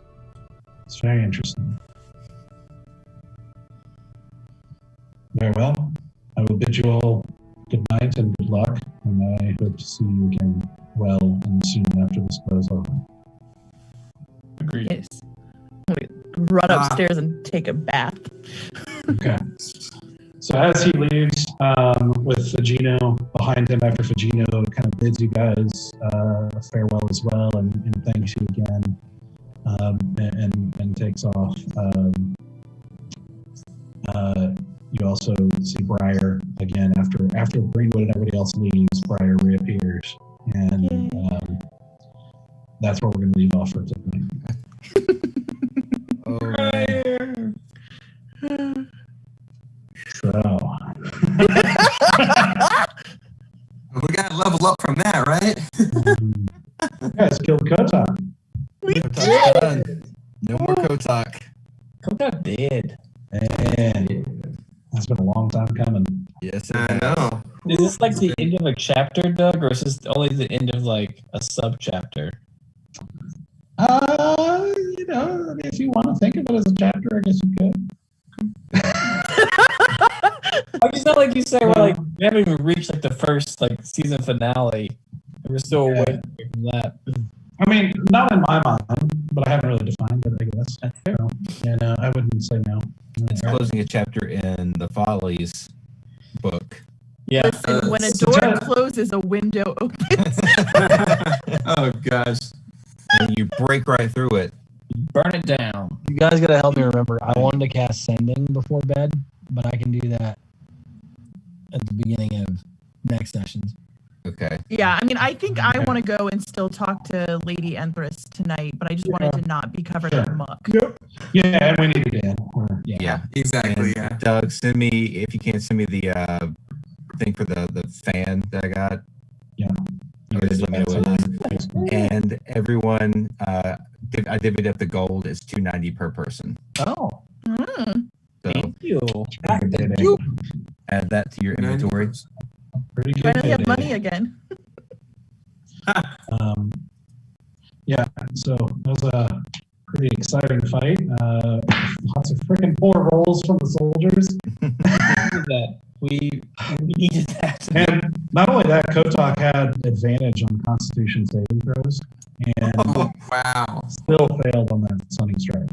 So it was brutal. That was brutal. And that could have gone very poorly if that hadn't happened. Because Real damage. that guy wasn't playing. No, he was not. And I gotta say, as twisted and evil as he was, I'm kind of almost sad to see him go, just because he was such a, I don't know, he was just such a deeper character for your party. He was a lot of fun. Yeah, he was. He was our Joker. He was our Joker. Yeah. Yeah, honestly. Essentially, yeah. We hate to watch him go, but we love to see him look away. Oh, We yeah. love to watch him be put to dust. At least he did go to Ash, because if he didn't, who he's working for could have brought him back. Yeah, well, we got the Sable Blade, so we could have just. Yeah. Sure. Pokey, pokey, stabby, stabby. Pokey pokey. Yeah. But yeah, that's pretty momentous and pretty cool. And we'll see as we go forward. We will see kind of the consequences and fallout of all that, and see what happens. With everyone Let us involved. have this one good thing. Seriously, come on, Let man. us have one good thing. And consequences are not all bad. Like I said, they're both good and bad. There's two sides of the coin. So no level up though. Not yet. Jesus. It wasn't that long ago, actually, that you never really done that wasn't. much. It really It wasn't too long ago either. Yeah. It's just gonna make level 6 feel so good, guys. Yep. We finally You emotionally leveled up. We grew as people, learned a lot. Learned a lot, grew as people. Grew as a group, grew as people. As we see how this goes, and you can continue. Well, a lot of open loops still. Still trying to find Citrus and you know, going to talk to Interest for what she's been needing help for, and you still have to find the necromancer Belladonna Rixa and deal with her growing threat as you continue to dismantle slowly the network that she apparently has. Dismantle the patriarchy. And we will continue that next week. Yep. We'll see you next Monday. I'm so glad I don't have to wait 2 weeks anymore. Oh, same. Same. Thank you, everyone, for hanging out. Thank you indeed. Thank you guys. for Join us on hanging our out. Discord. Bye. Yep. Good night. And See you guys. Good night.